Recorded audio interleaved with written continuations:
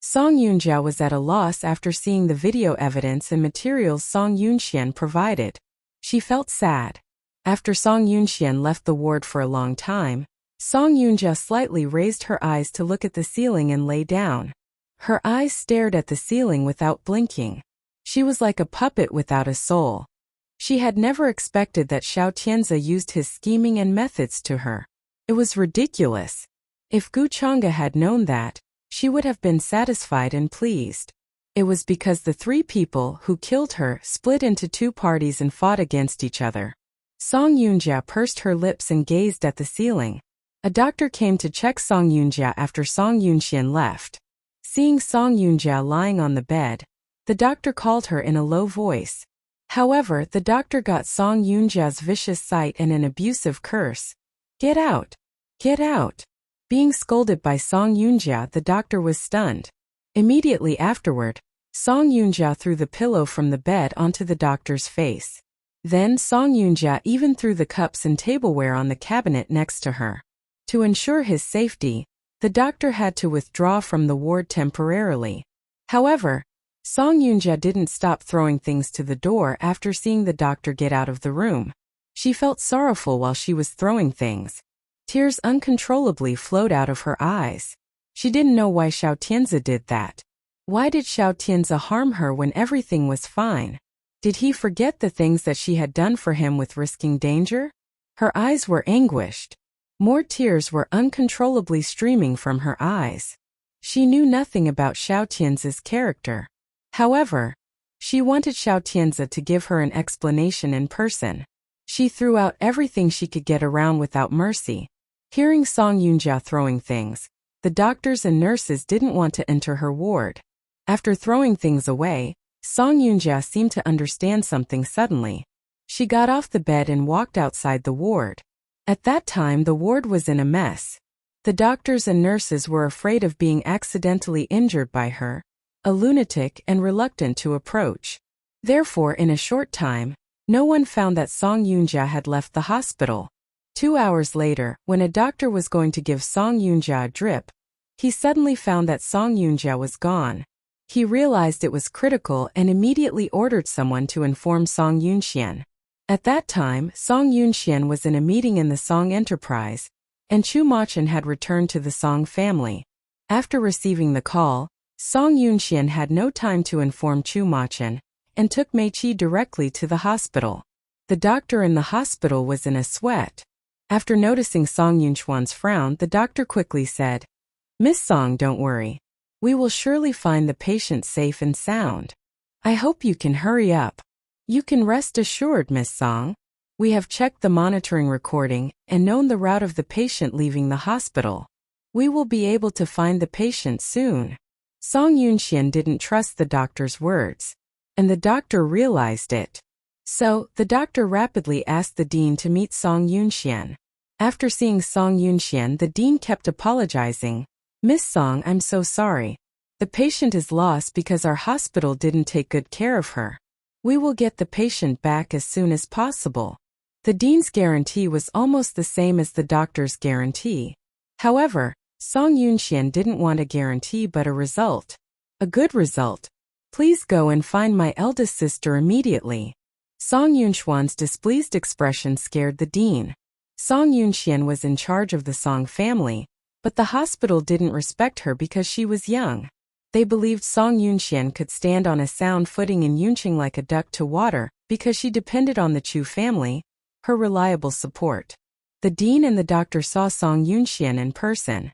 Seeing the frowning Song Yoonxian, they realized that the young girl was not as fragile and incapable as they thought.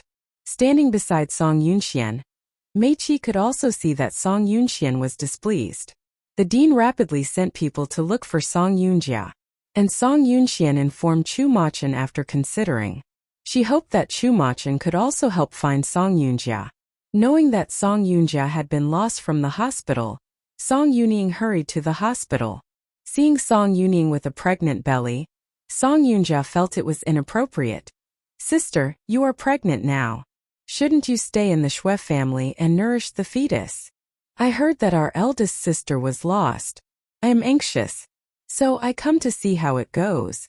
Song Yunxian didn't want Song Yuning to run around before giving birth.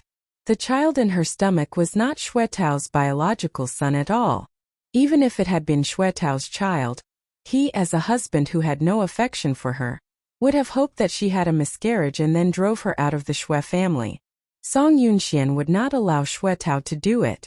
It was because if Song Yuning had mastered the Xue family in the future, the Song enterprise would have got help. Song Yunxian wouldn't care how much benefit the Xue family could give her after Song Yuning took control. It would be nice as long as the Xue family wouldn't be a stumbling block for the Song enterprise. Song Yunxian didn't like her to come to the hospital, and Song Yuning had to say, "Yunxian, don't worry. Xuetao doesn't dare to do anything to me. When he does something to you, it will be too late for you to repent." Song Yuning turned into an unhappy expression. Song Yunxian explained to her, "He doesn't like the baby in your stomach and wishes you to have a miscarriage. When you are nourishing the fetus in the Xue family, he doesn't dare to do anything to you because the Song family and the Chu family won't forgive him if the baby is gone. We will surely think that the Xue family is responsible for your miscarriage." Song Yuning thought Song Yunxian was right. Seeing Song Yuning didn't refute, Song Yunxian continued, "However, recently you are about to give birth.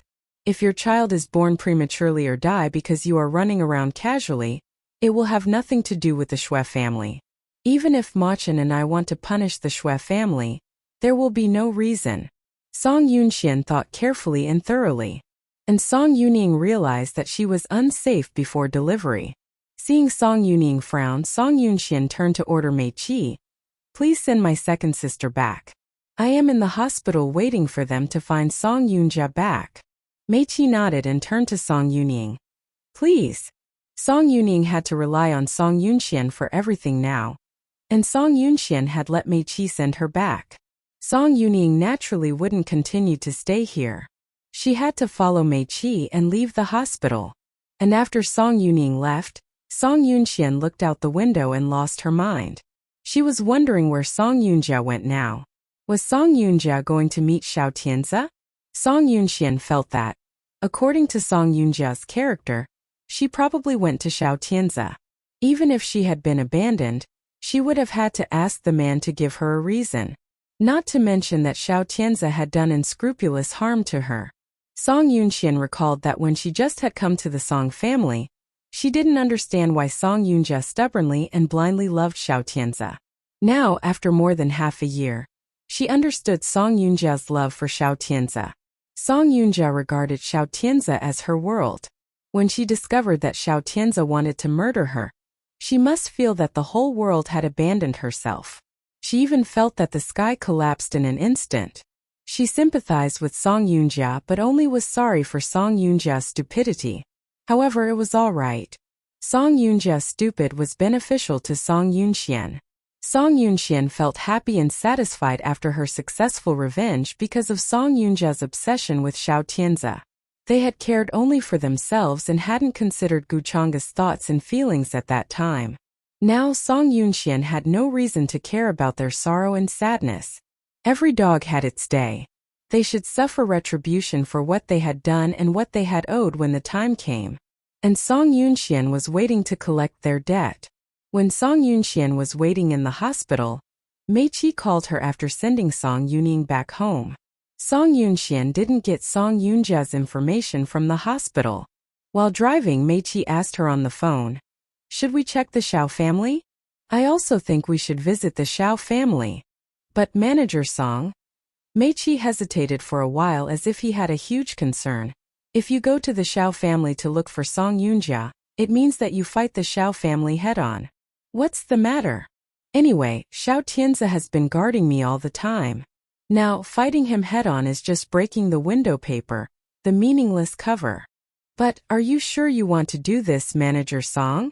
Mei Qi still wanted Song Yunxian to think twice before going to Xiao Tianzi. Song Yunxian explained, "If I hadn't seen Gu Yi and Miao Miao, I might have hesitated.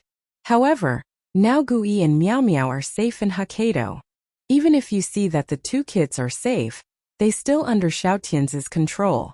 After Mei Qi said that sentence, Song Yunxian went silent as expected and did not speak immediately. Indeed, what worried her most was Gui and Miao Miao. However, at this time she had to go to Song Yunjia. She knew the urgency of different cases. Xiao Tian's top priority was to turn Song Yunjia into a psychopath to make her testimony ineffective. At this time, Xiao Tianzi did not have the energy to consider her relationship with the two children. So, Xiao Tianzi doesn't know that my goal is those two children. Now he won't use them as a bargaining chip. Therefore, now I am going to the Xiao family to see if my stupid eldest sister is there. Song Yunxian had decided by herself. Meiqi knew that he couldn't persuade her anymore, so he said to Song Yunxian, "I'll go with you." Song Yunxian didn't refuse and nodded briskly. "Okay. I'll wait for you to come to the hospital to pick me up." If she had gone to the Xiao family by herself, she would have felt weak. However, she would have felt better if she had had Meiqi follow her. She felt that she was not alone. And every time she met Xiao Tianzi and Gu Chang'e, she wanted to tear them to pieces and burn them to ashes. If she had failed to control her thoughts, she would have shown the anger on her face. She didn't want to be an emotional person. Therefore, she took Meiqi as a safeguard. Meiqi arrived as soon as possible. His car was a bit fast on the highway. Song Yunxian looked at the time and waited for Meiqi. About 10 or 15 minutes later, Meiqi walked out of the elevator. Song Yunxian was surprised by the fast speed. "Why come here so fast? It's not a short journey from the Shui family to the hospital. The green light was all the way, so I came here fast." After explaining, Meiqi asked her, "Shall we go now?" "Yes." Song Yunxian nodded. "Let's go downstairs." Song Yunxian had been waiting outside the ward. The dean and the doctor, who had been waiting together with Song Yunxian, saw Song Yunxian leaving. The dean and the doctor were relieved. However, at the time when everyone was sighing with relief, a person hurriedly walked out of the elevator. He glanced at Song Yunxian and went to the dean awkwardly. The dean knew that the captain of the hospital's security team was walking towards him. The dean vaguely felt that something was not right. However, the dean didn't dare to think about what was wrong, so he could only wait for that person to come over. When the security captain came over, the dean inquired him anxiously, "How did you find the patient?" If other patients had got lost, the hospital wouldn't have been anxious to find them. However, this time the lost patient was Song Yunjia, Song Yunchuan's blood-related sister. People knew the sisters had long been at daggers drawn with each other, but Song Yunchuan's coming this time was enough to show that she valued her biological sister. With Song Yunchuan's presence, the hospital had to make every effort to find Song Yunjia. After taking a look at Song Yunxian, the security captain whispered a few words in the dean's ear. Hearing the security captain's words, the dean was stunned and asked him with panic eyes, "You can't be kidding about this. Is it true?" The captain nodded with certainty. "It's true, although it's hard to believe." Seeing the captain's arrival, Song Yunxian knew there was news about her eldest sister. She had thought the security captain would have immediately informed her after telling her elder sister's whereabouts to the dean. Unexpectedly, after the security told the news to the dean didn't tell her the information immediately but clasped his fingers together with a hesitant expression. Song Yunxian frowned. "Dean, did you find news about my eldest sister?" Hearing Song Yunchuan's question, the dean nodded gravely. "Miss Song, we have found the patient." "Where is she?" "At Shima Bay." "Have you brought her back?" Song Yunxian looked at the security captain. Being glanced by Song Yunxian, the security immediately lowered his eyes, seemed to be afraid of her sight. Song Yunxian felt something wrong by instinct. "What's wrong? Didn't you bring my eldest sister back?" "Well..." The dean was very embarrassed and didn't know how to tell Song Yunxian. The security captain saw that the dean could not explain, so he had to say, "Miss Song, you'd better come with me." Since the security said that she should go there in person, things might be tricky. She had such a hunch, so she nodded. "Let's go over and take a look." The location was Shima Bay. It happened that Meiqi was right by her side. Therefore, Meiqi could drove her there quickly. However, on the way, Song Yunxian felt the situation was far from good. The security captains and the dean's cars followed behind them. Song Yunxian saw the dean's car from the rearview mirror. She pursed her lips and there was displeasure in her eyes. This hospital hadn't taken Song Yunjia seriously. When they were not paying attention, Song Yunjia went missing. Could such a hospital continue to exist? Song Yunxian lowered her eyes. There was a cold look at the end of her eyes. She didn't like the People's Hospital because it was in the People's Hospital that she underwent the operation which sent her to hell. However, she was a devil who wasn't accepted by the Hell King. After she died, she still had a chance to return to this world.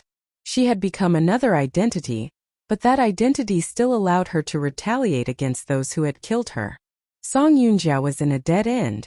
If Song Yunjia had wanted to live, she would have needed Song Yunchuan's protection without a doubt. If this time Song Yunjia had gone to see Xiao Tianzi, the situation would have been more manageable. To Xiao Tianzi, Song Yunjia was already an abandoned pawn, and Xiao Tianzi had no conscience or sympathy. If he had thought she had value, he would have treated Song Yunjia kindly to make her feel there was hope. However, if he had believed Song Yunjia had no value, it would have been hard for Song Yunjia to see him again. No one knew whether she saw Xiao Tianzi this time she ran out. However, Song Yunxian wanted to see what kind of attitude Song Yunjia had now. After knowing Xiao Tianzi's ruthlessness towards her, did Song Yunjia completely give up on Xiao Tianzi? Song Yunxian thought a lot on the way. She even felt that she could persuade Song Yunjia and rout Xiao Tianzi after arriving there. It was because Song Yunjia would have been able to offer a lot of evidence if she had been willing to testify against Xiao Tianzi. No one could be more useful when making Xiao Tianzi feel panic than Song Yunjia's testimony. Song Yunxian was so immersed in her thoughts that she didn't even notice the situation outside the car window when the car had reached Shima Bay where Song Yunjia was. Meiqi drove the car in. However, after the crowd dodges, they saw an alley entrance where a cordon had been pulled up.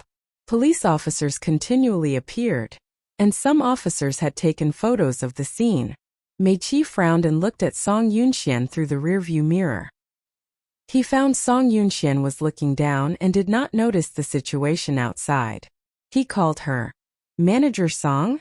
Hearing Meiqi's calling, Song Yunxian recovered from meditation and asked, "What's wrong?" Meiqi motioned Song Yunxian to look out the car window. "We have arrived." Song Yunxian followed Meiqi's line of sight and looked out of the car window. She quickly saw the police officers holding the camera and the whispering crowds hiding in the surrounding. Meiqi frowned and reminded her, "Manager Song, things may not be as optimistic as you have predicted. You may stay in the car first. I'll go down and have a look." Song Yunxian had put her fingers on the door handle. She had wanted to get off the car. However, when she saw the police officers and onlookers, she stopped opening the car door. Maybe before Meiqi told her the result, she really shouldn't open the car door. She pursed her lips and looked at the small alley where the cordon was pulled up. Shima Bay. This place seemed familiar to them. When they were in college, there was an excellent coffee shop with very delicious desserts. Gu Chang'e didn't like desserts, but Xiao Tianzi thought all girls loved sweets. Therefore, every time on vacation, Xiao Tianzi brought Gu Chang'e here for dessert. At that time, Gu Chang'e didn't want to marry Xiao Tianzi and didn't want to accept Xiao Tianzi's invitation. She thought that going back to the company to audit the R&D team meeting was much more interesting than having dessert when she was free. However, there was Gu Chang'e by her side at that time. And Song Yunjia. After her father, Gu Cheng, died, her only relative was Gu Chang'e, who was adopted from the orphanage. She ruthlessly used harsh means to eliminate the illegitimate sons and daughters, who wanted to fight her for the family property one by one. Gu Chang'e only kept the sickly and harmless younger sister, Gu Chang'e. Gu Chang'e didn't fight for anything. In the Gu family, she looked like she didn't pursue anything and lived very contentedly. However, it was not until Gu Chang'e and Xiao Tianzi killed her that Gu Chang'e knew how well and deceptively Gu Chang'e could act. Gu Chang'e was Gu Chang'e's younger sister, and Song Yunjia was Gu Chang'e's friend. When Xiao Tianzi invited Gu Chang'e, they would try their best to persuade Gu Chang'e to accept Xiao Tianzi's invitation. Gu Chang'e felt it was ridiculous as she recalled now. Both Gu Chang'e and Song Yunjia loved Xiao Tianzi. However, the two women persuaded another woman to go to Xiao Tian's appointment with a kind face. How were their feelings when Gu Chang'e and Song Yunjia persuaded her to go to the appointment?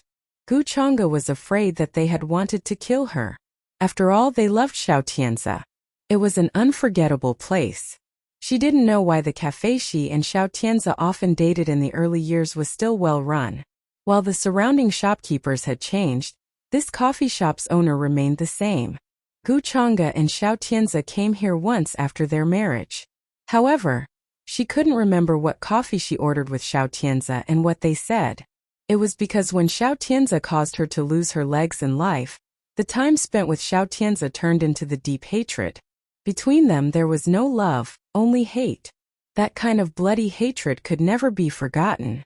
Song Yunxian looked at the small alley and the cafe next to it from a distance. Mei Qi passed under the cordon and entered the alley.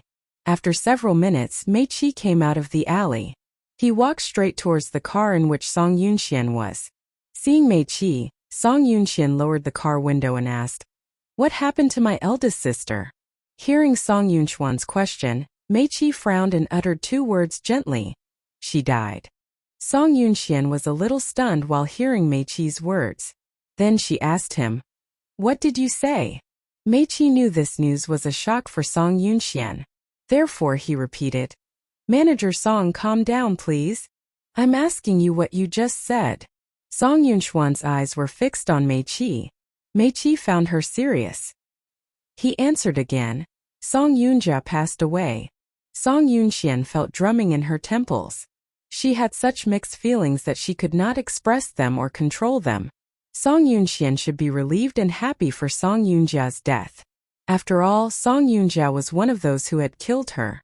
Her resentment would reduce because of Song Yunjia's death. However, she did not feel happy. Nor did she feel relieved. Mei Qi saw her still. He was a little worried. "Manager Song, it happened suddenly. But are there any clues? Song Yunjia deserved it." Song Yunxian was displeased because Song Yunjia's death made her lose a clue and an opportunity. An opportunity to let Xiao Tianzi be destroyed. Song Yunxian lowered her eyes, which was mixed with pity and anger. At the same time, somewhat annoyance uncontrollably rose from her heart. If she had visited Song Yunjia earlier, if she had Song Yunjia watched for 24 hours by the doctors and nurses, and if she had not allowed Song Yunjia to run out from the hospital, the clue would not have been cut down at this key point, would it? Song Yunxian thought in the car. However, people outside had seen her face through the half-open car window. Some people recognized her soon. Some reporters of them walked towards her with microphones and photographers. Mei Qi realized that people behind him started to gather around Song Yunxian. He couldn't help reminding Song Yunxian, "Manager Song, you'd better come home first. The reporters have got the news and come here gradually."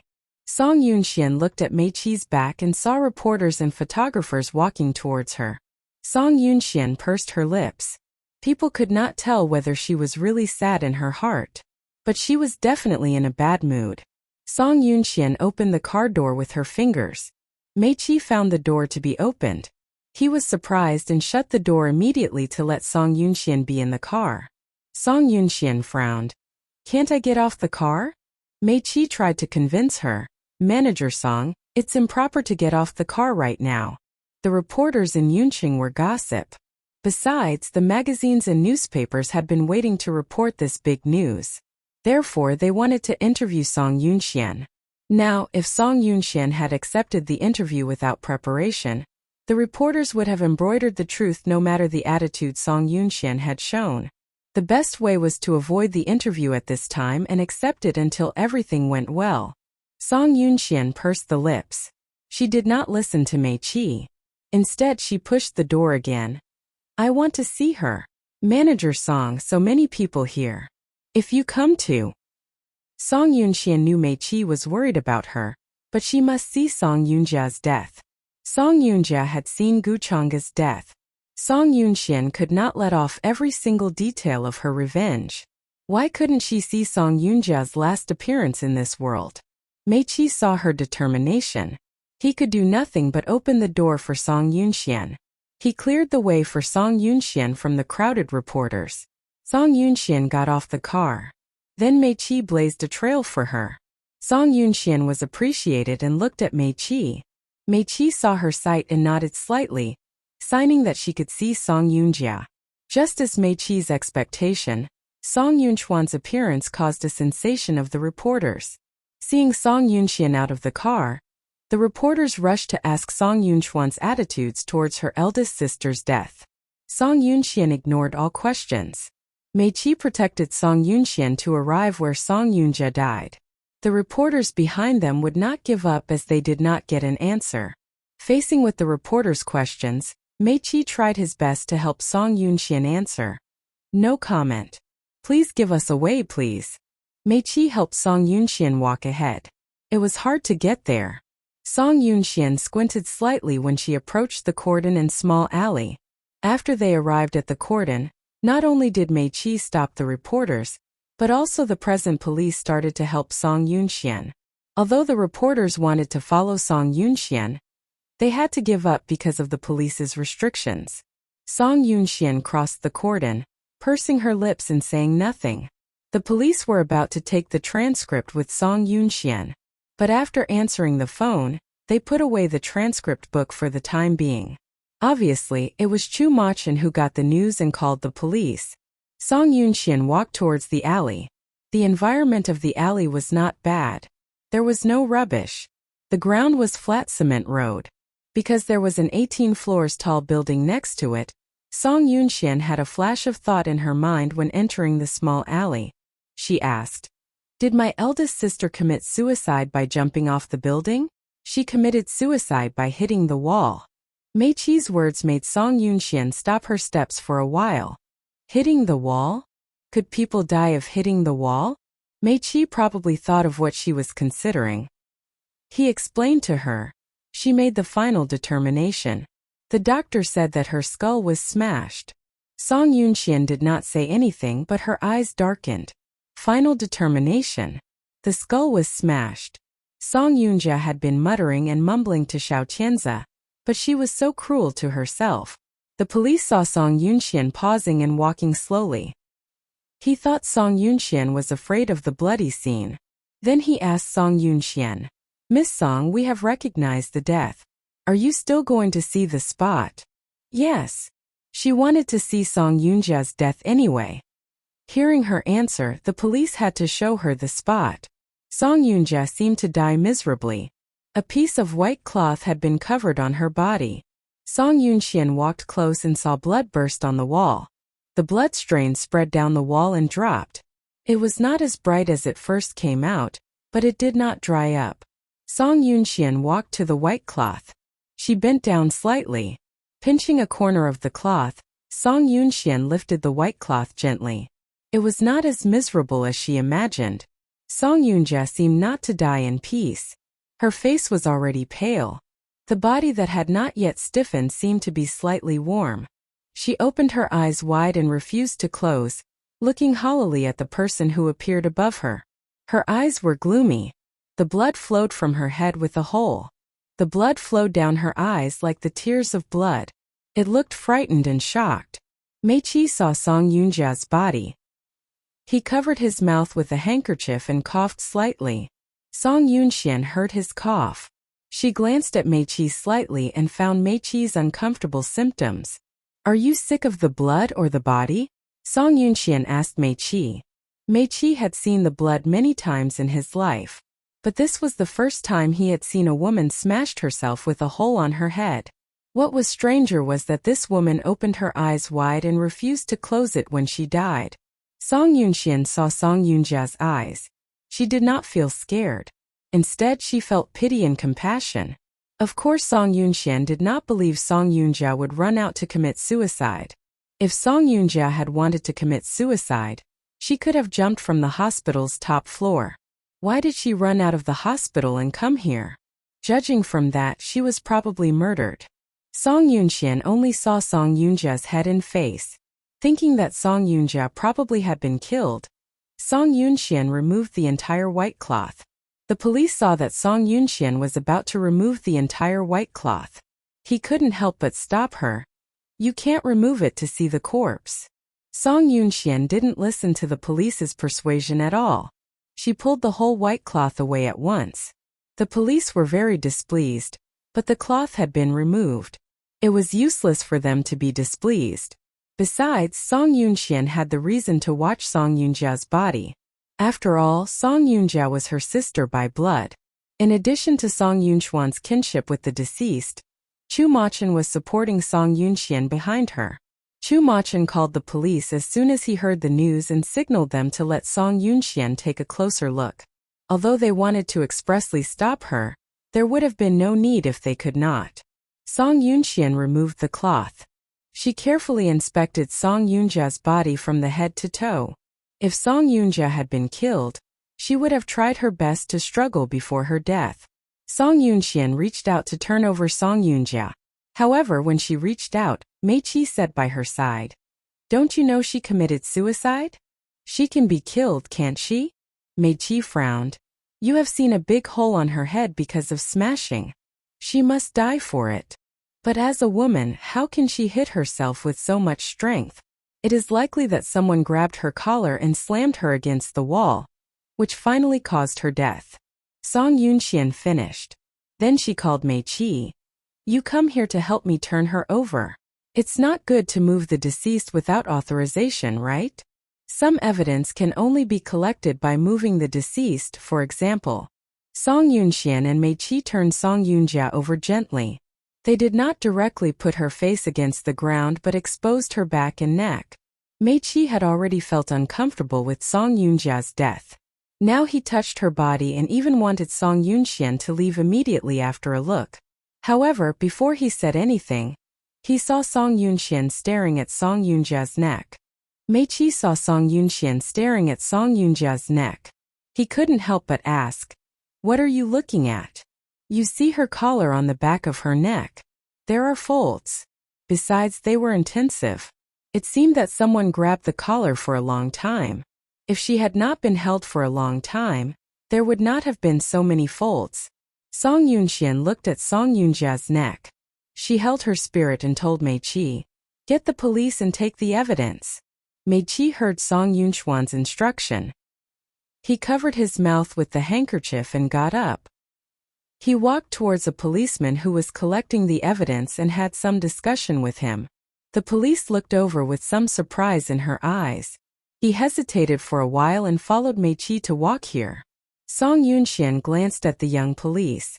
She said directly, "I suspect that my eldest sister was killed, not suicide. Do you have any evidence?" The policeman responsible for collecting evidence at the scene was around 27-year-old and slightly fat, not very outgoing, but he looked very experienced. He was taking a camera. Song Yunxian pointed at Song Yunjia's folds on the collar. "You should have found the folds here." The police glanced at it slightly. "You mean the folds on the collar?" "Yes." The officer wiped his camera carefully and then said casually, "The folds on the clothes were formed probably because the deceased was lying on the ground and pressed for a long time. This does not mean that she was murdered." Song Yunxian heard the police's explanation. She couldn't help but frowning. It was obviously because of being held before she died. How could it be formed by pressing the clothes for a long time? Song Yunxian was dissatisfied with the police's explanation. She became angry. Mei Qi felt the anger in Song Yunxuan's tone. He knew that Song Yunxian was not calm now. Mei Qi walked towards her and reminded her, "Manager Song, we should be cautious about this. We'd better go back and talk about it." Song Yunxian stared at police standing in front of him and talking nonsense. Her fingers were slightly clenched, but she already had a thought in her mind. Even if Song Yunjia had been murdered, the killer must have had connections with the police. Otherwise, why did the police seem to be blind and ignore Song Yunjia's folds on the collar? Besides, even though Song Yunxian had found it, the police still talked nonsense. Song Yunxian pursed her lips slightly. Seeing Song Yunxuan's expression, Mei Qi thought she was still insistent. He couldn't help calling her Manager Song. Being reminded by Mei Qi, Song Yunxian reluctantly suppressed the anger in her heart. She nodded. "Okay, let's go back first." The situation was not optimistic now.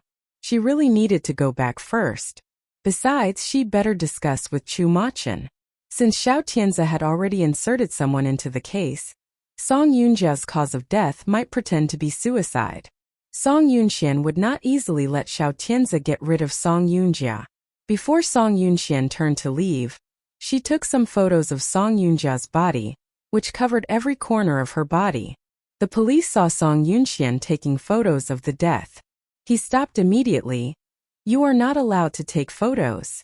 I'm her sister. Can't I take photos of my sister?" The police became impatient. He reached out to pull Song Yunxian. Mei Qi happened to be standing next to Song Yunxian. He had already cleverly stopped the police who was to stretch out his hand. Mei Qi stood in front of him and gently said, "You are blind and see no evidence. Don't you allow the family of the deceased to collect the evidence." The police heard Mei Qi's words and got stunned. During this time, Song Yunxian had already taken all photos. Song Yunxian put away the phone. She said to Mei Qi, "Well, let him go. We'll go back." Mei Qi heard Song Yunxuan's instruction. He let the police go. The policeman had already received military training before. He had thought that he could have easily pushed Mei Qi away. However, he found that he could not push Mei Qi away when he was blocked by him. This man was more difficult to deal with than he thought. The police became more cautious about Mei Qi's identity. Mei Qi had been with Song Yunxian until she left the cordon. Then he went through the crowd and got in the car. Song Yunxian got in the car. She put her fingers on the steering wheel and was about to start the car. The phone rang. Song Yunxian swept her eyes away and found it was from Chu Machin. She calmed down and answered it. "Machin, how are you feeling?" Chu Machin's gentle voice came out. Song Yunxian had been asked this question for many times. Being asked by Chu Machin again, she pursed her lips and answered, "I'm good. Have you seen Song Yunjia?" "Yeah." Song Yunxian nodded. She felt a little headache and rubbed her temples slightly. Then she said, "I have never thought that Song Yunjia would lose in this game so soon and so suddenly. Survival of the fittest." Song Yunxian did not deny Chu Machin's response. She just thought Song Yunjia's death had somewhat ruined her plan. "I thought Song Yunjia would be a handle of Xiao Tianze."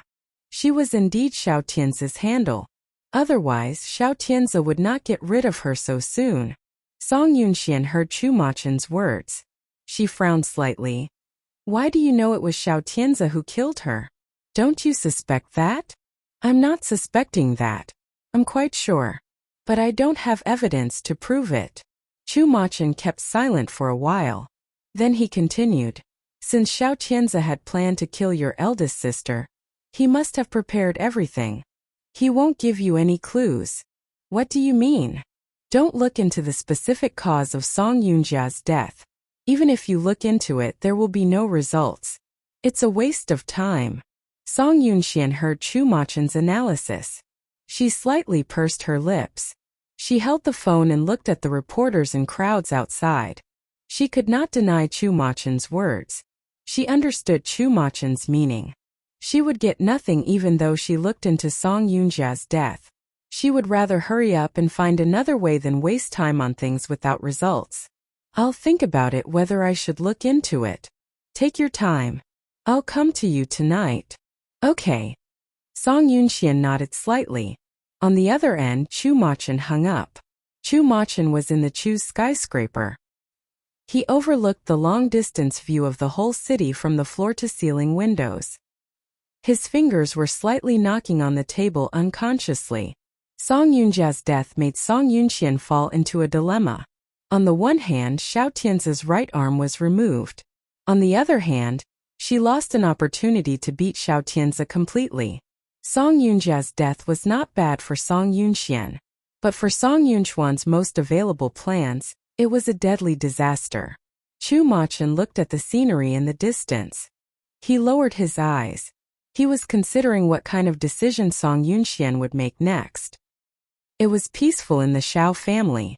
Under the calm sea, Xiao Tianze and Gu Chang'e held different attitudes towards Song Yunjia's death. On the night when Song Yoonja was pronounced dead, the eldest daughter's death of the Song family was spread in the whole Yuncheng. People commented on all things that Song Yoonja had done during her life. Gu Changel was watching the news in the living room.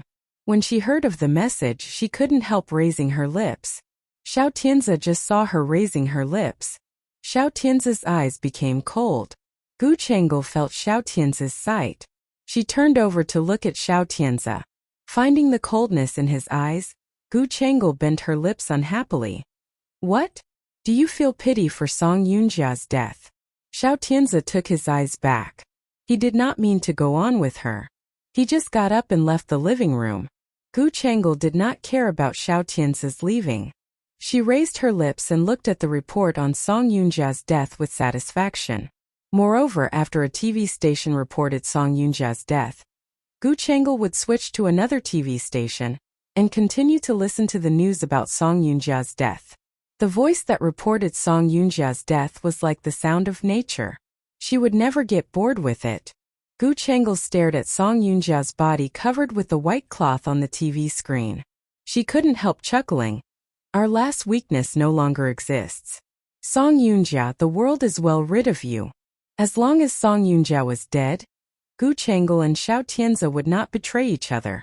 Therefore, Gu Chang's cause of death would also go into the coffin with Song Yoonja. Without Song Yoonja, the witness, who could find out Gu Chang's cause of death, or send Gu Changel and Xiao Tianzi to the court for trial? Thinking of this, Gu Changel felt peace in her mind in the future. However, after getting rid of Song Yoonja, Gu Changel still hoped to work in the Xiao enterprise. She had no rivals in love now. Why not develop her career? Although Xiao Tianzi had always hated tough women, Gu Changel could see that Xiao Tianzi would think of Gu Chang'e sometimes in his heart. The reason why Gu Chang'e still attracted Xiao Tianzi was exactly her tough identity and cruel means in the business circle. Gu Changel had competed with Gu Chang'e for a lifetime. What Gu Chang'e could do, Gu Changel must be able to do. Gu Changel also wanted to be in charge of the Xiao enterprise. The news of Song Yoonja's death spread all over Yuncheng. On the first night of Song Yoonja's death, Xiao Tianzi woke up from a nightmare at midnight. The cold sweat all over him and the panic in his eyes even startled Gu Changel, who turned on the light to comfort him. Gu Changel quickly wiped the sweat on his forehead with her pajamas, asking, "You dreamt of that bitch?" Undoubtedly, the bitch she mentioned was Song Yoonja. Xiao Tianzi nodded, replying, "I dreamt of the look in her eyes while she was striking her head against the wall." Xiao Tianzi felt that he couldn't describe the look in Song Yoonja's eyes while she was striking her head against the wall in detail. Nevertheless, his blood still froze at the thought of it. Gu Changel had already been over the moon because of Song Yoonja's death. Even though she couldn't show it at the moment, she had already had hope for the future. Because no one could fight against her to look forward to Xiao Tianzi's love from now on. If there had been one, Xiao Shui would have been the only rival in love. But she believed that she could eradicate Xiao Shui without any difficulty, as she had been able to get rid of Song Yoonja. She gently wiped off the sweat on Xiao Tianzi's forehead, and then she got out of bed to pour him a glass of water. "Have some water." Xiao Tianzi took the glass from Gu Changel's hand. After only taking one mouthful of it, he returned the glass to Gu Changel, asking her, "Do you think Yoonja's ghost will haunt me?" Gu Changel chuckled. "Tianzi, don't be silly. There's nothing left when someone dies. Ghosts are made up." She didn't believe that people would turn into devils and return to seek revenge after death. If they could have really become devils after death and returned to seek revenge, wouldn't the sinners in the world have all been killed by those devils? How could there be ghosts in the world? If there are really some, we should have been haunted by Gu Chang'e's ghost already. Gu Changel's words slightly stupefied Xiao Tianzi. Then he suddenly said, "Perhaps Gu Chang'e has already come." There. Don't you know Song Yoonja? Even though she died, she still frightens people. What's the need to listen to her nonsense? Go to sleep when you've calmed down.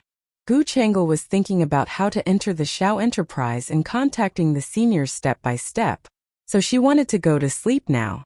However, after she lay down, Xiao Tianzi still sat on the bed. She turned to take a look at Xiao Tianzi and found that he was rubbing his temples with his fingers and frowning under the lamplight. Xiao Tianzi was directly related to Song Yunjia's death. She knew it.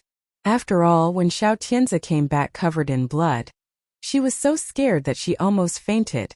But he remained silent no matter what Gu Chang'e asked him. After he had calmed down, he suddenly said to her, "Yunjia is dead." Just these few words made Gu Chang'e stupefied. She asked subconsciously, "You did it?" Neither did he shake his head or nod, let alone say anything. Since he acted like this, Gu Chang'e naturally assumed that Song Yunjia was killed by him. She feared that the servants would see the blood. Therefore, she quickly took him to the bathroom and let him take a bath. Then she quickly packed the blood-stained clothes and threw them away. She wanted so much to know how Song Yunjia was killed. She wanted to know whether she was stabbed or pushed down from the top of a tall building. However, no matter how hard she tried, Xiao Tianzi still remained silent. He didn't want to tell the process to her in detail at all. In fact, it didn't bother her. What she cared about was just a result. Now that the goal was reached, the process meant nothing to her. She began to think about things happening in the day, and left Xiao Tianzi alone. After a short moment of silence, Xiao Tianzi lay back onto the bed. Gu Chang'e felt it, but she didn't make any move. Her mind was wholly taken up by the Xiao enterprise.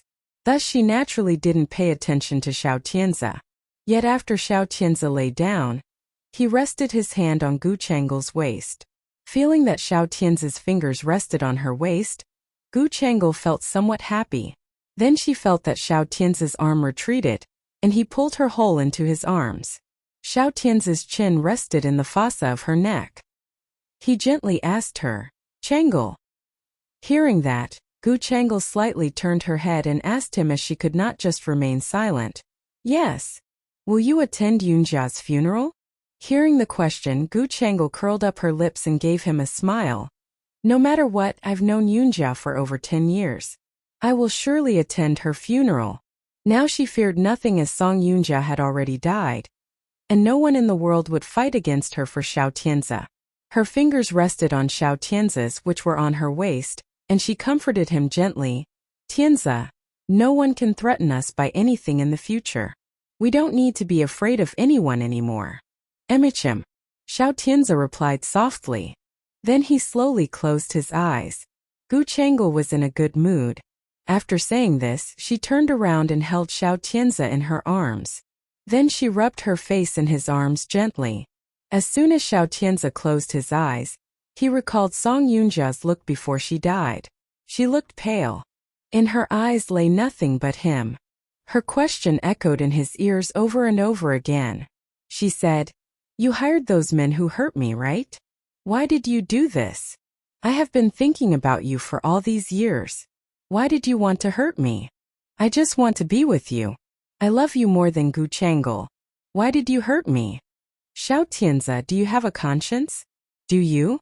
She begged and questioned shamelessly and scolded bitterly. However, no matter what her attitude was, she turned into a corpse in the end. A corpse that could never talk. He closed his eyes and tried hard to get rid of the scenes that constantly appeared in front of his eyes. However, Song Yunjia in his dream was as stubborn as a devil that refused to leave.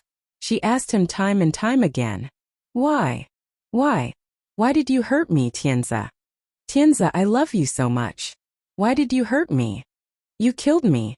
You are the one who killed me." He shook his head in his dream, explaining, "No. No. Not me, Yunjia. Not me." He repeatedly said that he wasn't the one who killed her unconsciously.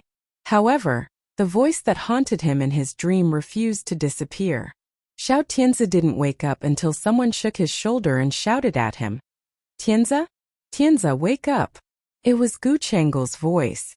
Realizing that it was Gu Chang'e's voice, Xiao Tianzi gradually came to himself. Then he slowly opened his eyes when she shook him strongly. Seeing that Xiao Tianzi opened his eyes, Gu Chang'e felt relieved. She wiped the sweat on Xiao Tianzi's head, smoothed the hair on his forehead away, and comforted him gently. There. Song Yunjia will soon be laid to rest. Don't be afraid anymore. Xiao Tianze heard Gu Changle's words as soon as he opened his eyes, so he promptly frowned and looked askance at her, asking, "What do you mean by that?" The Song family announced early this morning that they would take Song Yunjia's body back for cremation and then bury her. Xiao Tianze sat up from the bed.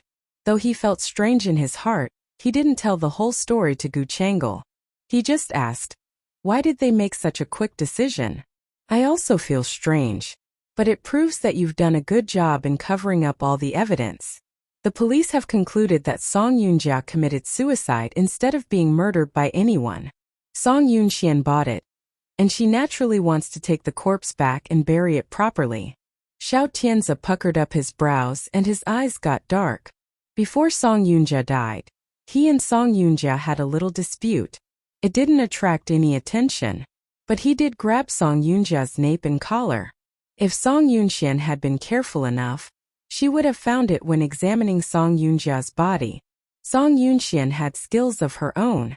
If she had really found it out, she would have found out more doubtful points, asked forensic experts to dissect Song Yunjia's body, and continued investigating. But now Song Yunjia decided to hold a funeral for Song Yunjia so quickly. Was it really because she hadn't found out anything? He frowned and dropping his head, pondering. Meanwhile, Gu Changle got out of the bed and drew back the curtain, letting the sunshine pour down through the window. When the sunshine shone on Xiao Tianze, he felt it was a little dazzling.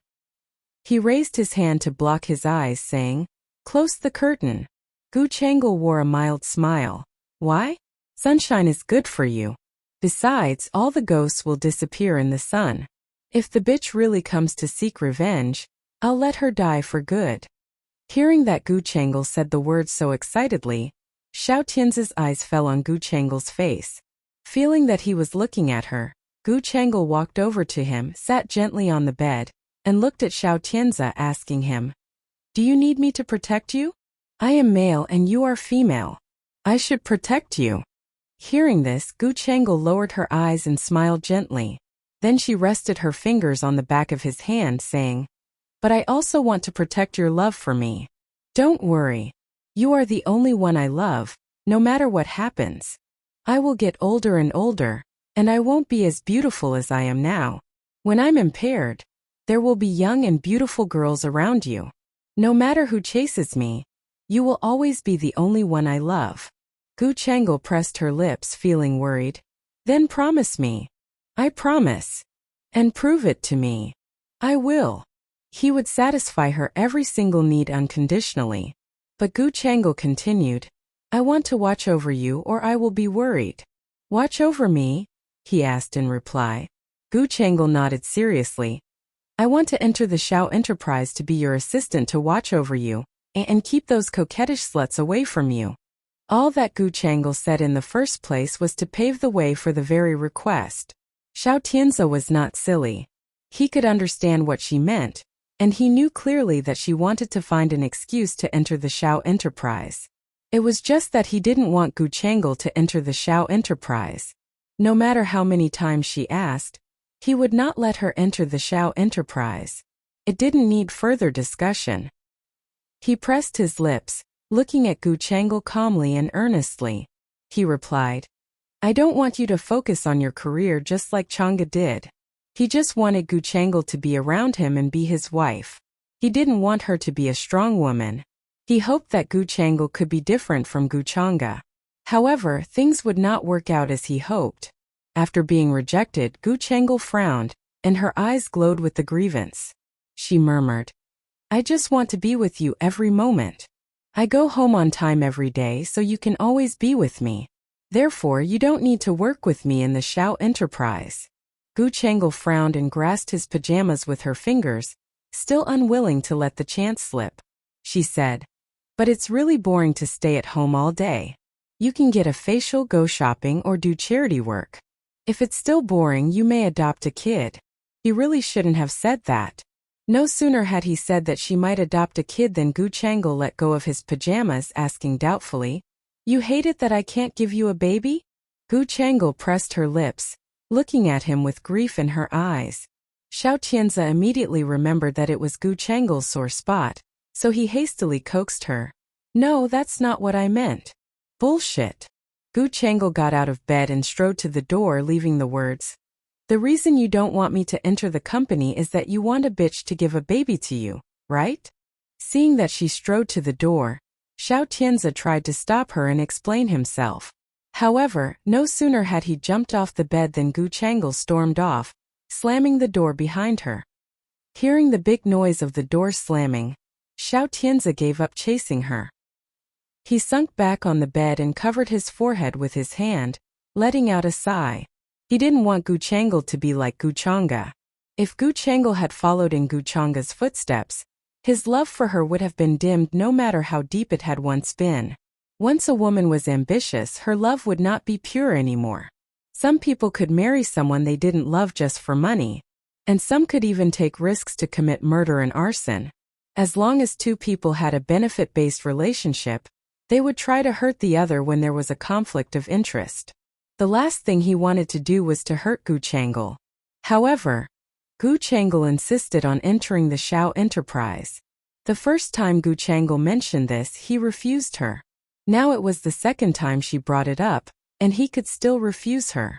However, as long as Gu Changel didn't give up, she would bring it up again and again.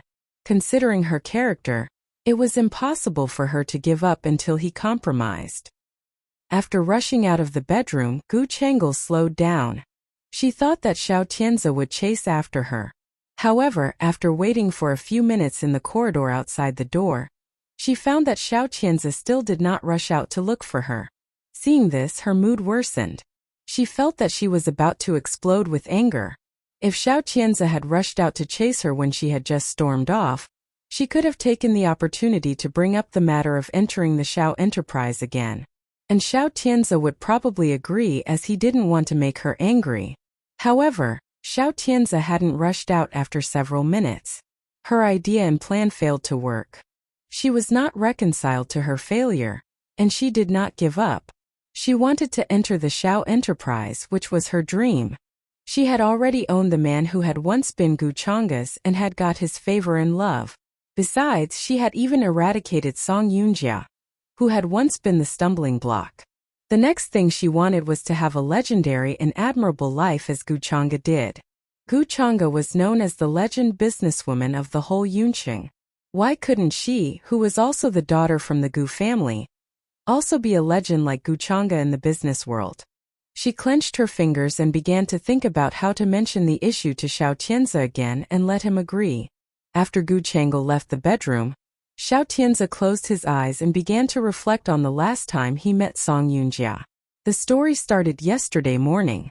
At that time, he didn't expect that Song Yunjia would call him at his company to ask to meet him. Learning that the call was from Song Yunjia, Xiao Tianze had already decided to refuse to answer the call. However, the secretary's next sentence let Xiao Tianze abandon the idea of refusing to answer the call. The secretary said, "Chairman Xiao, Miss Song said that she would turn herself in if you refused to meet her." The words were full of threats. Song Yunjia just wanted to tell Xiao Tianze that if he refused to see her this afternoon, she would directly go to the police station and tell the police about the real cause of Gu Chang'e's death. The threat worked, and Xiao Tianze answered the phone in person. On the other end, Song Yunjia said nothing but the appointed time and place. Then she hung up. The place Song Yunjia mentioned was the cafe in Shima Bay. Xiao Tianze was quite familiar with that cafe, which he used to have coffee with Gu Chang'e when he studied in university. And every time he asked Gu Chang'e out, Song Yunjia and Gu Changel would also come along. Not only was he quite familiar with the cafe, Song Yunjia and Gu Changel were also very familiar with it. He kept the appointment, and Song Yunjia had already been waiting there in her hospital gown. As she was wearing a hospital gown, she chose to meet him in an alley adjacent to an 18th-floor residential building, instead of meeting him inside the cafe. Seeing Song Yunjia, Xiao Tianze felt that she had lost much weight when she was in hospital, and even her eyes had become different from ever before. In the past, every time Song Yunjia met him, her eyes were full of tenderness. However, now her eyes were full of gloom. Song Yunjia's eyes were still filled with him, yet her eyes were no longer as gentle as before. She asked him, Did you or Gu Chang'e hire the 3 men who hurt me? Being questioned by her, he pressed his lips, lying. How could Chang'e and I hire the people who hurt you? You still want to make Song Yunxian the scapegoat until now? Only Song Yunxian could do such heartless things to you. He spoke in a firm voice.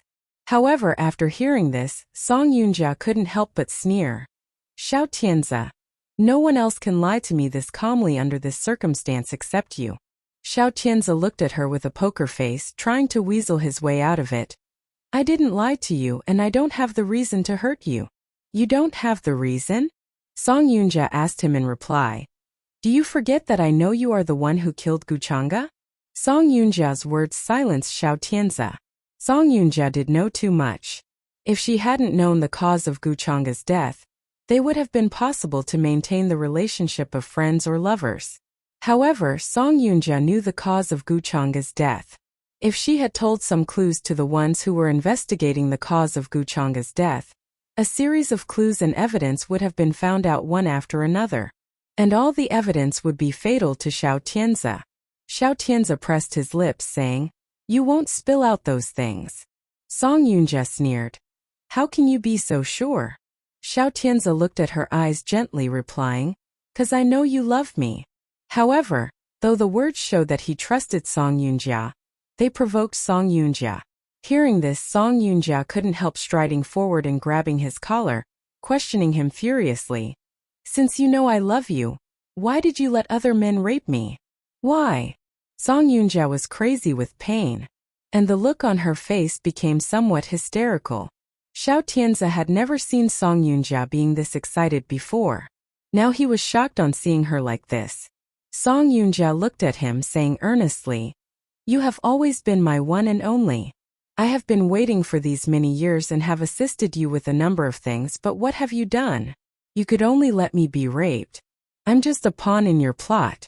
Your mind has already been taken up with Gu Chang'e, and we are only the stepping stones you used to pave the way for Gu Chang'e.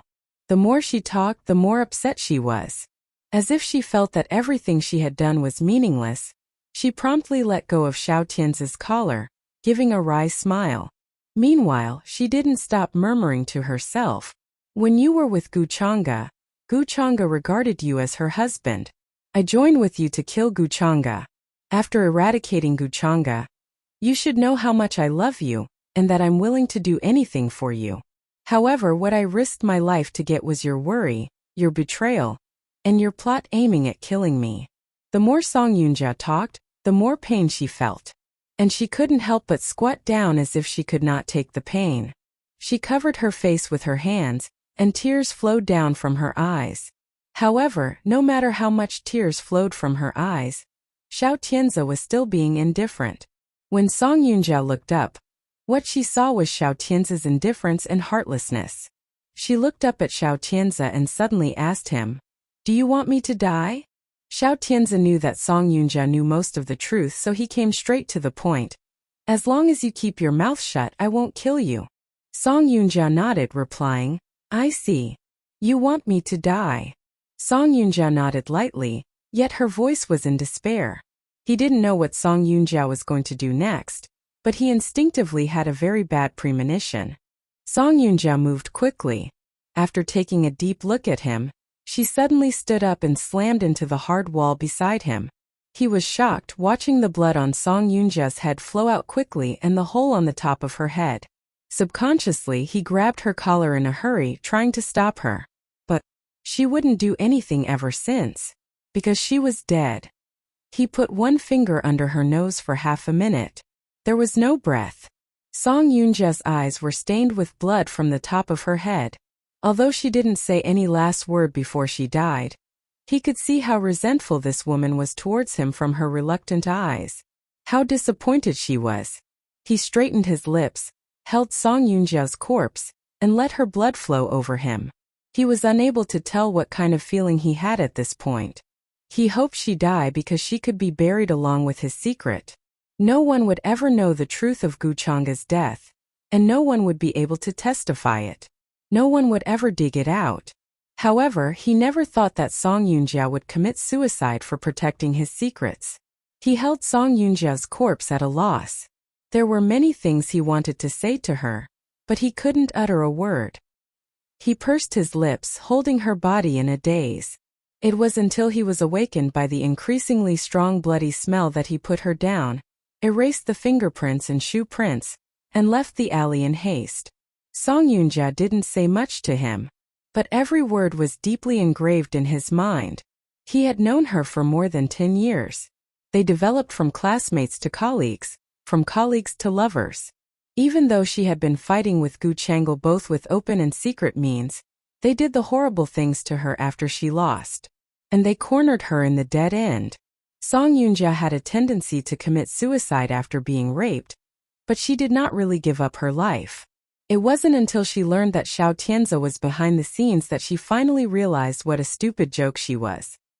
Song Yoonja's funeral was scheduled on Thursday. It was the 3rd day after she died.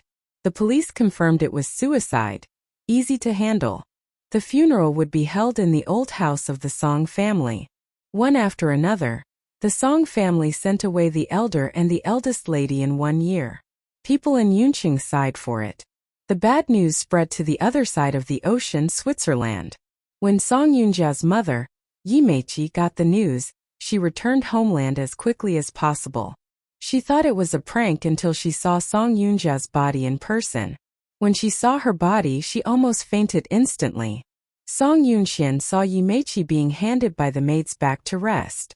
After that, she walked over and gently touched Song Yoonja's coffin. Inside the crystal coffin, Song Yoonja's eyes had been closed by a professional beautician, and she had also been put on an exquisite makeup. The business families in Yunqing were somewhat superstitious. As one of the young generation, Song Yoonja committed suicide in such an extreme way which could be jinxed. In order to clear the grievances up in the family, Song Yoonxian invited the mage to recite the sutras during the funeral. Yi Meiqi woke up after a long time. However, she didn't stop crying. Song Yoonxian went to see Yi Meiqi. Yi Meiqi held on to her tightly with both hands and questioned her. Who killed Yoonja? Who killed her? Song Yoonxian said nothing. Meiqi, along with Song Yoonxian, saw Yi Meiqi getting so emotional and said, the police believe that the lady committed suicide. Impossible. Yi Meiqi's eyes were crazy.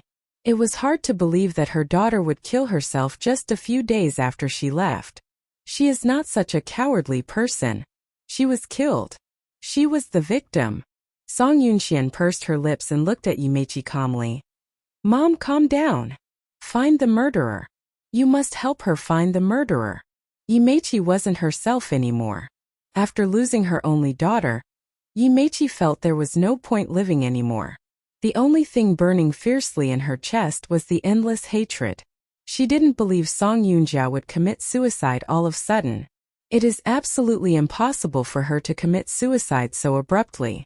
Even if she had no job, she could still have had a carefree life. How could she possibly commit suicide like this? Song Yoonxian knew Yi Meiqi's words made good sense. However, Yi Meiqi didn't know what happened to her daughter before her death. Meiqi looked at Yi Meiqi's stubborn look and said, Mrs. Song, Miss Yoonja experienced a gang rape a few days before her death. Yi Meiqi's eyes were full of tears. Yet hearing Meiqi's words, she stopped crying suddenly. She just turned her head to Meiqi with a blank face, and her lips trembled slightly. What did you just say? Meiqi was about to repeat. Song Yoonxian gave him a dark look, and he had to shut up. Seeing Meiqi shutting up, Yi Meiqi switched her sight to Song Yoonxian. With her eyes wide open, she asked her, Yoonxian, tell me everything. Song Yoonxian looked embarrassed. Mom, speaking of this, tell me. Yi Meiqi's voice became severe as if she had to know the ins and outs of that tragic affair. Seeing Yi Meiqi's determination, Song Yoonxian sighed lightly and told Yi Meiqi about the previous incident. After hearing the whole story, Yi Meiqi raised her hand and held her head, tears flowing out uncontrollably. How could that happen? Who hurt Yoonja? Yi Meiqi had been talking to herself all the time. Seeing her acting like this, Song Yoonxian didn't talk about the business between Song Yoonja and Xiao Tianze. It was of no use to tell her. Song Yoonja died in no time, and no clues left. Even if she wanted to find out what led Song Yoonja to death, it would be very hard. Next, she only hoped that Xiao Tianze would loosen up a little when she held the funeral for Song Yoonja. Although Xiao Shui had gone to the branch of the Xiao enterprise, she was still part of the Xiao family. With Xiao Shui's loyalty, she could rest assured for the time being because Xiao Shui would send back more news. Yi Meiqi was in very bad condition. Song Yunxian called the family doctor over and let her rest. People who mourned Song Yoonja came and went all the time. Song Yoonja's former classmates came, so did her colleagues when she was employed in the hospital. Song Yunxian didn't expect that there would be so many people attending Song Yoonja's funeral. However, the Song family's current status and strength were gradually increasing in Yunqing. Coupled with the assistance of Chu Machen, many companies were willing to socialize and establish a good relationship with them. Therefore, even if Song Yoonja didn't know them, some people still came to the funeral to get in good with her family. Song Yunxian knew that Xiao Tianze and Gu Changel would come, but she didn't expect that they did not come together. Gu Changel came first, followed by Xiao Tianze. Gu Changel's ill health was well known in Yunqing. After she mourned Song Yoonja at the funeral, she found an excuse to leave. Her acting skills were superb. When attending the funeral, she did not show any joy at Song Yoonja's death. It was just when she turned around, Meiqi saw a faint smile emerging on her face in profile. Gu Changel felt extremely delighted in her heart. After getting rid of Song Yoonja, she had no obstacle on the way ahead. Even if she had other obstacles, they would not be as difficult as Song Yoonja. Xiao Tianze arrived until Gu Changel left. Some guests attending the funeral were doctors from the People's Hospital. They used to be colleagues with Song Yoonja and Xiao Tianze, so when Xiao Tianze came over, several people greeted him. Song Yunxian bowed to every guest who came to the funeral in courtesy. Yet when Xiao Tianze arrived, Song Yunxuan's back was straight like green bamboo. She didn't mean to bow to Xiao Tianze at all. Many journalists had been waiting at the funeral of the Song family. Noticing Song Yunxuan's abnormality, they wrote it into their manuscript.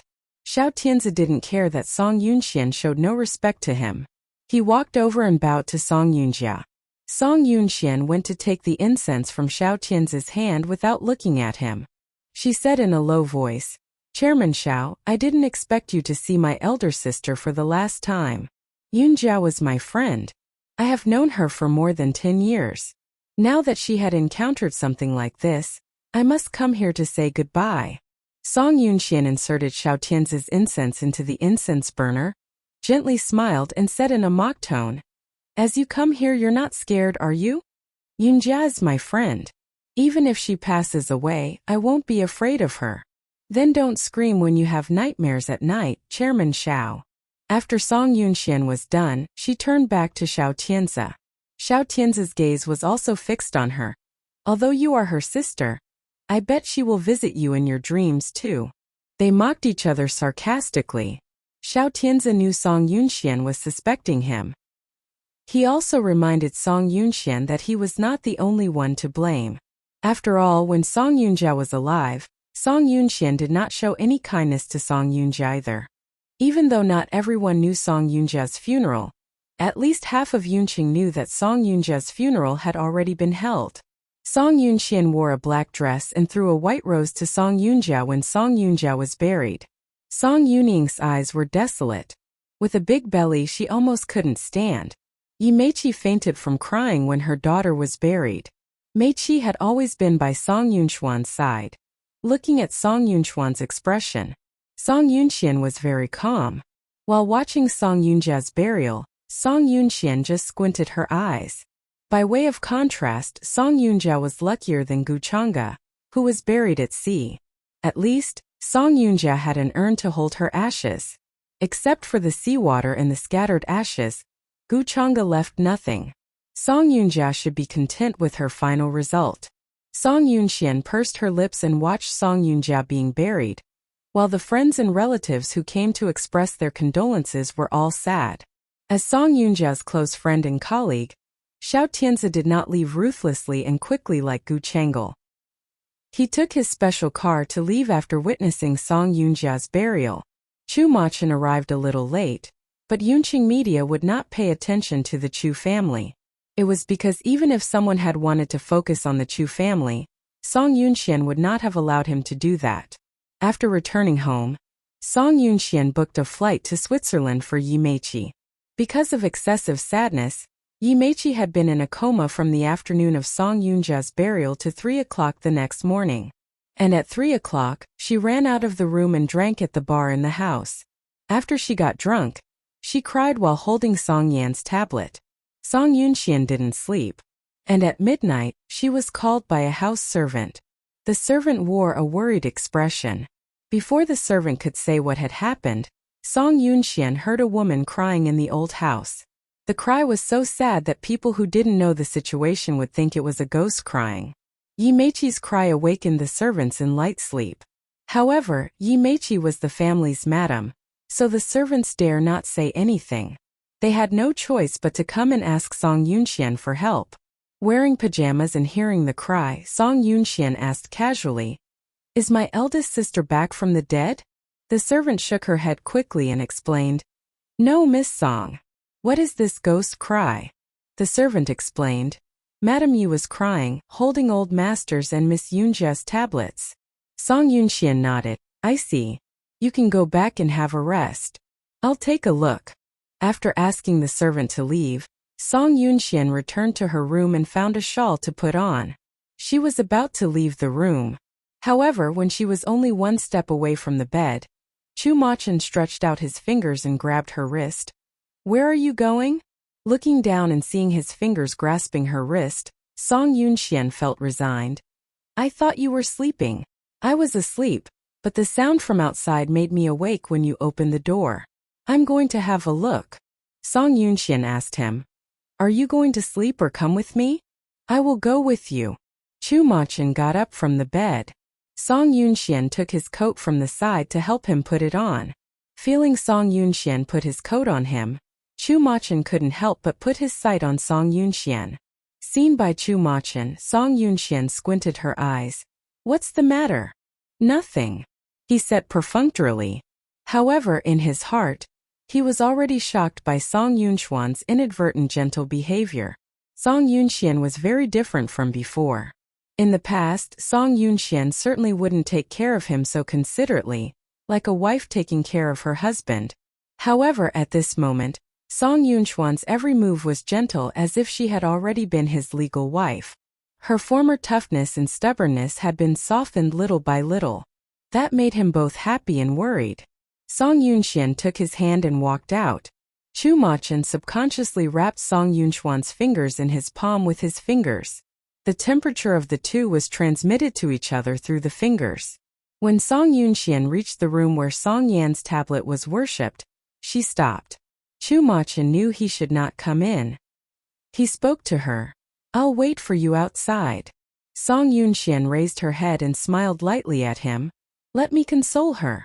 Since Yunqing and Harbor City were cities facing each other across the sea, they shared many cultural heritages and customs.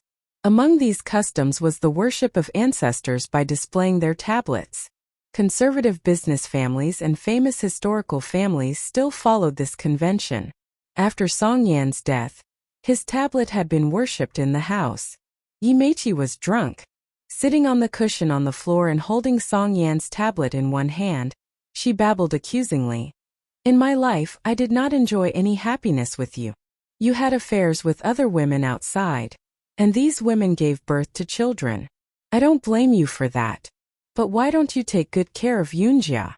As she was talking, she couldn't help but cry. Yunjia has not married and had children. Why did she suddenly commit suicide? Song Yunxian stood behind Yi Meiqi, but Yi Meiqi didn't realize it and was still chattering to the tablet. "Yunjia didn't commit suicide. I don't believe that my child would commit suicide without a word. Someone must have killed Yunjia. Tell me." "You ask Yunjia. You ask her who killed her. I want to avenge my daughter. I will avenge my daughter anyway." Yi Meiqi muttered to herself in front of the tablet. It seemed that the tablet could really tell her who killed Song Yunjia. When Song Yunxian stood behind Yi Meiqi and saw Yi Meiqi put her ear on the tablet, Song Yunxian felt a little strange. Although Song Yoonja killed Gu Changa, Song Yoonja's mother had been living abroad and didn't know the evil things Song Yoonja did. Now Song Yoonja was dead, but her mother was still alive. Whenever the mother thought of her daughter, the mother would be grief-stricken. Yimechi's reaction was normal.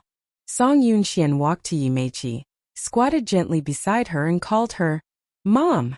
After Yimechi was suddenly called, she turned her head blankly and saw Song Yoonxian looking at her face to face. Yimechi was stunned slightly. Maybe it was because of dizziness or maybe it was because she had hallucinations caused by too much alcohol. Yimechi dropped the wooden tablet to the ground and stretched out her hands to hug Song Yoonxian. And she cried and called Song Yoonja's name while holding Song Yoonxian. Hearing Yimechi's cries, Song Yoonxian lowered her eyes and patted Yimechi's back to comfort her. "Mom, there. Don't cry. It's too late. You should go to sleep. Yoonja, you are not dead, right?" Yimechi was emotional. Hearing Song Yoonxuan's words, she let go of Song Yoonxian and touched Song Yoonxuan's cheek with both hands, carefully looking at Song Yoonxuan's facial features. Song Yoonxian also looked at Yimechi and explained softly, "Mom, I am Yoonxian." Hearing Song Yoonxuan's explanation, Yimechi was at a loss in an instant. "Yoonxian? Aren't you Yoonja? Where's my Yoonja? Where is Yoonja?" When Yimechi realized she was not holding Song Yoonja, she looked around in a panic, wanting to find Song Yoonja. Song Yoonxian wanted to continue explaining to Yimechi and persuade Yimechi to go back to her room to rest. However, Yimechi started to run around the room while holding Song Yan's tablet. Once Song Yoonxian tried to catch Yimechi, Yimechi started yelling. Yimechi's actions seemed to indicate that she had gone crazy because of excessive sadness. After seeing this scene outside the door, Chumachan walked in and knocked Yimechi out with his hand without saying a word. Song Yoonxian watched Yimechi's body fall softly. She hurriedly reached out to hold Yimechi and frowned at Chumachan. "How could you stun her? At least she won't behave irrationally for being drunk." But nothing. Seeing Song Yoonxian supporting Yimechi with great effort, Chumachan reached out and picked Yimechi up. Then he lifted Yimechi and walked upstairs, sending her back to the room. If you let her go crazy for being drunk, you don't know when she will end up crying. Her daughter is dead. The elder mourns the young. It is normal for her to be sad. But Song Yoonja committed suicide. That's an ostensible statement of the police. As the head of the Song family, you have agreed with this statement. What can I do if I don't agree? Song Yoonxian laughed mockingly. We don't have any evidence in our hands. Chumachan also became silent. Song Yoonxian followed Chumachan upstairs. After watching Chumachan put Yimechi on the bed, she covered the quilt for Yimechi. Then they left the room. Chumachan and Song Yoonxian returned to the bedroom together. When they were lying on the bed, Chumachan asked her, "What are you going to do with Yimechi? Even though Yimechi is not my biological mother, I will serve her when she gets old and give her a proper burial after her death." Song Yoonxian pulled the quilt and looked at the ceiling. "I intend to send her back to Switzerland tomorrow. Although she is very mournful because of the loss of her daughter, she has to accept what she has to accept." Chumachan pulled her into his arms. "You have thought about things very clearly. What are you going to do with Xiao Tianzi? We have regarded each other as incompatible enemies. Since the apparent peace has been torn apart, there will naturally be a fight against each other. Is it too early to meet each other in battle now?" Song Yoonxian thought about what Chumachan said for a while. "It's a little early," Song Yoonxian said. Then she opened her mouth again. "Well, I will play with him for more time." Because Song Yoonja suddenly committed suicide, the Song family was pushed to the forefront of public opinion. Within 2 days after Song Yoonja's death, various media dug deep into her death and found many doubts. As the head of the Song family, Song Yoonxian did not go into the cause of Song Yoonja's death. Because of that, the gossip people in Yunqing talked about and blamed Song Yoonxian. Song Yoonxian could not sit still in the face of public criticism. She typically wanted to explain it publicly. A press conference seemed too pretentious. However, it was necessary to publish Song Yoonxuan's views in the newspaper. Nevertheless, Song Yunchuan's public announcement made Xiao Tianze gradually become the target of public criticism. The public opinion was marvelous. Sometimes it could be easily controlled. Sometimes, however, it was not easy to get rid of public attention or stop people's gossip. After Song Yunxian was judged by people in Yuncheng, Xiao Tianze also became the focus of the public sarcasm. Song Yunxian expressed her pity and grief to her eldest sister Song Yunjia's passing away on Monday morning. In the report, every single word cleverly implied the public to connect this accident with Xiao Tianze of the Xiao family. Under the leadership of Song Yunxian was Fanqing magazine, one of the important media. With this little guidance, the focus of the public was easily transferred to Xiao Tianze. Song Yunxian did not tell the direct relation between Xiao Tianze and Song Yunjia's death. She just needed to give some hints, which could attract people's eyes to the past and rumors between Xiao Tianze and Song Yunjia. Song Yunjia had passed away. Her funeral had also been over. However, the impact of her death would not fade away in a short time. Xiao Tianze had read the analysis of Song Yunjia's death from Yunqing Morning Post for 3 days. He had already been extremely irritable. Just at this time, Gu Chengel went downstairs with her phone. She complained to him, "You see these media in Yunqing. They did the idol reports, and we the Xiao family are involved in it." After saying this, she pushed her phone to Xiao Tianze with anger. Xiao Tianze was having breakfast, although he was in a bad appetite. After seeing the media reports on Gu Chengel's mobile phone, he lost his appetite even more. Xiao Tianze put away the sandwich in his hand and turned to leave. Gu Chengel saw him going out. She was a little worried and stopped him. "You haven't finished your breakfast yet. It's time for work. I send you out." Gu Chengel was attentive and considerate. However, when he went out to get the car and drove away from the Xiao family, Xiao Tianze's face showed little change. Xiao Tianze was clear that Song Yunjia's death was indeed related to the Xiao family. If the public opinion had not been held back, it would have been worse. But if it had been held back, it would have been more obvious. Moreover, even though Xiao Tianze got a public relations team to suppress the rumor, he might not win Song Yunxian. Ultimately, if he had wished to stop the public opinion, he must have found the one who started it. He did not need to think but knew it was Song Yunxian who made it. Xiao Tianze entered the Xiao enterprise. The staff nodded at him. The secretary came over and asked him gently, "Chairman Xiao, Yunqing Morning Post had an interview appointment with you before. Call it off." Without thinking of it, he asked the secretary to turn it off. Besides asking Song Yunjia's cause of death, what else could they interview him? The secretary frowned. She was a little embarrassed. "But I have said yes for you, Chairman Xiao." Xiao Tianze had been open to special interviews with all media. Therefore, the secretary made an unsolicited proposal to accept the interview for him. The sudden rejection this time left the secretary somewhat unclear. Hearing that the secretary had accepted it, Xiao Tianze turned his gaze to the secretary with cold eyes. "Go to the personnel department and get a 3-month salary. You are fired." He said it simply and clearly. After Xiao Tianze said this to her, he called the Human Resources Department. "Find me a new secretary. Find one who will not make decisions for the boss." Xiao Tianze was in such a terrible mood that the dismissed secretary almost didn't have the courage to intercede. Therefore, she went to the personnel department to get a salary. Then she packed up to leave. People in the personnel department also knew Xiao Tianze in a bad mood from his cold tone and voice. When the secretary named Qi Feng packed her things, some colleagues cared for her with sympathy. Among them, the director of public relations came over and saw that she was packing her things. He couldn't help asking, "Did you quit?" Qi Feng happened to be familiar with the director of the Human Resources Department. Being asked, she just smiled bitterly and replied, "I did something wrong and was fired." Hearing this, the director of public relations pursed his lips slightly. Then he suddenly came up with an idea for Qi Feng. "It is not easy to find a job now. You might as well intercede with Chairman Xiao for another chance. You didn't see what Chairman Xiao looked like at that time. What I did this time was too undesirable for him.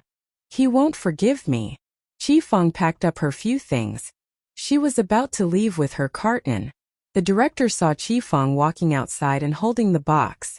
He stepped forward and sent her out. "I will send you downstairs." Qi Fong nodded and walked out with him. They entered the elevator where no one was here. The director of the public relations said to Qi Fong, "It is no use intercede with Chairman Xiao. But you can try to convince that one beside him to keep your job." Qi Fong had been Xiao Tian's secretary for 2 years. Now being told that by the director, she knew who could help her. "You mean Gu Chang'e? Go and find Miss Gu. You can keep your job." Hearing the director's word, Qi Fong thought it made sense. She nodded and thanked him. "Thank you for your advice. I will have a try." The director's words gave Qi Fong hope to keep the job. Qi Fong did not hesitate to go to Gu Chang'e in the Xiao family after she left the headquarters of the Xiao enterprise. Meanwhile, Gu Chang'e was considering how to enter the Xiao enterprise. She did not expect that Qi Fong came to her. Hearing Qi Fong's words, Gu Chang'e's eyes lighted up. Qi Fong saw the light in Gu Chang'e's eyes. She had thought that she could change the situation. But she did not expect that Gu Chang'e answered immediately, "I can't help you with this." Gu Chang'e's direct refusal darkened Qi Fong's eyes. But after these words, Gu Chang'e said again, "Although I can't help you with this, I can find a new job for you." Qi Fong heard Gu Chang'e's words, and her eyes glistened with a new light immediately. Gu Chang'e saw the light in Qi Fong's eyes. She said with a smile, "You know what? I have a clothing brand company. It is an independent brand. If you want, you can continue working in my company." Hearing this, Qi Fong nodded immediately. She said to Gu Chang'e gratefully, "Thank you, Miss Gu. Thanks for giving me this opportunity." Gu Chang'e wore a kind face. After sending Qi Fong away with a smile, she removed the kind smile on his face, sneering. This secretary left at the right time. She didn't want this secretary to be Xiao Tian's secretary in the Xiao enterprise at all. Xiao Tianza fired Qi Fong so that the position of the chairman's secretary would be vacated. Gu Chang'e had been free at home. Now there was such a great opportunity. If she had asked Xiao Tianza would have had no reason to reject her. Right? Thinking of this, Gu Chang'e felt her future was bright. Xiao Tianza was in a bad mood. In the Xiao enterprise, he had been like a block of ice exuding the coldness of winter all day. After Xiao Tianza returned home, he tried to reduce his coldness, but the effect was not obvious. Gu Chang'e was having dinner with him. She added dishes for him and asked him, "Are you in a bad mood?" Xiao Tianza shook his head. "No." Gu Chang'e clamped the dish into his bowl and said gently, "Try this. This is what you like." Xiao Tianza looked at the steamed fish in the bowl. He smiled lightly and thanked Gu Chang'e. Gu Chang'e saw Xiao Tianza in a better mood. She said, "Today a girl called Qi Fong came to me." Gu Chang'e said the name Qi Fong, which attracted Xiao Tianza's eyes. Seeing Xiao Tianza watching her, Gu Chang'e smiled. Qi Fong said that she was your secretary. Xiao Tianza nodded. Wiping his mouth, he asked her, "Why did she come to you?" Actually, without asking, he had known why Qi Fong came to Gu Chang'e. Qi Fong had just been fired, but the salary of chairman's secretary in the Xiao enterprise was so high that she was reluctant to leave. Qi Fong came to Gu Chang'e because she wanted to seek help from Gu Chang'e and let herself go back to her position. Gu Chang'e did not keep Xiao Tianza guessing. She said directly, "Isn't it obvious? Qi Fong doesn't want to leave the Xiao enterprise. She expects me to intercede for her." Xiao Tianza watched Gu Chang'e. He said, "Qi Fong has been my secretary for 2 years. I don't want to fire her either, but she has been working absent-mindedly recently. She made decisions before I knew it. I have reminded her of it many times, but she did not change her ways." These words were clear and plain, which meant that he was unwilling to forgive Qi Fong anyway, let alone let Qi Fong go back to her position. Gu Chang'e heard his words. She looked pity. "I have promised her to keep this position for her. However, hearing your words, I don't think it necessary for Qi Fong to be your secretary either. No wonder you are in a bad mood with such a secretary by your side." Gu Changel saw that Xiao Tianzi had finished his meal. She got up from her seat. Then she took the soup spoon and filled Xiao Tianzi with a bowl of seafood soup. After dinner, have a bowl of soup. I think this soup is not bad. Gu Changel got up to serve Xiao Tianzi with soup. Her slender fingers grabbed the soup spoon. Her gentle movements made Xiao Tianzi feel refreshed and happy. However, she held the spoon with her fingers. The spoon of soup had not been poured into Xiao Tianzi's bowl. Her body shook, and all the soup in the spoon was spilled. When Xiao Tianzi saw the soup spilled, he immediately asked her nervously, "What's going on?" Gu Changel shook her head lightly.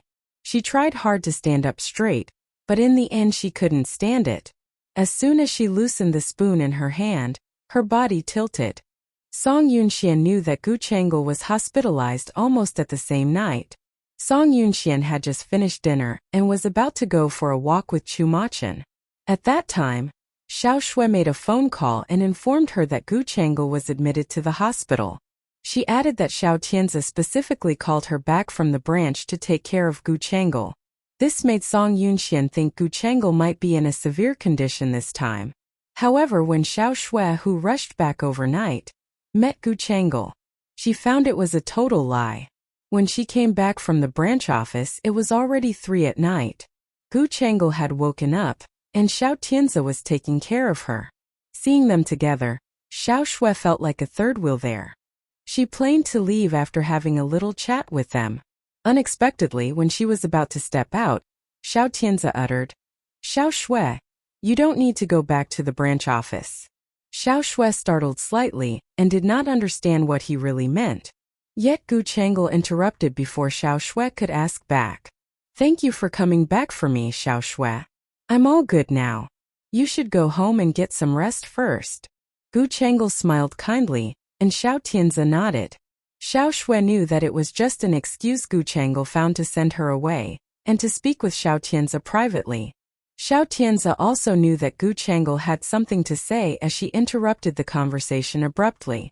After Xiao Shui left, he announced his decision first. "Now I have a secretary vacancy. I don't trust others. I'd like Xiao Shui to fill that position." Gu Changel was right about that. He was meant to let Xiao Shui be his secretary. She objected immediately. "She's the least suitable candidate for the position." She brought up the old story again, reminding him to guard against Xiao Shui. "Tianzi, I know you care about your sister, but you should always remember how her parents died." As expected, Xiao Tianzi turned cold when he reviewed the death of Xiao Shui's parents. "I also want to believe in her, but what if she finds out the truth? It might be a huge mistake. Besides, think about what we had done to Song Yunjia." Xiao Tianzi pressed his lips, remaining silent. Gu Changel was aware of that. He realized how dangerous it was. She started to persuade him. "Tianzi, you know many people. It's not hard to find yourself a good secretary. Why it has to be Xiao Shui?" Xiao Tianzi said nothing but started to screen out the perfect candidate in his mind. Gu Changel was going to say more. However, Xiao Tianzi said, "Well, you are still sick. Go bed and get some sleep. What about the secretary position? I will be prudent. But I am not going to let her go back to the branch office. She shall stay in the head office." Although Gu Changel opposed this decision as well, she knew she had gone as far as she could when she persuaded him to cross Xiao Shui out for the secretary position. If she had insisted on not allowing Xiao Shui to enter the head office, it would have shown that she was making it personal with Xiao Shui. She had to shut up and did as he said, closing her eyes. Xiao Tianzi stayed by her side all night. She slept well that night. She felt that Xiao Tianzi's love for her had always been the same. When she saw him dozing by her bed in the morning, she even felt a kind of complacency that could not be ignored. Even if it was just a few days after Song Yunjia's death, Xiao Tianzi did not have any mood swings. From this point, it was enough to see what Song Yunjia really meant to him. In truth, Song Yunjia was not that important in his heart, because he did not feel sorry for her even if she was dead. His favorite and most valued woman was always her, Gu Changel. Thinking of this, Gu Changel became quite cheerful. She reached out and touched his cheek. Xiao Tianzi was startled and woke up. When he woke up, he saw Gu Changle's fingers touching his face. He raised his hand gently, held her wrist, and asked her softly, "How do you feel today? Still feeling sick?" Gu Changle shook her head. "I feel much better." They were about to make out a little bit in this quiet morning. Unexpectedly, someone knocked on the ward door suddenly. Gu Changle was not happy about it, but she couldn't show it. She reminded Xiao Tianzi, "It's the doctor on his daily ward rounds." Xiao Tianzi nodded. "I'll get it." He opened the door. He thought that he would see the doctor who was in charge of rounds. But as he opened it, he only saw Xiao Shui, who was standing outside the door. Xiao Shui was carrying the breakfast she had just bought, which was still warm. "Brother, is Sister Changle awake? Is she feeling better today?" She showed such concern about Gu Changle, but Gu Changle was not grateful at all, and still in her heart Gu Changle blamed her for coming at the wrong time. Xiao Tianzi took the breakfast from her hand and invited her inside. "Come in, we'll have breakfast together. Changle is much better today." As Xiao Shui walked into the ward, Gu Changle put on a gentle smile quickly. Although she was disgusted with Xiao Shui in her heart, she had to do a play to cover up her dislike for Xiao Shui in front of Xiao Tianzi. If she had shown her hatred too much, it would have been easy to trigger Xiao Tianzi's aversion to her. She didn't want Xiao Tianzi to have any bad feelings for her. After Xiao Shui entered the ward, she took out the breakfast and passed it to Xiao Tianzi and Gu Changle. Gu Changle took it over for the sake of courtesy, but she obviously had no appetite. She had some reluctantly. Xiao Shui did not stay in the ward for breakfast. After getting the breakfast ready, she had a little chat with Xiao Tianzi, and then she found an excuse to leave upon Gu Changle's poke face. "Have a rest at home today. I'll assign you to work in the personnel department of the head office tomorrow." Xiao Shui heard Xiao Tianzi. She nodded happily. "Thank you, brother. I don't feel comfortable letting you work too far away from home. Now that the personnel department has openings, I want to bring you back. I'll do my best." Xiao Tianzi heard Xiao Shui's reply and nodded. "Good. Have a good rest. Pull yourself together when you come to work tomorrow." Xiao Shui nodded repeatedly, showing satisfaction with Xiao Tianzi's arrangement. Gu Changle looked at the brother and sister, feeling so annoyed in her heart. Xiao Shui was not Xiao Tianzi's biological sister. Gu Changle was always worried that Xiao Shui might hold feelings beyond brother and sister towards Xiao Tianzi. She had already defeated Song Yunjia. If she had wanted to get rid of Xiao Shui, she would have needed to stack the deck again. Now that Xiao Shui would work in the head office, even if she wanted to put her fingers on Xiao Shui, it was too risky to do it under Xiao Tianzi's nose. Gu Changle couldn't bear taking such risk rashly. She planned to give the matter further thought after Xiao Shui entered the Xiao enterprise. Xiao Shui didn't have time to meet Song Yunxian on the night when she came back from the branch office. After settling down, she went to Song Yunxian. Xiao Tianzi was busy taking care of Gu Changle, having no time and mood to take care of her. Xiao Shui was rare to become free. Seeing Xiao Shui, Song Yunxian smiled. "You look in a good mood. Any good news?" Xiao Shui smiled. "Speaking of this, there is indeed good news. Have you been transferred back from the branch office?" Song Yunxian made a little effort and got it right, which amazed Xiao Shui. "How do you know it? If it weren't for that, you wouldn't have been joyful as such." Xiao Shui curved his lips. "Anyway, it's a good thing to work at the head office instead of the branch. I had thought I was exiled." Song Yunxian knew that Xiao Shui would not be exiled that easily from the Xiao family. After all, Xiao Tianzi was her brother. If he hadn't assigned her a good position, people would have been talking. It was great for Xiao Shui to work in the head office. No matter what position she would fill, she would be able to have contact with Xiao Tianzi constantly. As long as they kept in touch, it would be helpful to monitor Xiao Tianzi's every move in the future. After explaining that, Song Yunxian started to drink tea with her eyes looking at the ground. Xiao Shui heard about the death of Song Yunxuan's elder sister, Song Yunjia. After drinking a sip of tea, she awkwardly switched the topic to Song Yunjia. "I have never thought that your elder sister would commit suicide on impulse. She was just stupid." Song Yunxian stayed calm. Xiao Shui sighed softly and tried to see things from the perspective of Song Yunjia. She killed herself because of her deep love for Xiao Tianze. After all, she had loved him for so many years, making it difficult for her to leave him. I knew it. That's why I showed her the evidence that Xiao Tianze hurt her. Song Yunxian lowered her head. But I didn't expect that she could not bear it and chose to leave the world at the end. Song Yunxian clenched her fingers. Her eyes became cold. What if Song Yunjia had not committed suicide? Xiao Tianze would have run out of steam right now. However, there was no such what if in this world. It was no use crying over spilled milk. Song Yunjia was dead. No one could change it. Without this important witness, she would have needed to collect more direct and powerful evidence if she had wanted to take Xiao Tianze down. As for this most direct and powerful evidence, Xiao Shui was highly possible to find them besides Song Yunxian herself. Shouldering a huge debt of blood, Song Yunxian believed that Xiao Shui would always stand by her side. Hand in hand, they would watch Xiao Tianze cornered at the dead end of his life, suffering in despair. Xiao Tianze had arranged for Xiao Shui's work. Song Yunxian hoped that Xiao Shui could have a smooth journey in the head office of the Xiao enterprise. On the third day, when Xiao Shui went to join the company, some people in the company already knew her as she had expected. She was Xiao Tianze's sister. Therefore, employees of the Xiao enterprise nodded and greeted to Xiao Shui when they saw her. That situation continued until she entered the personnel department. The personnel director greeted her enthusiastically and introduced her to the staff of the department. Attention, please. Let me introduce our new colleague. The personnel department director clapped his hands and motioned everyone to move closer so that they could hear him. Seeing their supervisor had something important to say, workers stopped their business, went towards, and listened to the personnel director. The personnel director coughed lightly and pointed at Xiao Shui beside him. This is the new colleague of our personnel department.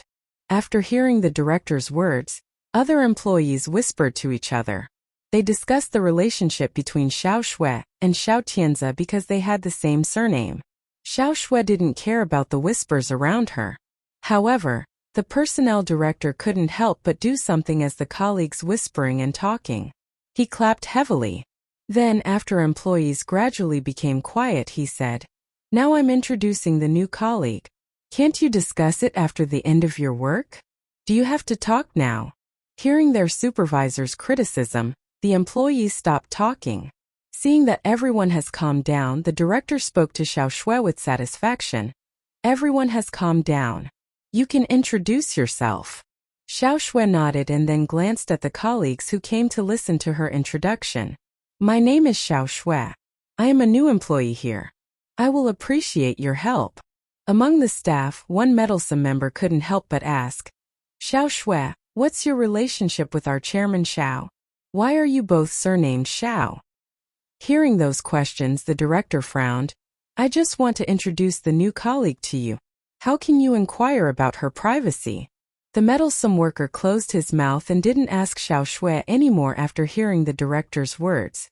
After Xiao Shui's simple self-introduction, the director led Xiao Shui to her office cubicle and showed her the environment. Xiao Shui saw a computer, an office chair, and 2 pots of small green plants in her cubicle. That was fine and she felt satisfied. The director was sophisticated and knew that Xiao Shui was Xiao Tianze's younger sister. After he arranged her, he told her, "Xiao Shui, if you have any dissatisfaction, you can ask me for help at any time. If I can help you change positions, I will surely help you. If I can't help..." He didn't complete what he had wanted to say. Xiao Shui knew his meaning. She should Xiao Tianze for help when having more significant trouble. The personnel director could only help her to solve small problems. After all, Xiao Tianze made every strategic decision of the Xiao enterprise. Seeing her office cubicle, Xiao Shui thanked the personnel director with a smile. "Thank you, director. I will ask for your help if I have any questions." The personnel director laughed and nodded. Xiao Shui entered the job suddenly. That made the staff of the personnel department couldn't help but start gossiping. Several interfering members came to ask Xiao Shui in person to verify their guess. "Xiao Shui, what is your relationship with our chairman Xiao? When Xiao Shui heard that someone finally asked this question, she answered, "We are the elder brother and the younger sister." Xiao Shui's words immediately stunned the staff who came to inquire about the gossip. "You are Chairman Xiao's younger sister." The people around couldn't help but marvel. Xiao Shui had no intention of concealing that fact. After all, she suddenly had a good position in such a big company. If there had been no one to support her, she would have been criticized. However, if she had made people know that Xiao Tianzi was behind her, it would have been more convenient for her to do anything in the future. After learning about Xiao Shui's background, everyone of this personnel department was very flattering to Xiao Shui. Only 2 days after Xiao Shui joined the company, the relationship between her and the employees became harmonious. Xiao Shui knew in her heart that the colleagues maintained a good relationship with her, because she had Xiao Tianzi's support. Since they all came to have a good relationship with her because of Xiao Tianzi, she was glad about that. When it was close to getting off work, Lily, a colleague of the personnel department, knocked on her desktop and talked to her smilingly. "Tonight is the time for our personnel department to dine together every month. Come together." Xiao Shui nodded as she packed her things. "Okay." After Lily informed Xiao Shui, she took Xiao Shui's hand and walked towards outside when they came off duty. Xiao Shui didn't dislike this colleague. Although she was a few years older than Xiao Shui, she was sedate. Being gossipy was her only shortcoming. Every time they went to the cafeteria to eat at noon, Lily would tell others the gossip she heard. The fact that Xiao Shui was Xiao Tianzi's younger sister, spreading through her mouth, had been made clear to several nearby departments. These nearby departments had different attitudes. However, some of them were jealous of the good luck of the personnel department. After all, Xiao Tianzi put his sister in the personnel department, which meant that he was very satisfied with the staff of the personnel department. And if the personnel department had made some mistakes, they could have been solved smoothly with Xiao Shui pleading with her brother. In this way, Xiao Shui was the personnel department's protection. Such a good thing naturally made other departments feel envy. Xiao Shui went to the dinner place as agreed. It was a small but tidy and elegant place. It was a Japanese restaurant named Bluestone House. After Xiao Shui sat down on the tatami with Lily, Lily drank 2 cups of sake with her colleagues and began gossiping with Xiao Shui. "I heard that Chairman Xiao dismissed the secretary who had worked for him for 2 years. The secretary?" Xiao Shui knew this matter. Now the whole company knew about it. Many people paid attention to and wanted to take the position beside Xiao Tianzi, the chairman's secretary. However, Xiao Shui didn't want to mention this matter first. After all, if she had said it, someone would have recommended himself for this position and wanted her help. It would be troublesome whether she helped or not. So Xiao Shui pretended to be confused. That successfully deceived Lily and other colleagues around. "Don't you know about it?" Lily held a cup of sake. Xiao Shui frowned. "I have been busy with work these days and have no time to ask my brother. As a younger sister, how could you not care about your brother?" a colleague around said. Lily glared at the colleague immediately. The person who spoke also realized that he had talked out of place, so he closed his mouth and stopped talking. Lily giggled. After all, Chairman Xiao is a successful man. Successful men don't like talking about business affairs at home. "It is normal that you don't know the matter, Xiao Shui." Xiao Shui nodded. Lily eased the embarrassment for her. She was glad to receive Lily's help. Lily still felt bored. After saying, she ate a few sushi and continued to ask Xiao Shui, "Do you know your brother's requirements for his secretary or assistant?" Xiao Shui thought for a while. "I don't know. I only know that my brother is fond of gentle girls like Sister Changel." What she said was no different from not saying it. Everyone in the Xiao enterprise knew that Xiao Tianzi liked Gu Changel's type of woman. However, even if one wanted to be Xiao Tianzi's secretary, she couldn't compete for this position by doing a facial plastic surgery according to Gu Changel's appearance immediately and becoming similar to Gu Changel's look. Lily couldn't get any information from Xiao Shui, so she didn't mention this topic anymore. However, Xiao Shui began to pay special attention to Lily in her heart. After careful observation, Xiao Shui believed that this 28-year-old woman also had a heart that was unwilling to be lonely, and wanted to be in a high position under her capable and peaceful appearance. Nevertheless, when the female employees in the Shao enterprise were able to compete for this good position, they would naturally try their best in secret. It was hard to tell whether Lily could get this high position smoothly. In the evening after Xiao Shui returned home, she told Song Yunxian about this via email. Song Yunxian did not comment much after learning about it, but asked about Gu Changle's situation. Xiao Shui said that Gu Changle's health condition had no serious problem. Song Yunxian exhorted Xiao Shui to work hard in the Shao enterprise and said goodnight to her before they finished this email conversation. When Song Yunxian finished the email conversation, Chu Machen was by her side. Seeing Song Yunxian rub her forehead, Chu Machen lightly pulled her in his arms and raised his hands to massage her forehead. "What did Xiao Shui tell you?" She said that Xiao Tianzi dismissed his secretary Qi Fang, who worked for him for 2 years. And he doesn't immediately hire a new one, but let the position be vacant.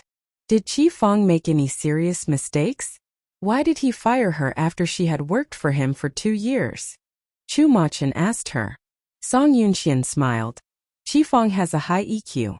She shouldn't make any serious mistakes. She was fired because Xiao Tianzi wanted to fire her. Chu Machen was smart and asked her in another way. Was it because he didn't believe her? Yes. Song Yunxian nodded. Gu Chang'e recommended Qi Fang to Xiao Tianzi when she was alive. Xiao Tianzi almost replaced all the people recommended by Gu Chang'e. However, he kept this secretary by his side for a long time. Do you know the reason? She acts according to occasions and doesn't talk nonsense. There was no reason to fire her. Hearing Chu Machen's answer, Song Yunxian couldn't help but purse her lips and smiled. Seeing her smile, Chu Machen gently caressed her cheek. Xiao Shui told you so much and you asked Gu Changle's situation. What else do you infer? I also infer that Gu Changle is planning to scheme against Xiao Tianzi. If she had said something else, Chu Machen wouldn't have been surprised. However, Song Yunxuan's words made Chu Machen laugh. Do they want to fight each other? No, they don't. Song Yunxian explained to him. Gu Changle regarded Song Yunjia as her worst enemy. Now Song Yunjia has died. Gu Changle should have rested without worry. However, she is not satisfied. What is not satisfied? Chu Machen moved his fingers to her waist and squeezed her waist gently. Song Yunxian frowned. Stop it. However, Chu Machen didn't want to withdraw his hand. Not only did he not withdraw his hand, he gently pressed his lips to her neck and kissed. Chu Machen's actions were sexual. Song Yunxian frowned lightly and wanted to break free from his arms. After finishing the email conversation with Xiao Shui, Song Yunxian was sitting on the sofa in the study. The sofa in the study was not small and enough for 3 people. As Chu Machen was holding her, it was not easy for her to break free. Chu Machen's kiss was on her neck. Song Yunxian tried to break free but failed, so she simply let him go. After all, she had been living with this man for so long. She was able to adapt and accept some intimate contact between them. Chu Machen didn't hear her talking, so he rubbed her earlobe with his lips and asked in a hoarse voice, "What is not satisfied?" Song Yunxian felt a little resigned. "I'm talking about Gu Changle." "I'm talking about Gu Changle too." Song Yunxian was resigned. They were both talking about Gu Changle, but Chu Machen was flirting with her. "Can you stop it?" "Nope." Song Yunxian was rejected and felt resigned. When Chu Machen put his fingers on her shoulder, Song Yunxian believed that he might have done something wild in the study if she hadn't stopped him. Song Yunxian raised her hand to press his fingers on her shoulder and said, "Let's go to the bedroom." After hearing that sentence, Chu Machen stopped moving his hand as she expected. Song Yunxian got up from the sofa and was about to walk outside the study. However, when she only walked out a few steps, Chu Machen seized her round the middle and lifted her in his arms.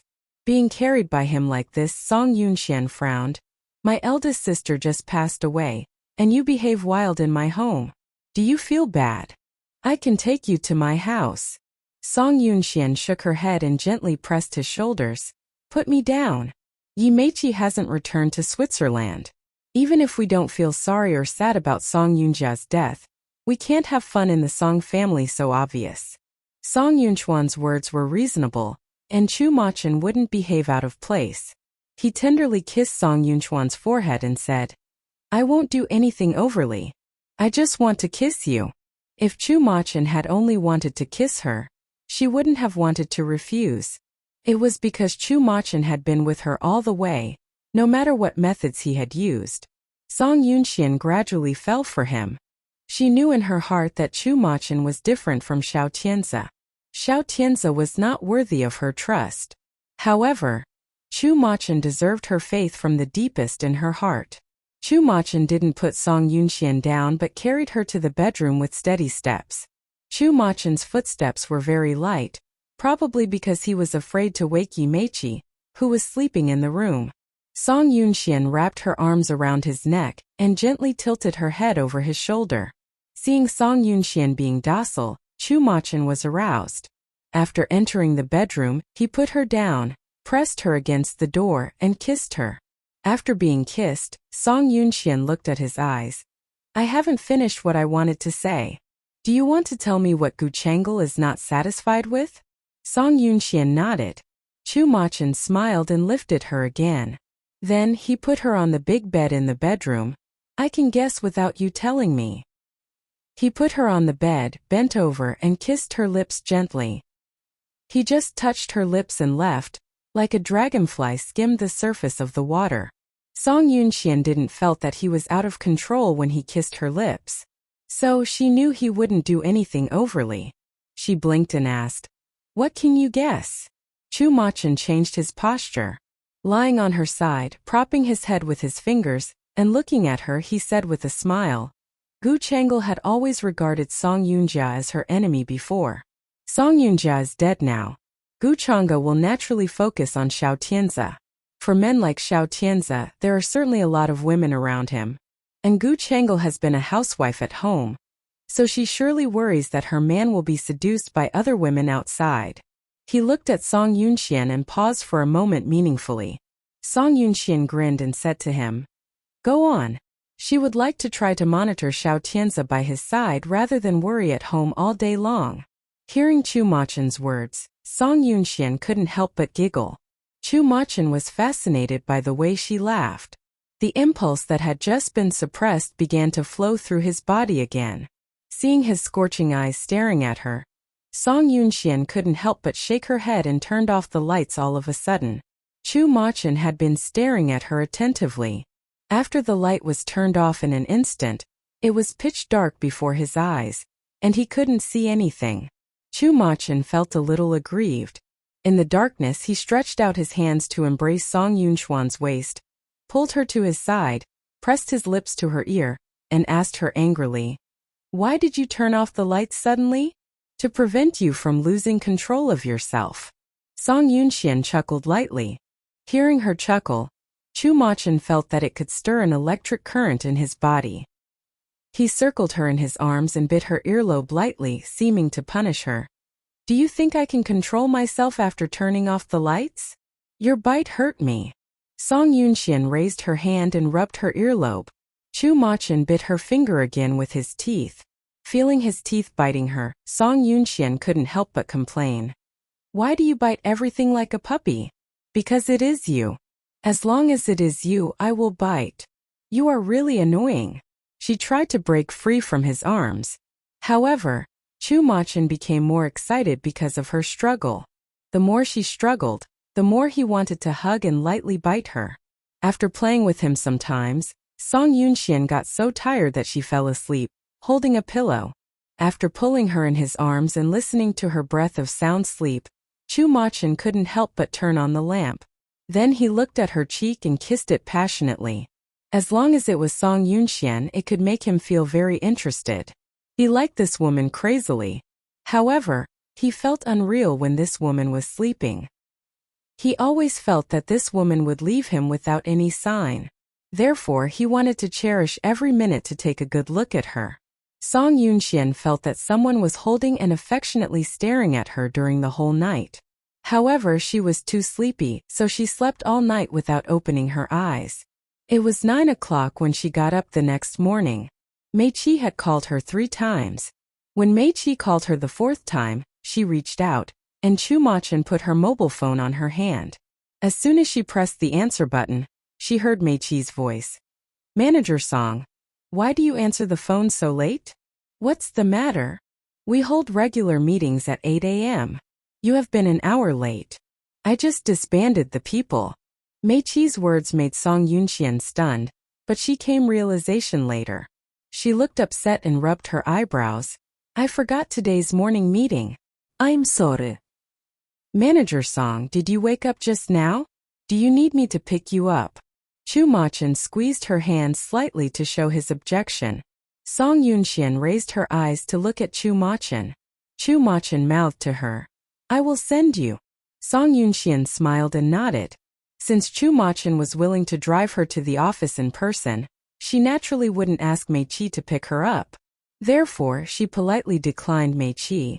"I will go there by myself. You wait for me at the Song Enterprise. Should we hold another morning meeting tomorrow? Since today's morning meeting has cancelled, let's wait for the next one. If the employees have any questions, you can ask them to come to me directly." Mei Qi nodded.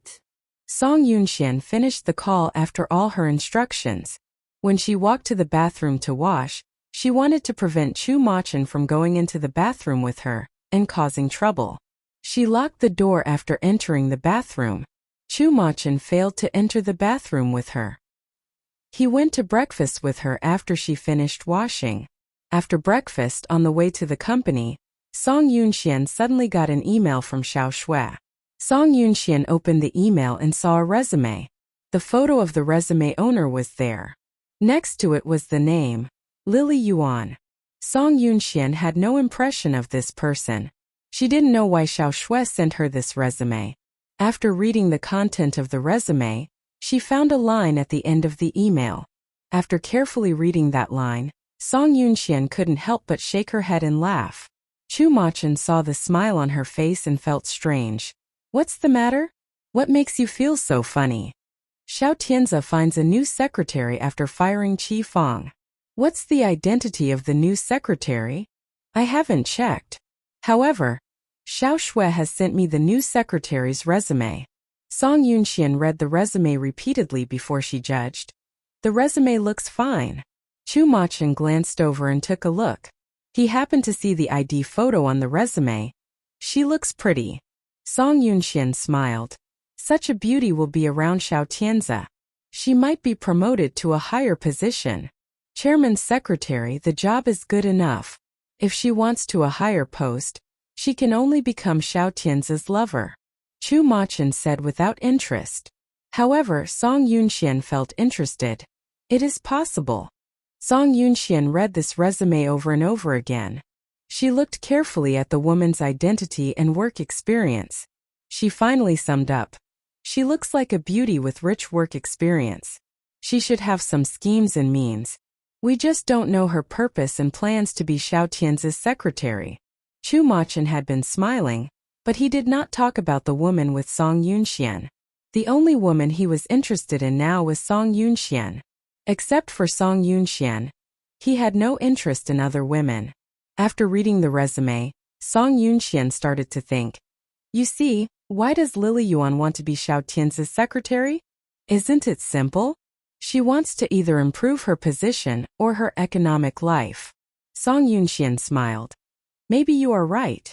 After saying that, Song Yunxian thought of Gu Chang'e. She leaned backwards on the car seat languidly and said, "However, facing Gu Chang'e, the rival in love, she is hard to win in this competition." "Well, are you worried about her?" "Of course I am worried about her," Song Yunxian said with a smile. "If this woman becomes Gu Chang'e's new rival in love, I will be more relieved and happier. Will you help her with it?" Chu Machin's question made Song Yunxian smile more happily. "It depends on herself whether she can go higher. How can I help her?" The fact that Xiao Tianzi found a new secretary has spread through the whole Xiao enterprise on the same day. Even Xiao Shui did not expect that Xiao Tainese would get a new secretary so fast. Besides, what surprised Xiao Shui most was that Xiao Tianzi's secretary was her colleague Lily. When she was at the party, She was still wondering what kind of method Lily would use to become chairman's secretary as she wished. To her surprise, Lily had achieved her goal within a night. Such a woman really impressed her. Lily packed up her things from the personnel department to take up the position of chairman's secretary. Before she left, she deliberately appreciated Xiao Shui. When I wrote my self-recommendation letter, I felt hopeless. I did not expect that I succeeded. Xiao Shui, you must have put in a good word for me, right? Xiao Shui swore that she never said a good word about Lily to Xiao Tianzi. However, Lily was so lucky that she became the chairman's secretary, which was so confusing. Confused as she was, Xiao Shui knew that there must be some inside stories. Therefore, Xiao Shui sent Lily's resume to Song Yunxian. She hoped that Song Yunxian could find some problems. It was a pity that Song Yunxian received the resume but did not find anything useful. After Xiao Shui went home in the afternoon, she called Song Yunxian. Song Yunxian made an appointment with Xiao Shui in the cafe. Xiao Shui ordered the coffee. She said to Song Yunxian, Xiao Tianzi often goes to the hospital recently. He devotes all his energy on Gu Chengel since Gu Cheng was hospitalized. Song Yunxian nodded, sympathizing. It is normal. After all, Gu Chengel is Xiao Tianzi's heartstrings. There is no surprise that Xiao Tianzi takes care of her all day. But he suddenly chose Lily in our department as his secretary, which made me puzzled. Puzzled? Song Yunxian questioned. Xiao Shui nodded. Well, is it possible that Gu Chengel chose the secretary for Xiao Tianzi? Song Yunxian would not have thought of it if Xiao Shui had not said so. Now that Xiao Shui mentioned this, Song Yunxian started to think it over. It's not impossible. However, if it was Gu Chengel who chose this secretary for Xiao Tianzi, what is her purpose? Xiao Shui did not understand that. Song Yunxian knew that clearly in her mind. She answered Xiao Shui. It is simple. Gu Chengel wants this position. Xiao Shui became more confused. Song Yunxian smiled. Although Gu Chengel wants this position, Xiao Tianzi doesn't want Gu Chengel to work in the Xiao enterprise. Gu Chengel needs to find another way. Find another way? You mean? Song Yunxian was not hurried to explain Xiao Shui. She just said, wait and see. You will know what it means very soon. Song Yunxian let Xiao Shui wait. Xiao Shui naturally paid more attention to Gu Chengel and Xiao Shui. Xiao Tianzi had been in the hospital for 3 days. As his sister, Xiao Shui had to visit them. Therefore, Xiao Shui went to the hospital and visited Gu Chengel with some gifts after work in the afternoon. By coincidence, arriving there, Xiao Shui found there was another person in Gu Chengel's ward that she was familiar with. It was Lily Yuan, Xiao Shui's previous colleague in the personnel department. Lily Yuan saw Xiao Shui entering and was also surprised. She greeted Xiao Shui with a smile. Xiao Shui, what a coincidence. Xiao Shui nodded. She glanced at Gu Chengel and then greeted Lily Yuan. Indeed. You're visiting Sister Chengel. Yes. Lily Yuan saw Xiao Shui here. She left after some greetings. Lily Yuan had worked with Xiao Tianzi for several days. Just within these days she had some incredible changes.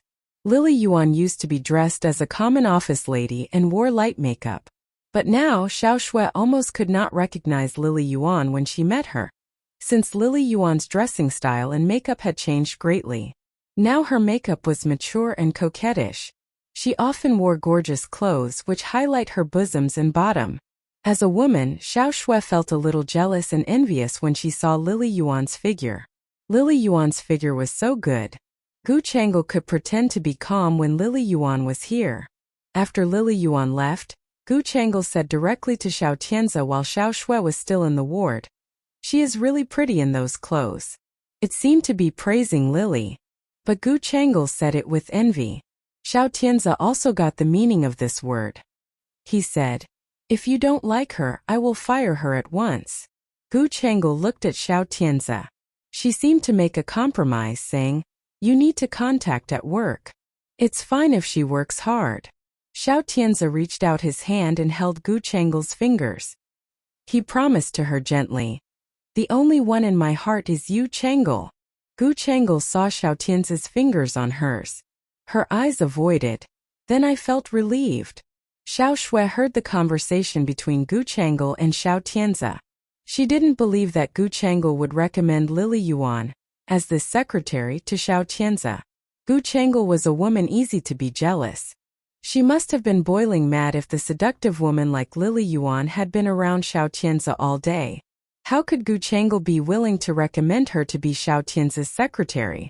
Xiao Shui denied the possibility that Gu Chang'e introduced the secretary for Xiao Tianze. She thought of the director of her department. If it had been the personnel transfer, the personnel department must have known the reason. Lily Yuan was promoted by 3 levels form the personnel department. It was the director who knew the reason why she became Xiao Tianze's secretary. Xiao Shui saw Xiao Tianze and Gu Chang'e flirting with each other. She felt a little uncomfortable and found some excuse to leave the ward.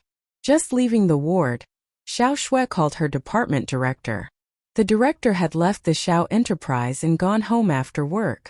Receiving the call from Xiao Shui after work, he felt confused and asked Xiao Shui, "What happened?" Xiao Shui was Xiao Tianze's younger sister. Even though he had finished his work, he had no reason to reject her request. Xiao Shui smiled. She said with an apology, "Director, sorry to bother. It's not a big deal. As long as you call me, I will tell you everything you want to know, no matter how small it is." The director was kind and considerate. Xiao Shui knew that it was because of Xiao Tianze that the director treated her with a good attitude. Since the director was so sincere, Xiao Shui asked directly, "Director, in fact, I want to ask you why Lily, a staff in the personnel department, became my brother's secretary suddenly." Hearing this question, the director couldn't help laughing. "Well, you are Chairman Xiao's sister. Are you jealous of Lily's good luck?" Xiao Shui smiled. "Yes, even though I'm my brother's sister, I can't be his secretary. Therefore, I want to ask you if Lily has some secrets to be promoted successfully." The director guffawed. "To be honest, Xiao Shui, since Lily was promoted, many people have called me for the secrets, not just you." Of course, Xiao Shui knew that she was not the only one who called the director for the secrets. After all, Lily Yuan was promoted so soon and so suddenly. The people in the company regarded her as the lucky dog.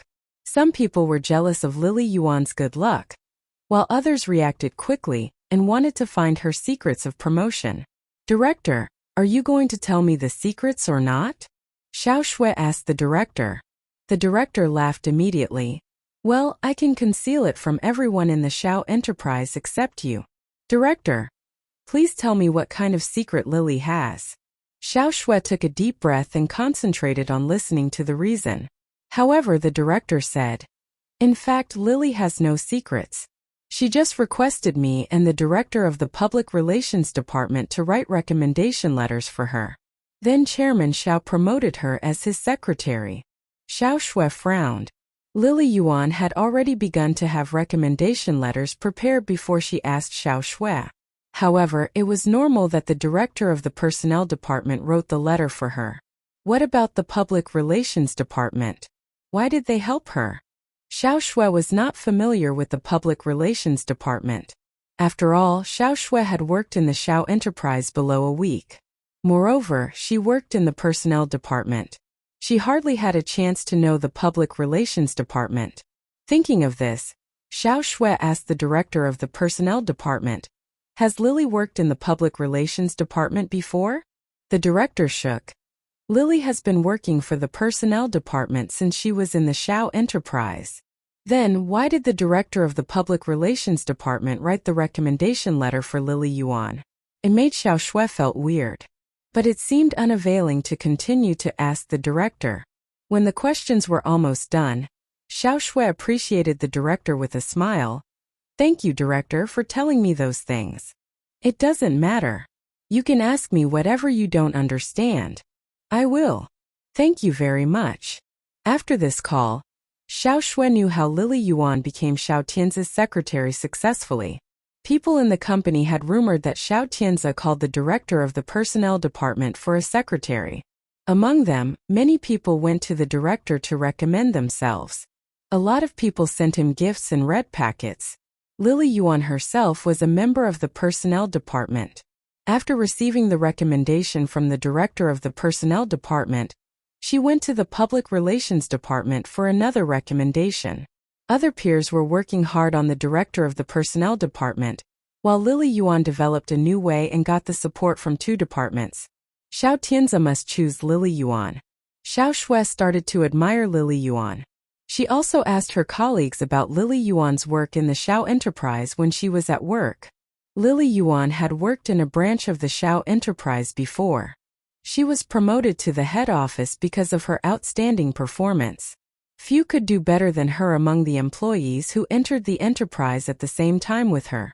The director of the personnel department appreciated this helpful assistant very much.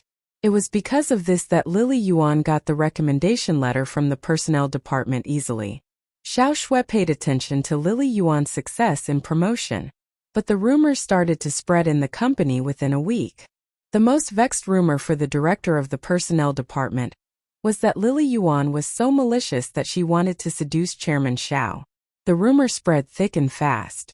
Even though the people in the department wanted to hide it from Xiao Shui, she still heard some messages from others. Xiao Shui felt weird. Therefore, she came to Xiao Tianze's office on Friday afternoon before the weekend. It was a coincidence that Xiao Shui happened to see Lily Yuan serving coffee for Xiao Tianze. She knocked on the door and came in the office. The sweet smile on Lily Yuan's face changed immediately as she saw Xiao Shui come in. Some antipathy appeared in her eyes. She seemed to detest Xiao Shui because Xiao Shui had bothered Xiao Tianze and her being alone. Xiao Tianze saw Xiao Shui come in. He smiled. "Why don't you come to me until now?" Xiao Shui had worked in the Xiao enterprise for over a week. Xiao Tianze had thought that she would often come to him after entering the enterprise. He did not expect that Xiao Shui not only did not come to him, but also worked hard in the personnel department after entering the enterprise. Xiao Shui was not the same as other generations in the rich family, who Xiao Tianze was familiar with. She had worked steadfastly without complaints since she was offered the position. Even the director of the personnel department had praised her in front of Xiao Tianze for many times. Xiao Shui smiled. "Because the weekend is coming, I want to ask for leave from you."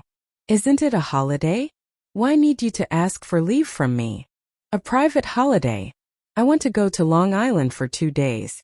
Therefore, I can't stay with you at home. Although I don't mind you going out, you should consider your future when you are free.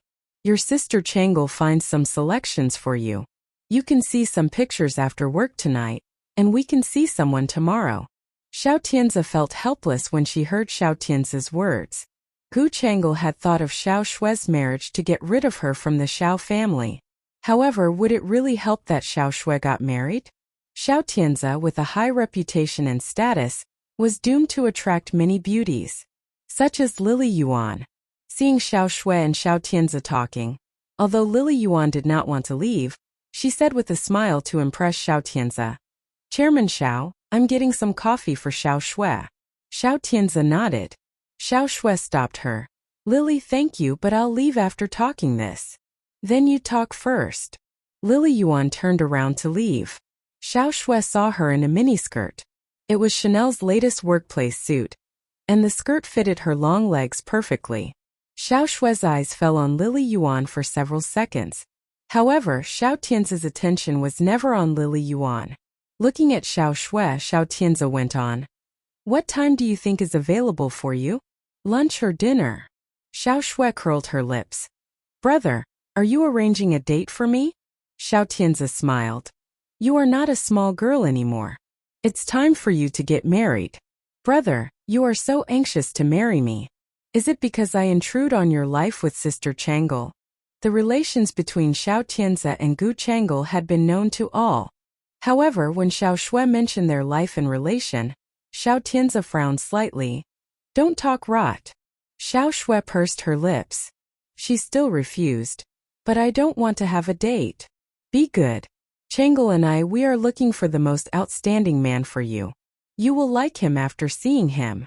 Xiao Shui had hardly ever acted in pettish to Xiao Tianze. But when she was forced to have a date, she couldn't help saying to Xiao Tianze, "Is there anyone more outstanding than you?" When Xiao Shui said that, Lily Yuan happened to come in with the coffee. Lily Yuan became stunned when she heard Xiao Shue's words. But seeing Xiao Tianzi's and Xiao Shue's eyes on her, Lily Yuan smiled and said, "Xiao Shue, you are right. Who can be more outstanding than Chairman Xiao?" There were some compliments in this word. But there was also some sincerity in this word. There were few people more outstanding than Xiao Tianzi, but not none. The first person crossing Xiao Shue's mind was Chu Machen beside Song Yunxian, who was more outstanding than Xiao Tianzi. Compared with Xiao Tianzi, Chu Machen was even more excellent. Lily Yuan also knew that Xiao Tianzi was convincing Xiao Shue to have a date. Of course, she would not defend Xiao Shue. After the compliments, Lily Yuan persuaded Xiao Shue. "Although Chairman Xiao is excellent, he is your brother. It is not easy for you to find someone as outstanding as him. But I don't want to have a date." Xiao Shue pursed her lips with sadness and unwillingness. Xiao Tianzi shook. "Some of them are really good. How do you know you don't like them if you don't meet them?" "But I have booked the ticket to Long Island. It will take off at 9 tomorrow morning." Xiao Tianzi replied easily. "You can book the ticket whenever you want. It needn't be on weekends if you want to go to Long Island. When you have a boyfriend, I'll give you leave and you can go to Europa together." Xiao Shue still wanted to refuse it. However, Xiao Tianzi stopped her before she talked. Xiao Shue had no way but shut up and nodded. Xiao Tianzi saw Xiao Shue nod. He said, "You go back to work first. I'll go out with Lily." Xiao Shue nodded. She left from Xiao Tianzi's office. Before she left, she saw Lily Yuan serving coffee for Xiao Tianzi. When she bent down, the low-cut outfit was particularly showy. Her big boobs were about to go out of her clothes. Xiao Shue frowned. She closed the door and left. Lily Yuan was unlikely to be a decent secretary. Not only did Xiao Shue think so, but also the people in other departments agreed. At the moment when Xiao Shue came back to the personnel department from Xiao Tianzi's office, her colleague came to ask her, "Did you see Lily? She is my brother's secretary." "Of course I saw her."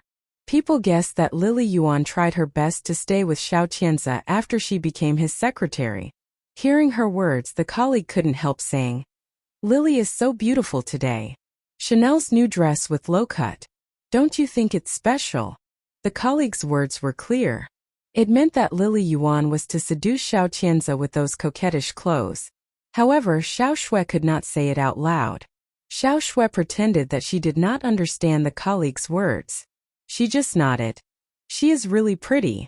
The colleague was somewhat disappointed. The colleague had thought this gossip would have made Xiao Shue's dissatisfaction with Lily Yuan. As a result, Xiao Shue didn't express her dissatisfaction with Lily Yuan at all. Xiao Shue replied to the colleague. Then she came back to her work in her office. It was for sure that Lily Yuan wanted to seduce Xiao Tianzi. However, it was not Xiao Shue who should stop her. Gu Chang'e usually watched Xiao Tianzi so closely. Even if she had not worked with Xiao Tianzi in the Xiao Enterprise, she must have eyes in the Xiao Enterprise. The things that Lily Yuan seduced Xiao Tianzi would be known to Gu Chang'e soon. Then Gu Chang'e would deal with Lily Yuan in person. What did Xiao Shue need to tell Gu Chang'e? Xiao Shue opened the files that needed to be processed in front of her. Then she browsed and organized line by line to make tables. Colleagues in the personnel department were still whispering to each other. "Do you think Lily Yuan wants to get more instead of just being a secretary?" The colleague next to her said with jealousy, "Not only her wants to. Lily Yuan shouldn't be too optimistic. I don't think she has this luck. Yes, she might go for wool and come back shorn. Although the one in the Xiao family is in the dark, she is really something." The colleagues were quite interested in the gossips in the company. Lily Yuan's promotion had already drawn everyone's attention, and there was an increased upsurge of rumors as she worked with Xiao Tianzi in such a revealing dress every day. Finally, the gossip came to Gu Chang'e's ears.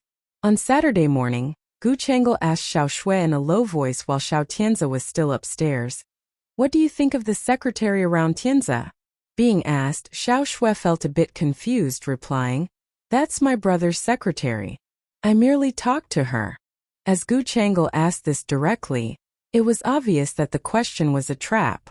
If Xiao Shui had said that she didn't favor the secretary, Gu Chang'e would have asked her why. And if she had equivocated, Gu Chang'e would have taken advantage of this opportunity and brought up the thing that Xiao Qianze carried on with that secretary. And when she settled accounts with Xiao Qianze, she would tell him that she heard it from Xiao Shui. If Xiao Shui had directly said that she suspected the secretary wanted to make a pass at Xiao Qianze, she would have been a total fool. In such a place like Xiao family, one could have got into trouble if he had misstated one word or talked a little bit more, let alone misstated a whole sentence. She shook her head as if she didn't know anything about it. Seeing that she couldn't find out what Xiao Shui knew by this, Gu Chang'e felt somewhat disturbed. She cast a glance at Xiao Shui, and then waited for Xiao Qianze to come down for breakfast. In moments, Xiao Qianze walked down from the second floor in a trim suit.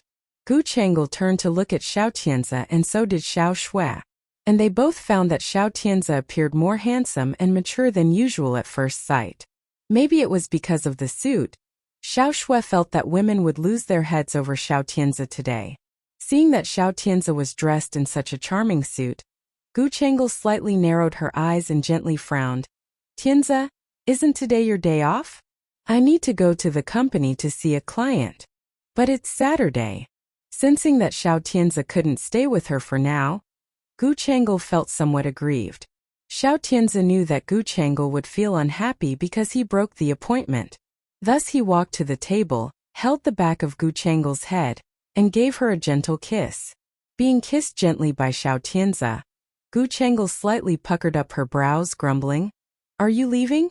When will you be back?" She couldn't bear to part with Xiao Qianze. Yet Xiao Qianze just gave her a faint smile, placating her. "I'll return as soon as I finish my lunch. Tell me where you want to go this afternoon, and I'll take you there." Gu Chang'e was quite pleased with Xiao Qianze's promise. However, she still appeared sullen. "Have breakfast with me first. He's a major client from California. I got to accompany them to have breakfast. Won't you have breakfast with me? Come on. Today is an exception. It won't happen again." Xiao Qianze spoke to Gu Chang'e in such a doting tone, and it seemed that he was placating a child who liked to play the women. Xiao Shui was having breakfast and listening to their public display of affection, and she couldn't help sighing in her heart. Xiao Qianze now treated his ex-wife's younger sister like this. Did he ever think of his ex-wife Gu Chang'e? If he had, what would he have felt? She was quite curious about it. Xiao Shui was having breakfast at the moment. After placating Gu Chang'e, Xiao Qianze reminded Xiao Shui when he saw her, "Hang out with someone you like. It's quite important. Don't you forget it." With this, he also reminded Gu Chang'e, "Do remember to remind Xiao Shui of it." Gu Chang'e nodded, appearing a virtuous wife, promising, "Rest assured, I'll remind her of it." Having said that, she didn't keep her promise. Immediately after Xiao Qianze left, Gu Chang'e returned to her bedroom without even finishing her breakfast. After breakfast, Xiao Shui went to the kitchen, took an apple and returned to her room. And she slowed down when passing Gu Chang'e's bedroom. And then she couldn't help putting her ear to the door. As soon as she did it, the door was opened a crack. Seeing the crack, Xiao Shui realized that Gu Chang'e didn't close the door. She was a bit taken aback and intended to leave quietly. However, before leaving, she heard Gu Chang'e's words from inside. "Do behave yourself. If not, you will be in real trouble." The words were somewhat vicious. Xiao Shui was slightly stunned. Then Gu Chang'e continued, "Once it's done, you will get a high reward. You have my word. But you have to be sure that it's 100% foolproof." Xiao Shui had no idea what promise the other end made to Gu Chang'e. After hearing it, Gu Chang'e appeared quite satisfied, replying, "After this, I want you to leave Yunqing for good." Xiao Shui puckered up her brows harder and harder. Though she didn't hear the whole conversation, she could guess what Gu Chang'e was up to just by hearing what she said just now. She must have been setting someone up. But the question was, who was the victim and who was the puppet? Xiao Shui couldn't figure it out and went blank for a moment. Just at that time, Gu Chang'e noticed that the door was opened a crack after putting down the phone. She frowned and then walked to the door after locking her phone. Hearing Gu Chang'e's footsteps, Xiao Shui was stupefied and swiftly moved away from the door of Gu Changle's room. And then she promptly hid in the neighboring room. The neighboring room was Xiao Tian's study. Though the door was unlocked, most of the confidential materials were stored in Xiao Tian's computer, and they were encrypted. If there had been no passwords, no one could have been able to get hold of the materials stored on the computer. Xiao Shui didn't expect to see the encrypted materials in Xiao Tian's computer. She just wanted to hide in the study for the time being. She only hoped that Gu Changle could not find her. She hid behind the door of the study, and then she listened to what was going on outside carefully. She thought Gu Changle walked to the door because she suspected someone was eavesdropping at the door. Yet Gu Changle returned to her bedroom and locked the door after glancing over the corridor. Xiao Shui felt relieved. After calming down, she took a look at the study. As the curtain was drawn, there was little sunshine in the room. And just because of this, the light of the room was poor. Xiao Shui trod softly into the inside of the study. She had never been into the study before, and had always felt that the study was quite small. Yet after entering it, she found that the study was not small at all. There were 3 walls of books in the study, and English books took up a whole wall, and the other 2 walls were filled with books from other countries. But there were several albums arrayed on the upper shelf. When Xiao Shui looked up at them, she even found a bit of dust. It appeared that they had been undisturbed for quite a long time. But next to the several albums was another album. It seemed as if it was often taken down, as it was as clean as a new pin. Out of curiosity, she took down all the albums and prepared to have a look at them.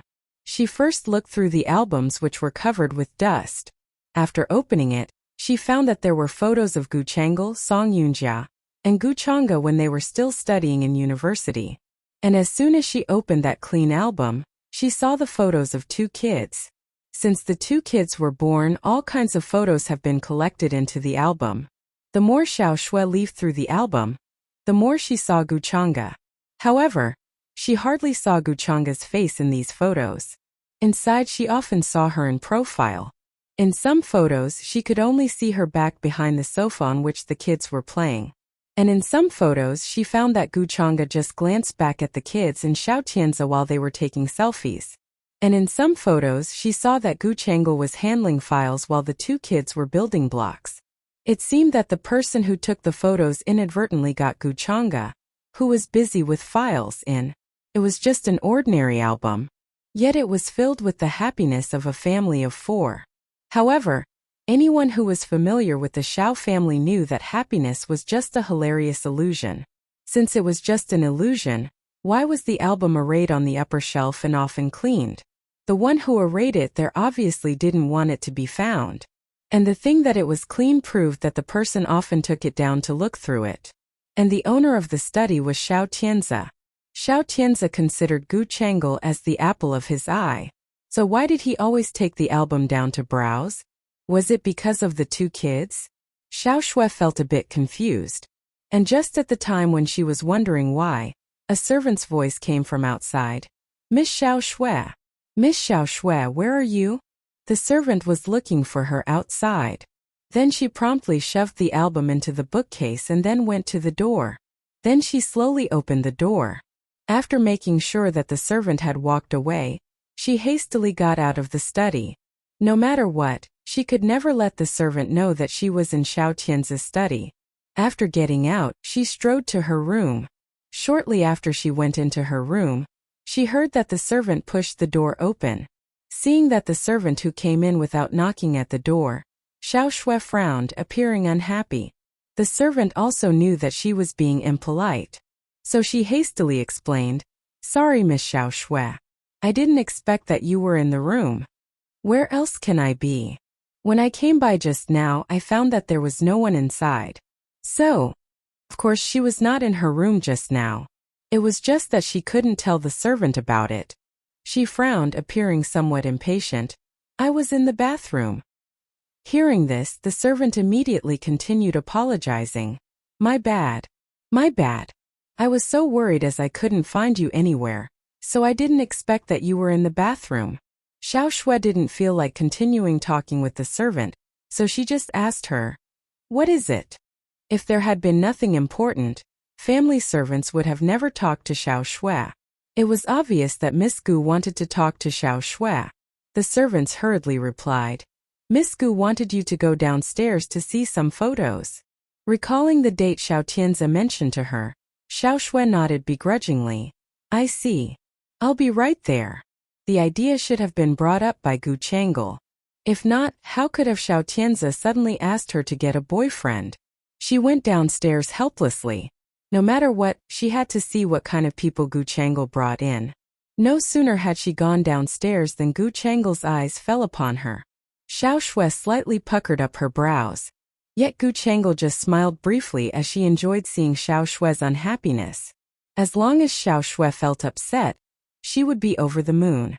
These are the young masters of wealthy families handpicked by your elder brother and me. They are really nice. Come and have a look. Gu Chang'e pushed the bunch of photos aside and motioned to Xiao Shui to sit down and have a look at them. Xiao Shui sat down on the sofa, and Gu Chang'e asked a servant to serve Xiao Shui a cup of flower tea. And the servant did as she was told. After glancing at the china cup in front of her, Xiao Shui turned to look at the young men in the photos unhappily. She leafed through the photos. After looking at each photo, she put all the photos in order on the desk. Gu Chang'e asked her smilingly, holding a cup of rose tea. So? Anyone pleasing to the eye? Xiao Shui slightly opened her mouth. I feel that I don't need a date now. Gu Chang'e could sense Xiao Shui's unwillingness. But she would never allow Xiao Shui to refuse a date like this. Because she wanted Xiao Shui to marry someone in the shortest time. Xiao Shui was not Xiao Tianzi's younger sister. So who knew what would have happened in the future if she had continued living in the Xiao family? Instead of waiting on tenterhooks, she felt that she had better take the initiative to find an excuse and drive Xiao Shui out of the Xiao family. I did not set you up on the blind date alone. If you don't like it, tell your elder brother about it. With this, she continued drinking her flower tea. Xiao Shui was really unwilling to go on the blind date, but neither did she want to call Xiao Tianzi. The atmosphere immediately became quite awkward. Seeing that Xiao Shui showed no inclination to call Xiao Tianzi, Gu Chang'e gave her an oblique look. Then she took the wireless phone and called Xiao Tianzi's office number. Hearing that Xiao Tianzi answered the call, Gu Chang'e said worriedly, Xiao Shui said that she didn't need dates, and she wouldn't listen to me. Gu Chang'e took the initiative to tell Xiao Tianzi on Xiao Shui, and it made Xiao Shui detest Gu Chang'e's double-dealing even more. Hearing this, Xiao Tianzi said, Let me speak to her. Okowo. Gu Chang'e slightly raised her eyebrows, and her smile became creepier. Then she turned around and handed the phone to Xiao Shui. Talk to Tianzi by yourself. Gu Chang'e handed the phone to Xiao Shui. Xiao Shui could not refuse, so she took a deep breath and took the phone. Actually, she could almost guess what Xiao Tianzi was going to say to her. He would tell her nothing but some platitudes like she should get married as she was aging. But the words were meaningless to her. Xiao Shui, though I can't bear to marry you off, you should really start a relationship as you are aging. But brother, I don't want to go on a blind date. It will be so embarrassing. She tried her best to persuade Xiao Tianzi. Yet Xiao Tianzi giggled when hearing this. Come on. Don't think of it as a blind date. You can just browse the photos and choose someone you like. Then you meet him this noon. Just consider him as a new friend. But I don't need new friends, Xiao Shui explained. Hearing that Xiao Shui refused repeatedly, Xiao Tianzi pondered for a moment. Then he asked Xiao Shui, Is it because you have a sweetheart that you refused repeatedly? No. Xiao Tianzi didn't listen to her explanation at all. He just said, If there is one Chang'e and I will meet him. We won't tear you apart. Xiao Shui felt that she could not make herself clear. So she simply explained, I don't have a sweetheart. In that case, choose one to meet. In the final analysis, Xiao Tianzi wanted Xiao Shui to go on a blind date. Xiao Shui felt that it was meaningless to argue any further, so she nodded, replying, Fine. I'll go. Hearing that Xiao Shui agreed, Xiao Tianzi nodded, replying, I'm happy that you've come around to the idea. Actually, no matter she had come around to the idea or not, she She had to abide by the decision made by Xiao Tianzi and Gu Chang'e. While Xiao Shui was on the phone, Gu Chang'e had half a cup of flower tea. Then she asked Xiao Shui on seeing that she hung up the phone listlessly, "Did Tianzi approve of your idea? I'll go on a blind date." Hearing Xiao Shui's words, Gu Chang'e chuckled, jeering, "As we are not related, I really don't know you well. But your elder brother knows you best." With this, she pushed the photos to Xiao Shui again. "Pick one." Xiao Shui was in no mood to pick one at all.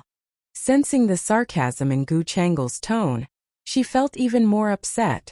Thus she pointed at the first one and said, "This one." "Oh, the young master Liang Ziding from the Liang family." Gu Chang'e whipped out the photo of Liang Ziding and took a look at it. Then she nodded, smiling, "You have a good taste. It can be said that his family is the richest, and he is the smartest one among those young masters. It's just that he is the second son, so he can't inherit much of the family property." Gu Chang'e knew well about the young master called Liang Ziding. Yet Xiao Shui couldn't care less about how rich his family was, what he had been through, or whether he was the first son. Anyway, she picked one randomly. She only had to skimp the ridiculous date. After making sure that Xiao Shui took a fancy to Liang Ziding, Gu Chang'e called the Liang family and asked the second young master out to have a meal together. The other end was being polite and courteous on the phone. Hearing Gu Chang'e said that she wanted Liang Ziding to meet Xiao Shui, they took the liberty to decide for their son. Xiao Shui was not interested in dates at all, and she naturally didn't prepare to dress up before the date. Seeing that she was setting out without makeup, Gu Chang'e stopped her disapprovingly. "Xiao Shui, your elder brother is quite hopeful about the date. Now are you going to blow it?" Gu Chang'e's voice was cold, and Xiao Shui couldn't help but talk back. "I've never thought of blowing it." "Then make yourself up before leaving. What will the Liang family think of our Xiao family if you go on a date without makeup? Can't our Xiao family afford makeups?" She had long known what kind of person Liang Ziding was, though he was a young master from a rich family. He always put quality before quantity while choosing women. His 7 girlfriends were either famous models or stars, and the worst one was a TV host. Xiao Shui's family background was better than the 7 ex-girlfriends because Xiao Tianzi was her elder brother. However, as for appearance, even Gu Chang'e could not be sure whether Liang Ziding would like Xiao Shui. Nevertheless, no matter he liked this type of girl or not, she still urged Xiao Shui to make herself up. Apart from facial attractiveness, makeup could always make a woman more elegant and gorgeous. Xiao Shui had a good set of features. If she had made herself up, it would have been possible for Liang Ziding to take a fancy to her. Xiao Shui was ordered to put on makeup in her room by Gu Chang'e. She felt a bit unhappy. Looking at herself in the mirror, she impatiently put on some light makeup. Then she prepared to set out again. Though Gu Chang'e was not quite satisfied with the makeup, she still took her out considering that the clock is ticking. Gu Chang'e racked her brains over the blind date. Not only did she urge her to make herself up, she also took her to do her hair and picked a suit for her. Looking at her new look in the mirror, Xiao Shui didn't appear happy at all. Instead, she appeared totally uninterested. If any other girl had been treated this hospitably by Gu Chang'e, she would have surely thought that Gu Chang'e was being considerate to her. However, as Xiao Shui had been living in the Xiao family for this long and had already known much about Xiao Tianzi and Gu Chang'e, how could she not know the real reason that Gu Chang'e urged her to put on makeups? She just wanted Liang Ziding to have a crush on her at first sight. Yet the pity was that Liang Ziding wouldn't be interested in Xiao Shui during the date, no matter how much effort Gu Chang'e put on Xiao Shui. Gu Chang'e took her to get her hair done and let her change into a fashionable snow-white dress. "Liang Ziding is waiting for you at a table by the window in this restaurant. I hope you can leave him a good impression." Hearing this, Xiao Shui nodded. Then she got off the car after the chauffeur opened the door for her. While she was getting off the car, she swept her eyes over the seats by the window. The restaurant had 4 arched French windows. Xiao Shui saw a few guys, but she was not sure whether her date was among these guys. Gu Chang'e saw that Xiao Shui kept silent and looked at the French windows after getting off the car. She worked herself up, pressed a button to lower the window and urged, "Xiao Shui, what are you waiting for? Xiao Shui remained silent. Then Gu Chengel urged again. Come on, move. Don't keep him waiting. Being hustled by Gu Chengel, Xiao Shui felt a bit annoyed. After entering the restaurant, she sensed that someone was watching her. Therefore, she looked up at the person who was looking at her subconsciously. Coincidentally, she met Liang Ziding's eyes. When seeing Liang Ziding in person, she found that he looked more handsome than he did in the photo. At least, Xiao Shui felt less worried when meeting him in person. The reason was not that Liang Ziding appeared interested in her. Instead, as soon as Liang Ziding saw Xiao Shui, he instantly looked at her with disdain as if he realized that she was his date. If any other girl had seen Liang Ziding's disdainful look, she would probably explode with anger. But Xiao Shui wouldn't. Because from the moment Xiao Shui agreed to go to the date, she hadn't expected too much of it.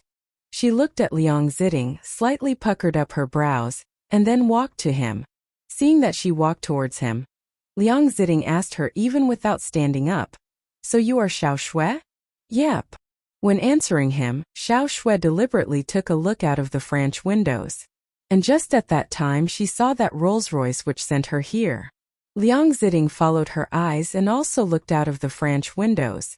When seeing that Rolls-Royce, he instantly understood what was going on. He crossed his legs, asking her, "Are you driven to do this?" "You may say so," Xiao Shui admitted. This made Liang Ziding's mood better.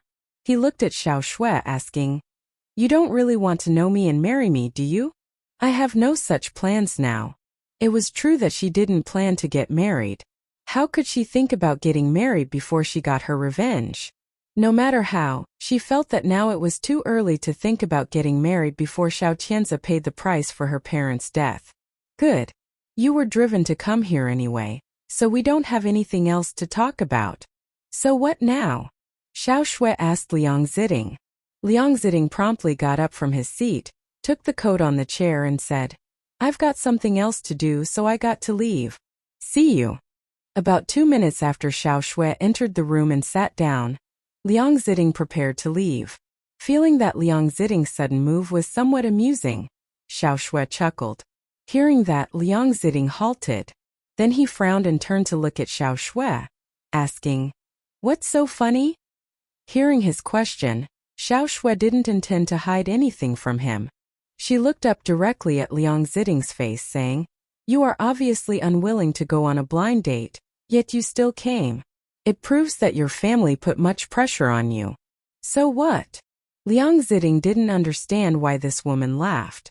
Xiao Shui continued, "Since you and I are both compelled to do it, then why not cooperate a bit more to put on a good show?" Liang Ziding felt that Xiao Shui's offer was a mystery to him, and he didn't fancy the idea at all. He frowned and continued walking outside, saying, "I don't want to cooperate with you. Find someone better qualified." Liang Ziding's reply was quite cold. Hearing this, Xiao Shui replied quite calmly, "Do you think you won't have to go on another blind date after this one is over?" Xiao Shui's words made Li Ziding halt again. He didn't turn around. Instead, he frowned slightly and pondered. Xiao Shui was right. Even if the date had not been successful, he would have still gone on blind dates. Though the Liang family was wealthy, he was not born by his father's wife. His father's legal wife gave birth to the first and third son. She had given up on the second son. And his elder brother and younger brother wished that he could marry someone and move out of the Liang family as soon as possible. As a result, he would have continued going on blind dates if he couldn't have found his match. He thought that it was a waste of time for him to have blind dates with women he didn't know constantly, and he felt quite upset about it. Thinking of this, he actually began to wobble. Xiao Shui turned around and saw that he was facing her without moving. Thus she smiled and invited him. "Anyway, it's time for lunch. How about having lunch and getting to know each other before you leave?" Hearing this, Liang Ziding frowned and turned to look at her. Xiao Shui wore a smile. "Think about it." Liang Ziding didn't think for too long. He turned around and sat opposite to Xiao Shui. After about several seconds, seeing that Liang Ziding returned and sat opposite to her, Xiao Shui felt quite pleased. She pushed the menu to Liang Ziding, saying, "You may order some food now." Seeing that she pushed the menu to him, Liang Ziting slightly pressed his lips and opened the menu with his slim fingers. And then he looked carefully at the names of the dishes. Meanwhile, Gu Chang'e, who was waiting for Xiao Shui in the car outside, had been watching closely how the date was going near the French windows through the car window. She was quite displeased when she saw Liang Ziting prepared to leave with the coat in his hand. However, she didn't expect that Xiao Shui was able to make him stay when he was going to leave. Seeing that Liang Ziting sat opposite to Xiao Shui again, Gu Chang'e nodded in satisfaction. Then she took out her phone and called Xiao Tianzi.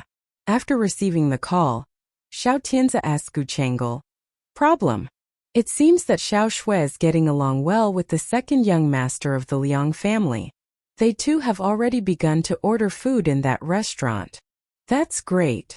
Xiao Tianzi was obviously quite satisfied with it. Hearing that it was a bit noisy on the other end, Gu Chang'e questioned Xiao Tianzi, frowning. "Why is it quite noisy there?" Hearing that, Xiao Tianzi replied, "We're having lunch too. After lunch I'll go home." "Has the foreign merchants signed the contract?" "Yeah. Don't worry." Xiao Tianzi had already dealt with the business, and Gu Chang'e didn't ask him when he would return after hearing it. She just reminded him, "Don't drink too much." Xiao Tianzi nodded and said okay.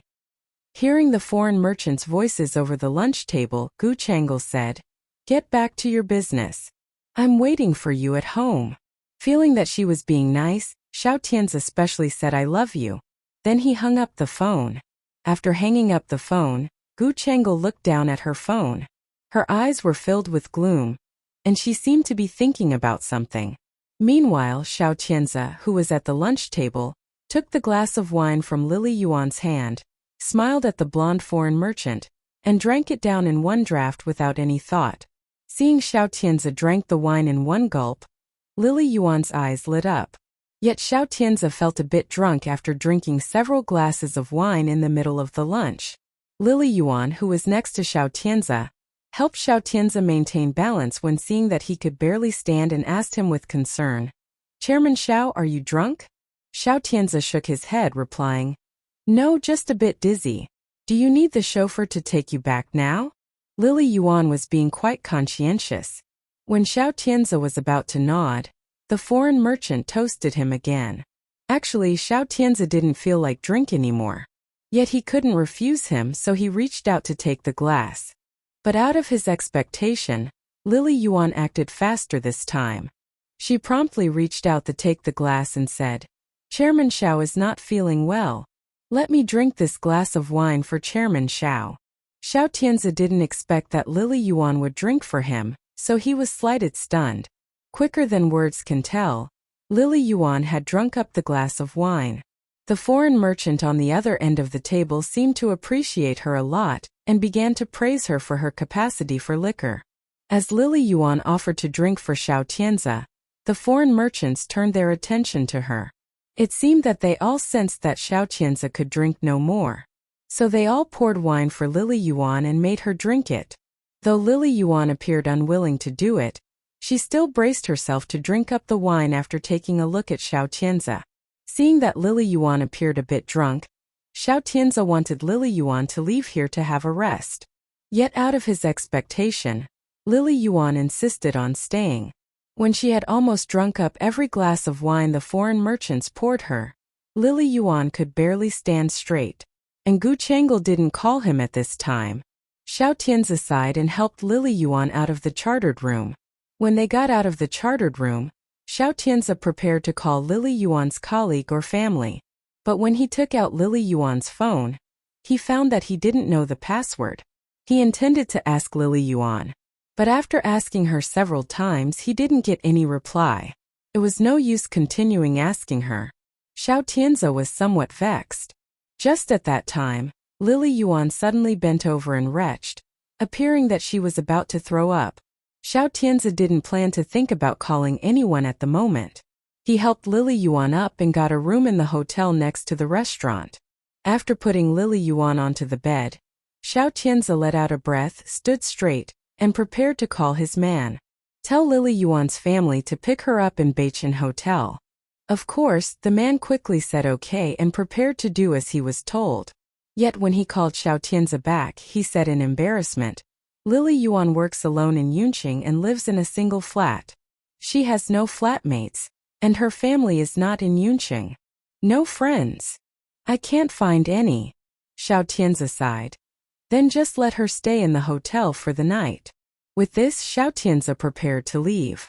However, Lily Yuan, who was lying on the bed, instantly reached out and grabbed Xiao Tianzi's hand as if she felt that Xiao Tianzi intended to leave. Xiao Tianzi puckered up his brows, and he did know that Lily Yuan was drunk. When he turned to look at Lily Yuan, he found that Lily Yuan's face flushed with lust and she was looking at him earnestly. Xiao Tianzi felt that it was inappropriate for her to act like this, so he asked her, frowning, "You okay?" Lily Yuan looked at Xiao Tianzi with a red face. Her consciousness was not clear. She pulled her neckline hard as if she wanted to pull off her clothes. Xiao Tianzi saw her action and thought that if people had seen they were in the same hotel room, it might have been the talk of the city. He put his hands upon Lily Yuan's fingers quickly. "What's the matter with you?" Lily Yuan's fingers were pressed down, and her body felt too hot. She cried out, "I feel so hot, so hot." She was still tearing at her clothes as she was murmuring it was hot. Seeing her acting like this, to leave or to stay, Xiao Tianzi was in a dilemma. He frowned, picked her up and went to the bathroom. Lily Yuan was picked up by Xiao Tianzi and stuck to him like a plaster. However, he didn't mean to be so considerate. He put her into the bathtub and turned on the water in the shower, adjusted its temperature, and drenched her with cold water. Originally, Lily Yuan felt it was too hot.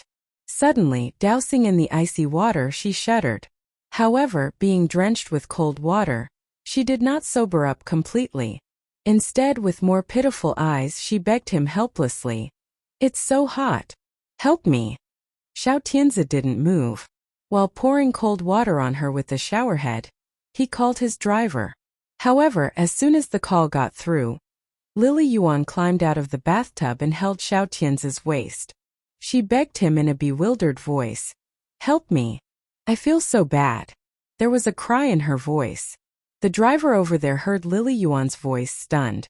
After that, he uttered, "What can I do for you, Chairman Xiao? Pick me up at the Beichin Hotel. Now. The sooner the better." Xiao Tianzi hung up the phone and looked down at Lily Yuan. There was already some disgust in his eyes, but thinking that she did it for him, he didn't push her away at once. However, he was very curious. What happened to her as she was acting on a high? If she had been drugged, it must have been given by those foreign merchants who had just filled her with wine. However, if one of those merchants had been interested in her, it would have been impossible not to take her to the hotel after giving her medicine. He doubted. Yet Lily Yuan seemed to be unable to control herself. Her face rubbed gently on his waist. Xiao Tianzi found her annoying, pinched her chin and raised her face. Lily Yuan's chin was clamped by Xiao Tianzi. She stunned for a moment. With a haunted look, she smiled submissively. Xiao Tianzi's eyes narrowed. When Lily Yuan thought he would have sex with her the next second, he pushed her away. Lily Yuan fell back into the bathtub, and she became a little startled. She looked at him again. Yet he was ready to leave the bathroom. As soon as she saw him leaving the bathroom, she became anxious. Climbing out of the bathtub with her hands and feet in wet clothes, she ran after him and hugged him from the back. Hugged by her suddenly, the impatience in his eyes became even more obvious. "Get off me." Xiao Tianzi's voice was full of impatience. Yet Lily Yuan held him in her arms, remaining unmoved. She had no intention to let him go. Xiao Tianzi lost his temper and was about to get her fingers off. However, at this very moment, someone knocked at the door suddenly. Xiao Tianzi pushed her away, frowned. He thought the driver had come to pick him up, so he opened the door. Unexpectedly, when the door opened, Gu Changel rushed in from outside. Xiao Tianzi was confused that Gu Changel showed up here without any notice. "What brought you here?" Gu Changel didn't say a word and went directly to the bed. There was no one on the bed. She turned around and walked to the bathroom. Xiao Tianzi saw her walking towards the bathroom. He went over quickly trying to stop her. Gu Changel was his woman. He knew Gu Changel's temper. If she had seen Lily Yuan in the bathroom, he must have been in trouble. He took 2 steps, grabbed Gu Changel's wrist, twisted his eyebrows and said, "Wait a minute."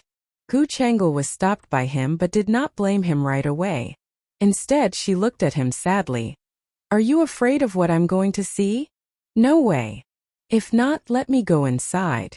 Xiao Tianze wanted to find an excuse to stop her from entering the bathroom.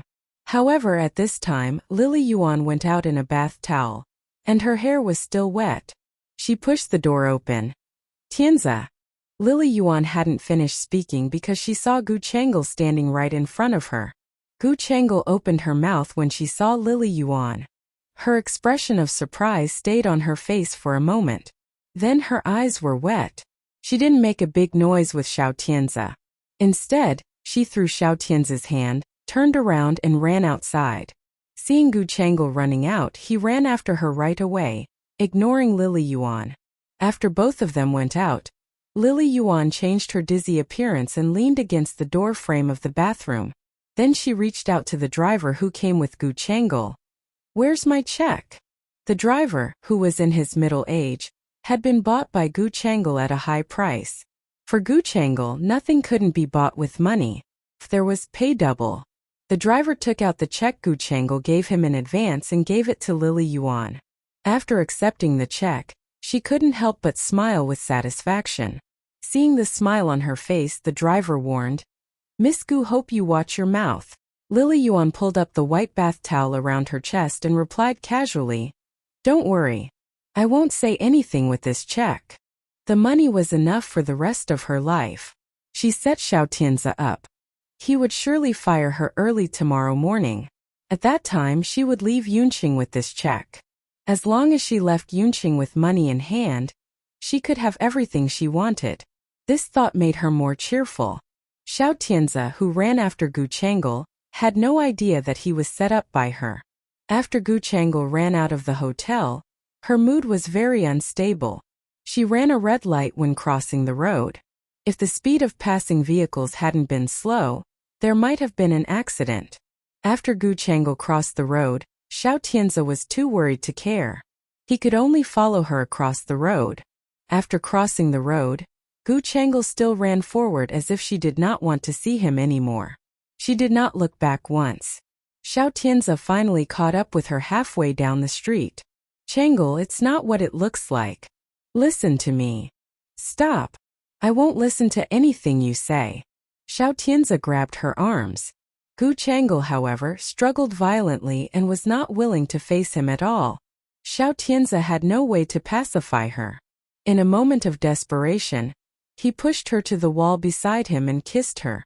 Gu Changel was still struggling.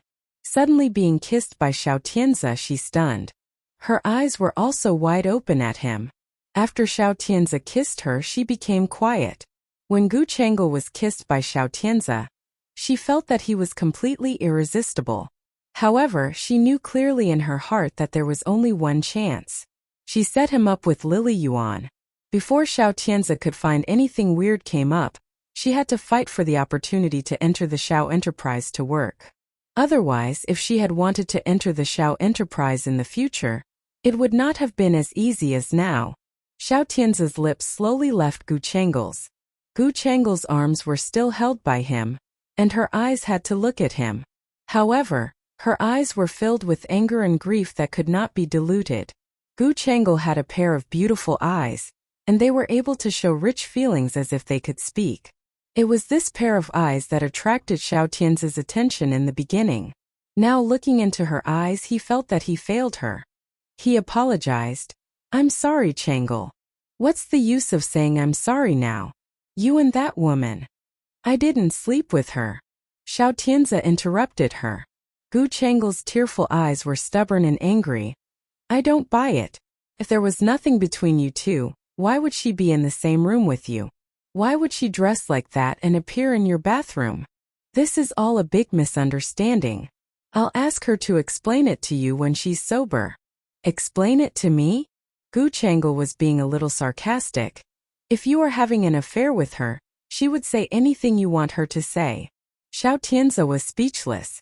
Gu Chang'e dodged from his arms and turned to go.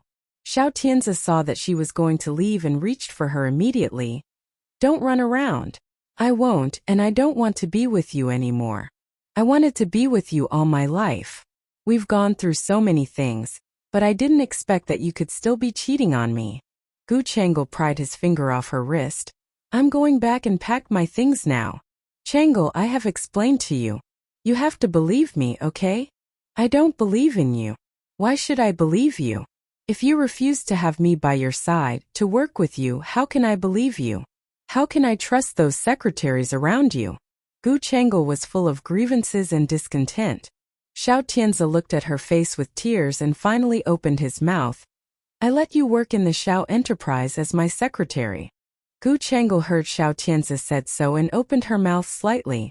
It seemed that she was surprised by his decision. Xiao Tianze saw the surprise on her face. He bent down and held her up. Gu Chang'e was held up before she began to kick. Let me go. Well, dear, come back with me.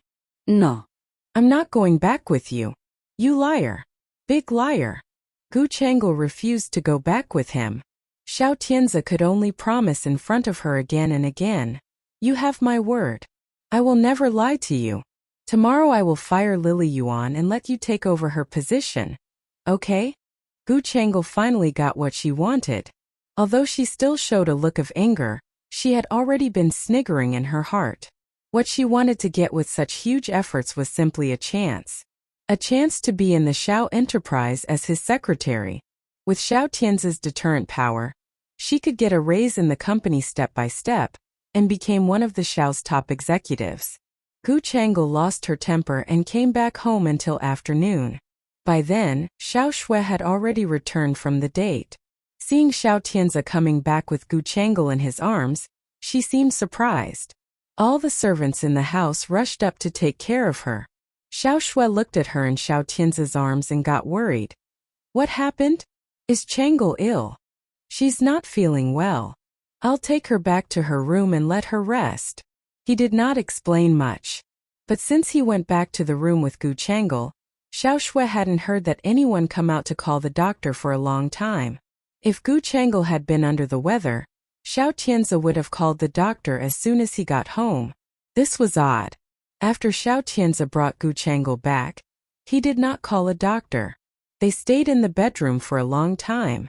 Many thoughts arose in Xiao Shui's mind. She made a cup of hot coffee in the kitchen and drank it in the living room while texting to Song Yunxian. After learning about her blind date, Song Yunxian immediately found out the background of her blind date, Liang Ziding. She also attached a comment after reading the materials. Good. Since she said so, he must be really good. Xiao Shui pursed her lips and looked at the materials and fell into thoughts. What should be done next? Song Yunxian read the information of Liang Ziding twice, which attracted Chu Machen's attention. Chu Machen came over and sat beside her. Noticing her reading the materials repeatedly, he raised his eyebrows. What's wrong? Is there a problem with Liang Ziding? There is no problem. I think that this person might be helpful to Xiao Shui and me. Chu Machen took the file over from her hand. He read it and nodded. He looks good. It's a pity that he is only the second son in his family, and his parents don't like him. He is doomed to get nothing in the future. Song Yunxian saw the Liang family's situation clearly. Chu Machen heard her. He asked, Aren't you going to help him? No, I won't. Why? Chu Machen did not understand why Song Yunxian chose to stand by. After all, he knew her well after spending a great deal of time with her. As long as there was a profitable chance, she would never let it go. She wanted the Song family to take charge of Yunqing, but the methods she applied had always been very clever and low-key. Take the Shui family for example. Although the Shui family had got a problem with Song Yunying, Song Yunxian had never given up on her. Because as long as Song Yunying gave birth, she could stabilize the position of the Shui family's young madam. With Song Yunying's help, it would not be difficult for Song Yunxian to control the Shui family. After all, the Shui family's heir was useless. Song Yunxian couldn't do the same thing with other families. Yet she did not give up trying to win over those forces that might bring her benefits, such as the Xiao family, the Hua family, and the Xia family in Harbor City. Although these forces could not all be mastered by her, they could stand by her and help her. With such support and network, she had become a figure no one could underestimate in Yunqing. If she had wanted to help Liang Ziding become the Liang family's successor, she could do it. But now, she did not want to help Liang Ziding at all. Why not? Even if you have a dog, you should have a dog who guards the house and doesn't bite its owner. Song Yunxian had a smile on her face, but her words were resolute and merciless. She took out the photo at the bottom of the file and put it on the desk, showing Chu Machen. With this photo, I don't want to get involved in any of Liang's affairs. Song Yunxian put the photo on the desk, and Chu Machen naturally put his eyes on it. He fixed his eyes on the picture on which Liang Ziding was kissing a young girl in a secluded garden. The girl in the picture is the most popular girl in Peicheng Art Institute. She is good-looking and got her start in entertainment before graduation. She hasn't been famous yet, but she has a good reputation. She is the love of Liang Ziding. You mean that he is not going to marry Xiao Shui? Song Yunxian stood up and looked at Chu Machen, smiling. It might be possible for him to marry her, but it is impossible for him to fall in love with her. Chu Machen looked at the smile in Song Yunxuan's eyes, confused. In that case, you still ask Xiao Shui to pretend that she's in a relationship with him? Liang Ziding is not a fool. He has no reason not to seize this opportunity. On the surface, he hates dating with Xiao Shui. In fact, he's just playing cat and mouse with her. He has no position in his family. He hates that his elder brother and his father do not give him a chance to get ahead. When he met Xiao Shui, he will marry her as Xiao Shui's brother is Xiao Tianzi. Right. After marrying Xiao Shui, Xiao Tianzi will certainly help this brother-in-law. He's got a good plan, but he chose to take Xiao Tianzi's side. Song Yunxian felt a little pity. She turned around, went to the window, and looked at a plate of precious clivia placed on the flower shelf. It would be far better for him to choose me rather than Xiao Tianzi because he may not be able to win over me. Her fingers touched the leaves of the clivia. Chu Machen saw her eyes squinting, knowing that she already had a plan. She was confident about what was coming almost every time. Even if she had no confidence, she wouldn't allow things to go too bad. What are you going to do? Ask Xiao Shui to continue to act with him. Chu Machen put the file back on the desk. Song Yunxian heard Chu Machen and couldn't help laughing. Such an ambitious man, how can I let him succeed so easily? She understood what Liang Ziding thought well. Not being taken seriously in his family, he had been bullied by his brother and his stepmother. He hated his life and dreamed that he could take revenge on those who treated him like dirt. However, he didn't have enough power to do so. He endured for so long and wanted to find someone and an opportunity to take the whole Liang family in his hands. Even if he needed to marry a woman that he didn't love, as long as she could help him, he was willing to play a romance drama with her. What supported his performance was nothing but the hatred in his heart and his desire for success. If he hadn't met with Gu Chang'e, who had been dead once, no one could have seen through his scheming. However, he met Song Yunxian, who had been to hell. She had a keen eye for human. Liang Ziding reminded her of Gu Chang'e and Xiao Tianzi. They were the same kind. They all wanted to be valued, to become the focus of their families, and a figure that people looked up to. However, they were ruthless and not reliable. If Liang Ziding had fallen in love with Xiao Shui, Song Yunxian wouldn't have minded helping him. But his love was someone else. If she had helped him, he would have become the second Xiao Tianzi in the end.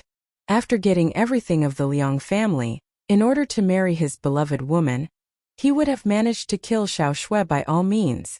Liang Ziding reminded her of Xiao Tianzi. She couldn't help but cut off the leaves of the precious clivia. Chu Machen saw her action, feeling rage flash within her. However, he had no idea where this rage came from. Gu Chang'e dressed up early the next morning and entered the Xiao Enterprises office building with Xiao Tianzi. Inside the skyscraper, all the staff stopped to say hello to Xiao Tianzi when they saw him. Gu Chang'e took Xiao Tianzi's arm and entered the headquarters building. which was considered the top one commercial empire in Yunqing. The pride almost hung on her face. However, just after she followed Xiao Tianzi into the elevator, Xiao's staff started to murmur. She is Chairman Gu Chang's sister. I heard she was just a child adopted by Gu Chang's father from the orphanage. Although she's adopted, now she has everything that Chairman Gu had when she was alive. Her money, her house, and her man. It is a pity that Chairman Gu died so early, leaving everything to that woman. Why is she here? Female staff gossiped together. Xiao Shui, like a ghost, walked behind these people without any voice and spoke leisurely. She is Chairman Xiao's secretary. Isn't his secretary Lily Yuan? She has been fired. Xiao Shui replied. One of the female colleagues turned to Xiao Shui immediately. Why? Oh, Xiao Shui. Seeing it was Xiao Shui talking, she did not dare to ask anymore. Everyone in the Xiao Enterprise knew that Xiao Shui was Xiao Tianzi's younger sister. The Xiao Enterprise's employees were secretly gossiping about Gu Chang'e, and Xiao Shui happened to see that. Those who were chatting were so frightened that they felt like their hearts suddenly stopped beating. However, Xiao Shui had no intention to blame them. She just glanced at them and walked towards the elevator. While walking, she said, "Office time is coming. Everyone will know the reason soon." Xiao Shui didn't say why Lily Yuan was fired. It was because the reason would be informed to the whole company. Waiting for Xiao Tianzi to say was better than she said now. Everyone knew that Gu Chang'e came to the company in the morning. Only a dozen minutes after the working hours started, the Xiao Enterprise's senior management organized a meeting. The ordinary staff did not know the meeting's content, but they were surprised by the sudden organization of the meeting. Many people whispered. Xiao Shui worked calmly in her seat, looking at information and organizing documents. The personnel department's women couldn't help but gossip in a low voice in the tea room. About an hour later, the senior management walked out of the meeting room. The personnel department's director also walked out of the meeting room with a strange face. As soon as the director came out, someone went to ask, "What is the reason for the sudden meeting, director?" The director usually had a very close relationship with his staff. When being asked, he didn't want to hide it and said, "Just talked about Miss Gu's job at the Xiao Enterprise." Gu Chang'e. Yes. The director nodded and sighed. Gu Chang'e was the former Chairman Gu's younger sister. Eh? The employees opened their mouths. Those who knew the romantic relationship between Gu Chang'e and Xiao Tianzi were disgusted. Those employees who knew little about gossip had no particular reaction. Some workers paid their attention to why Lily Yuan was fired. What is Miss Gu's position in the Xiao Enterprise? The chairman's secretary.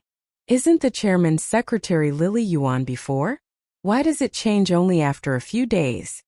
The personnel department's director went to the tea room for a coffee. Lily Yuan cherished evil thoughts. She was fired this morning for seducing Chairman Xiao. Lily Yuan seduced Chairman Xiao? The employees exclaimed. Some rational people expressed different opinions. Maybe this is just an excuse to give Miss Gu a position. Some workers nodded to agree. That's right.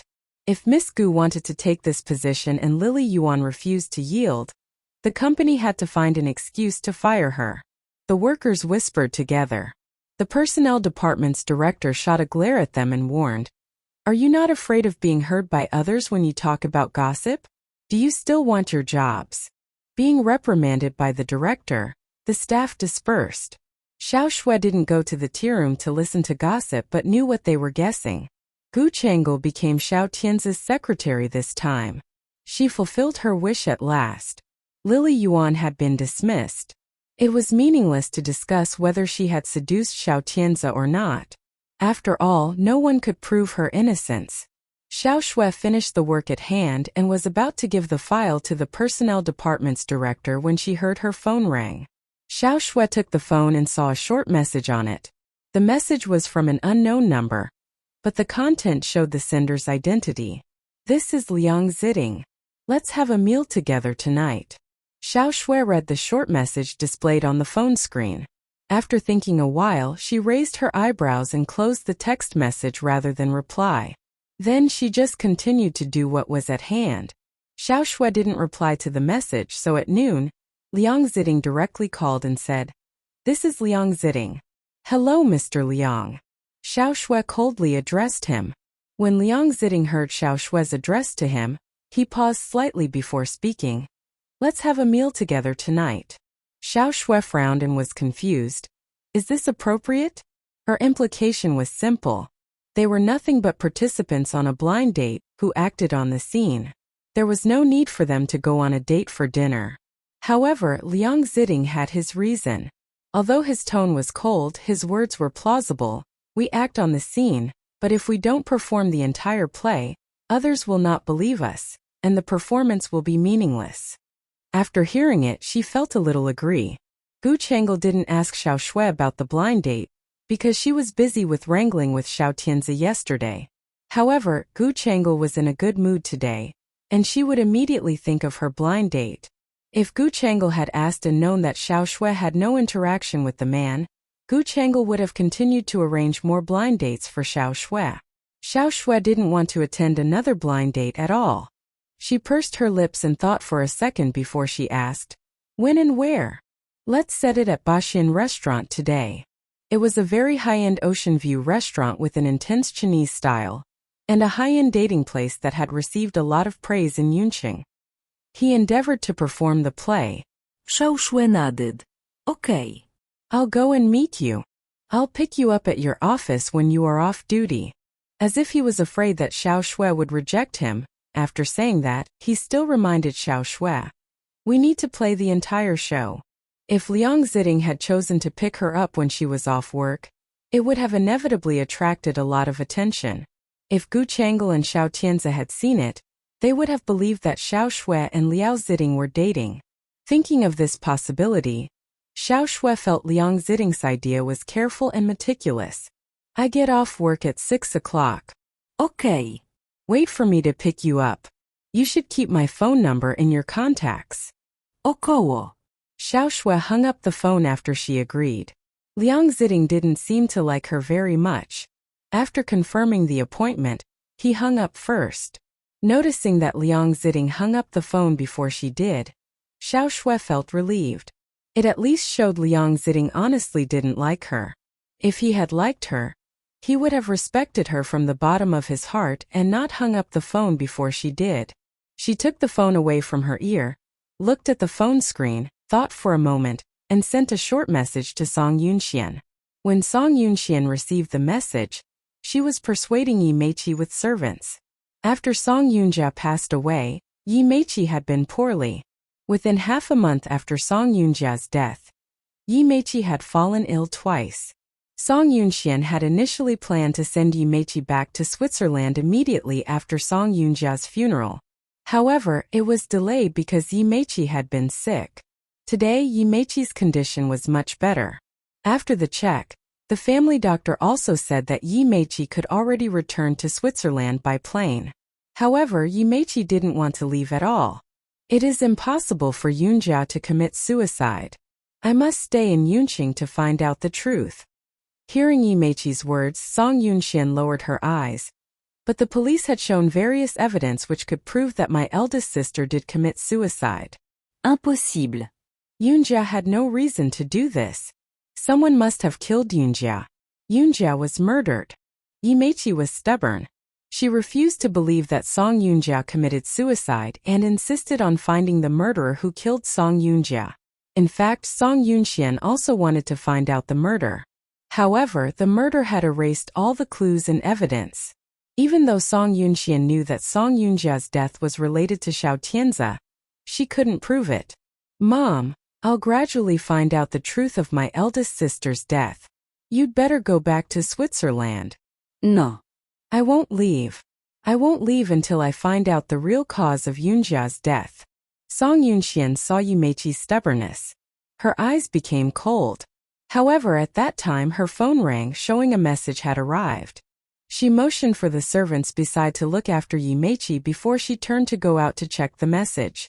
It was from Xiao Shui and showed the time and location of Liang Ziding's date with her. Song Yunxian thought for a while and smiled lightly. This man just can't wait. If he had remained calm, He shouldn't have invited Xiao Shui at this time. It was just less than 1 day after the blind date. His action was too over. Song Yunxian called Xiao Shui. And before Xiao Shui could speak, Song Yunxian said, "Did Liang Ziding take the initiative to invite you?" "Yes." Liang Ziding also said he would come to the company to pick me up. Song Yunxian considered for a moment and felt a little more disgusted with Liang Ziding in her heart. He was shrewd and adept at scheming. He planned to take the initiative to pick up Xiao Shui at the door of the Xiao Enterprise because he wanted to let Xiao Tianzi see that he had a good relationship with Xiao Shui. Then he could get Xiao Tianzi's attention and help. However, Song Yunxian couldn't tell Xiao Shui about her thoughts. It was because Song Yunxian didn't know Xiao Shui's attitude towards Liang Ziding. "Xiao Shui," Song Yunxian said. After thinking for a while, Song Yunxian asked, "Do you like Liang Ziding? Why did you suddenly ask this?" Xiao Shui felt embarrassed. Song Yunxian knew that Liang Ziding was good-looking. If a man had been handsome, passionate, and considerate to women, he could have easily got women's affection. Song Yunxian didn't know whether Liang Ziding had attracted Xiao Shui or not, so she couldn't directly say her opinion about Liang Ziding. Song Yunxian needed to decide it after knowing Xiao Shui's idea. "I think that if you have a good impression of Liang Ziding, it's good for the two of you to make the fake play true." Xiao Shui shook her head.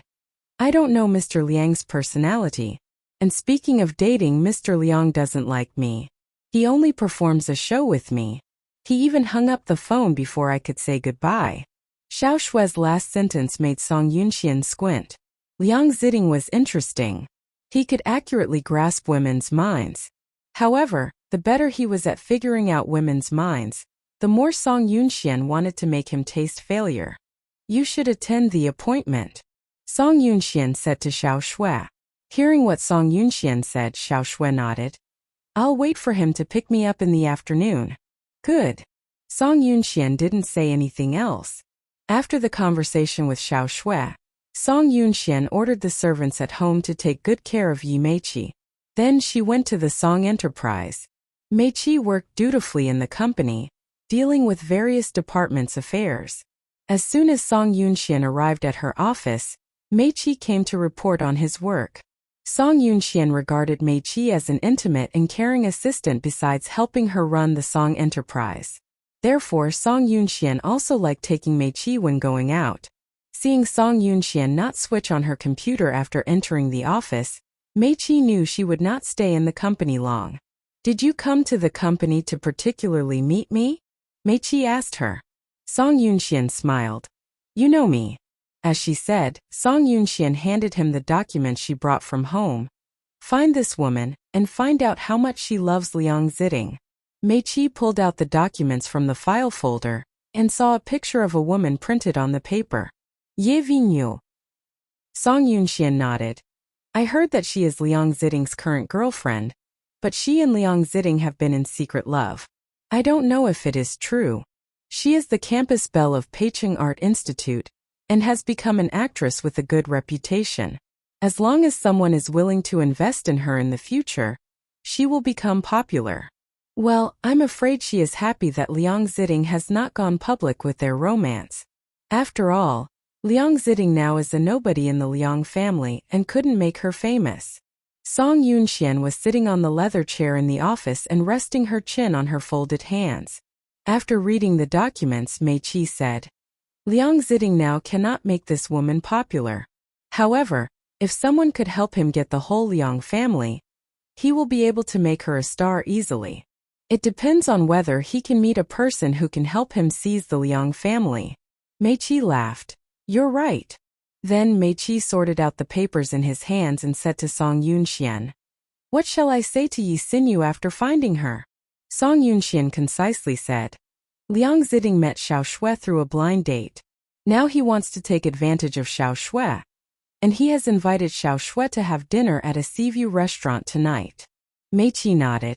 "I know what to do." Meiqi was briljant. He was so smart that he could almost read Song Yunxian's mind.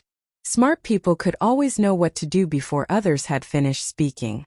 After Song Yunxian arranged for Meiqi to deal with it, She calmly and quietly waited for Liang Ziting to invite Xiao Shui to dinner in the afternoon. And Song Yunxian even went to look on with Mei Qi at the appointed time. Mei Qi drove a different car. He parked the car at the Xiao Enterprises gate and waited with Song Yunxian for Liang Ziting to pick up Xiao Shui. It was a little earlier than the agreed time. Song Yunxian looked at the Xiao Enterprises door through the car window. Seeing Song Yunxian looking outside, Mei Qi chatted with her. Manager Song, did you tell Child Chu that you came out? He is busy and doesn't have time to care about what I am doing. In fact, she had never liked telling Chu Machin everything. She did not want to tell others what she wanted to do. Therefore, what was the point of telling Chu Machin her every movement? Manager Song, Child Chu may be anxious if he doesn't see you when he gets home. Mei Qi reminded Song Yunxian. Song Yunxian realized that she should send Chu Machin a text message to tell him that she was outside. She took out her mobile phone and sent a text message to Chu Machin. As she was typing the message, she asked Mei Qi, "Did you meet Yi Xinyu?" "Yes. Yi Xinyu is a pretty and young girl of vision." Song Yunxian smiled because of Mei Qi's comment. "It seems that you have reached an agreement with her, haven't you?" "Yes. And I have used Child Chu and you as bait."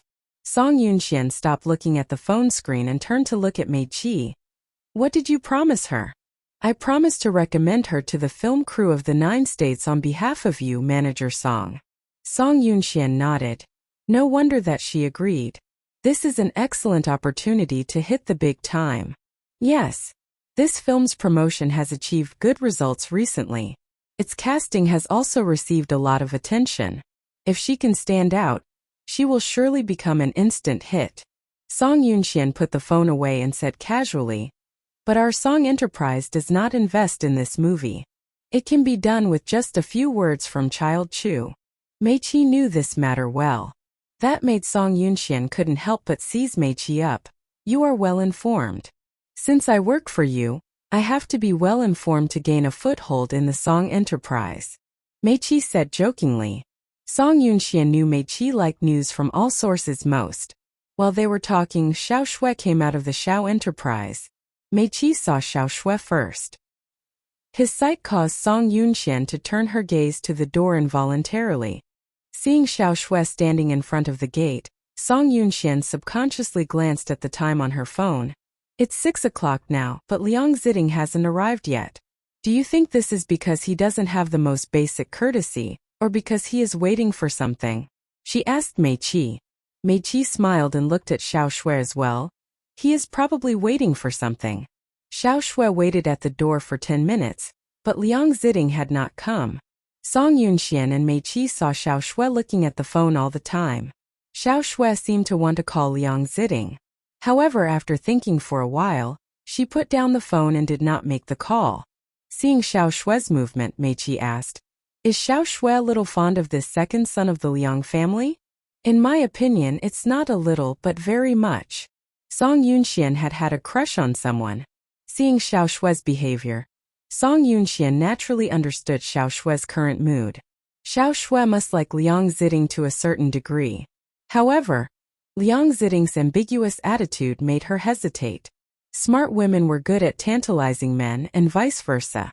Liang Ziting happened to be good at teasing women.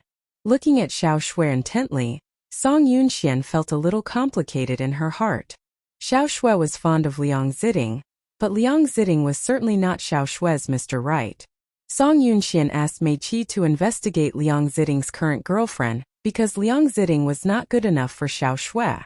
However, Song Yunxian couldn't directly tell those things to Xiao Shui. She could only let Xiao Shui see. Xiao Shui had to believe what she saw with her own eyes.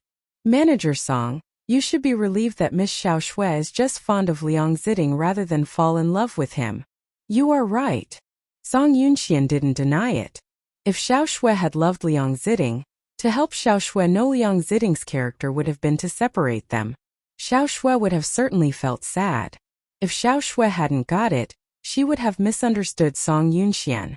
Song Yunxian puckered her lips and looked at her watch closely. More than 10 minutes have passed since Liang Ziting and Xiao Shui's agreed time. Liang Ziting's arrival time depends on when Xiao Tianzi will come out. As soon as Mei Qi finished speaking, They saw Xiao Tianze walking out of the Xiao Enterprise. Almost at the same time, Liang Ziding drove his car towards the Xiao Enterprise's office building. When Xiao Tianze walked to the gate, Liang Ziding parked his car right in front of the entrance. Seeing that Liang Ziding's car had arrived, Xiao Shui turned to say something to Xiao Tianze. Song Yunxian saw from a distance that Xiao Shui was introducing Liang Ziding to Xiao Tianze. Gu Chang'e was standing beside Xiao Tianze. Gu Chang'e just smiled lightly and looked down on Liang Ziding. Gu Chang'e could see what Liang Ziding was like almost at a glance. After all, Gu Chang'e had known Liang Ziding's information and family background before she arranged the blind date for Liang Ziding and Xiao Shui. It was announced that Liang Ziding was the second son of Mrs. Liang. In fact, he was a love child born from his father's extramarital affair. It was disgraceful, and Liang Ziding's biological mother had been dead for more than 20 years. Therefore, Ms. Liang reluctantly regarded Liang Ziding as her son. However, Mrs. Liang always disliked Liang Ziding. She did not deliberately bully Liang Ziding in life, but she was very indifferent to Liang Ziding. And the eldest son was favored by the Liang family. Liang Ziding naturally felt uncomfortable, and hoped that he could surpass his elder brother one day. If it had not been the case, Liang Ziding would not have been so solicitous for Xiao Shui, and deliberately calculated time to get the opportunity to meet Xiao Tianze. Liang Ziding arrived in time and successfully met Xiao Tianze. He was cheerful in his heart but pretended to be surprised by the chance encounter. After politely greeting Xiao Tianze, he turned to look at Xiao Shui tenderly. Xiao Shui and I have booked a restaurant. Would you like to join us, Chairman Xiao? Seeing Liang Ziding's soft eyes on Xiao Shui, Xiao Tianze didn't want to be the third wheel to disturb their date. Therefore, he declined the invitation politely. Song Yunxian watched from a distance as Liang Ziding tenderly and gently asked Xiao Shui to get in the car and drove away. Then she turned to look at Mei Qi. Follow them. Mei Qi started the car and followed Liang Ziding's car to Baxin restaurant. Song Yunxian expected there would be an exciting show tonight. Therefore, she had booked a seat in the restaurant in advance, waiting to see the great show. However, she didn't know how Liang Ziding would react when his plan was exposed. Thinking about it, Mei Qi felt excited. After all, Liang Ziding was a man clear about his purpose, just as Xiao Tianze. If he had failed to achieve his goal, he would have inevitably become furious. Song Yunxian and Mei Qi had been following Liang Ziding and Xiao Shui by car. During this period, Liang Ziding's car stopped for a while at the entrance of the cinema, and then Liang Ziding went in and booked the tickets in person. Song Yunxian looked at Mei Qi. Mei Qi saw Song Yunxian's gaze and sighed slightly. We don't need to book tickets. Why? They won't make it. Hearing this, Song Yunxian understood. Liang Ziding was considerate that he planned to see a movie with Xiao Shui after dinner. He really prepared a lot for this show. He was so serious that the show might become true. Xiao Shui could get things real, but Liang Ziding could not do that. Song Yunxian sighed, rubbing her eyebrows with her hands. Mei Qi, who was driving, saw her movements. He was a little worried. Manager Song? Song Yunxian heard Mei Qi's calling. She raised her eyes and smiled at Mei Qi. It's fine. I just have a headache. Hearing this, Mei Qi nodded and stopped asking. Liang Ziding bought the movie tickets and left the box office. Mei Qi still followed his car. At the same time, the person who occurred to Song Yunxian's head was Xiao Tianze. Today, Song Yunxian saw Liang Ziding, which made her recall Xiao Tianze. Xiao Tianze used to be like today's Liang Ziding, doing a lot of tricks. It was because of Xiao Tianze's tricks that Song Yunxian trusted him and married him. And her marriage to Xiao Tianze destroyed her whole life indirectly. No one knew how many tricks Xiao Tianze had played on her. Xiao Tian's excellent play convinced her and killed her. Today's Liang Ziding was former Xiao Tianze. Today's Xiao Shui was like the former Gu Chang'e. Xiao Shui met the bad guy, but Song Yunxian would not let Xiao Shui suffer the same harm. Baxin restaurant was one of the top restaurants in Yunqing. It was popular with people in Yunqing for its location by the sea with places of historical interests and exquisite decoration. Many people would like to have important family parties here. Liang Ziding chose this restaurant to date Xiao Shui. which showed that he took this date seriously. After Xiao Shui and Liang Ziting entered the restaurant, Mei Qi followed Song Yunxian to the restaurant. The waiter led them to their table before handing over the menu. Song Yunxian was not in the mood to see those special dishes on the menu. Her eyes were fixed on Xiao Shui and Liang Ziting downstairs. Mei Qi saw Song Yunxian gazing at those two. He handed the menu over Song Yunxian and reminded her, "They haven't arrived yet. We need to wait for the show." Hearing Mei Qi's words, Song Yunxian retracted her gaze and read the menu in front of her. She ordered some special dishes nominally. Then she put her focus on Xiao Shui and Liang Ziting again. "Manager Song, you seem to be interested in Liang Ziting very much." Song Yunxian smiled with some irony. "Of course I'm interested in him, since he is similar to one of my old friends.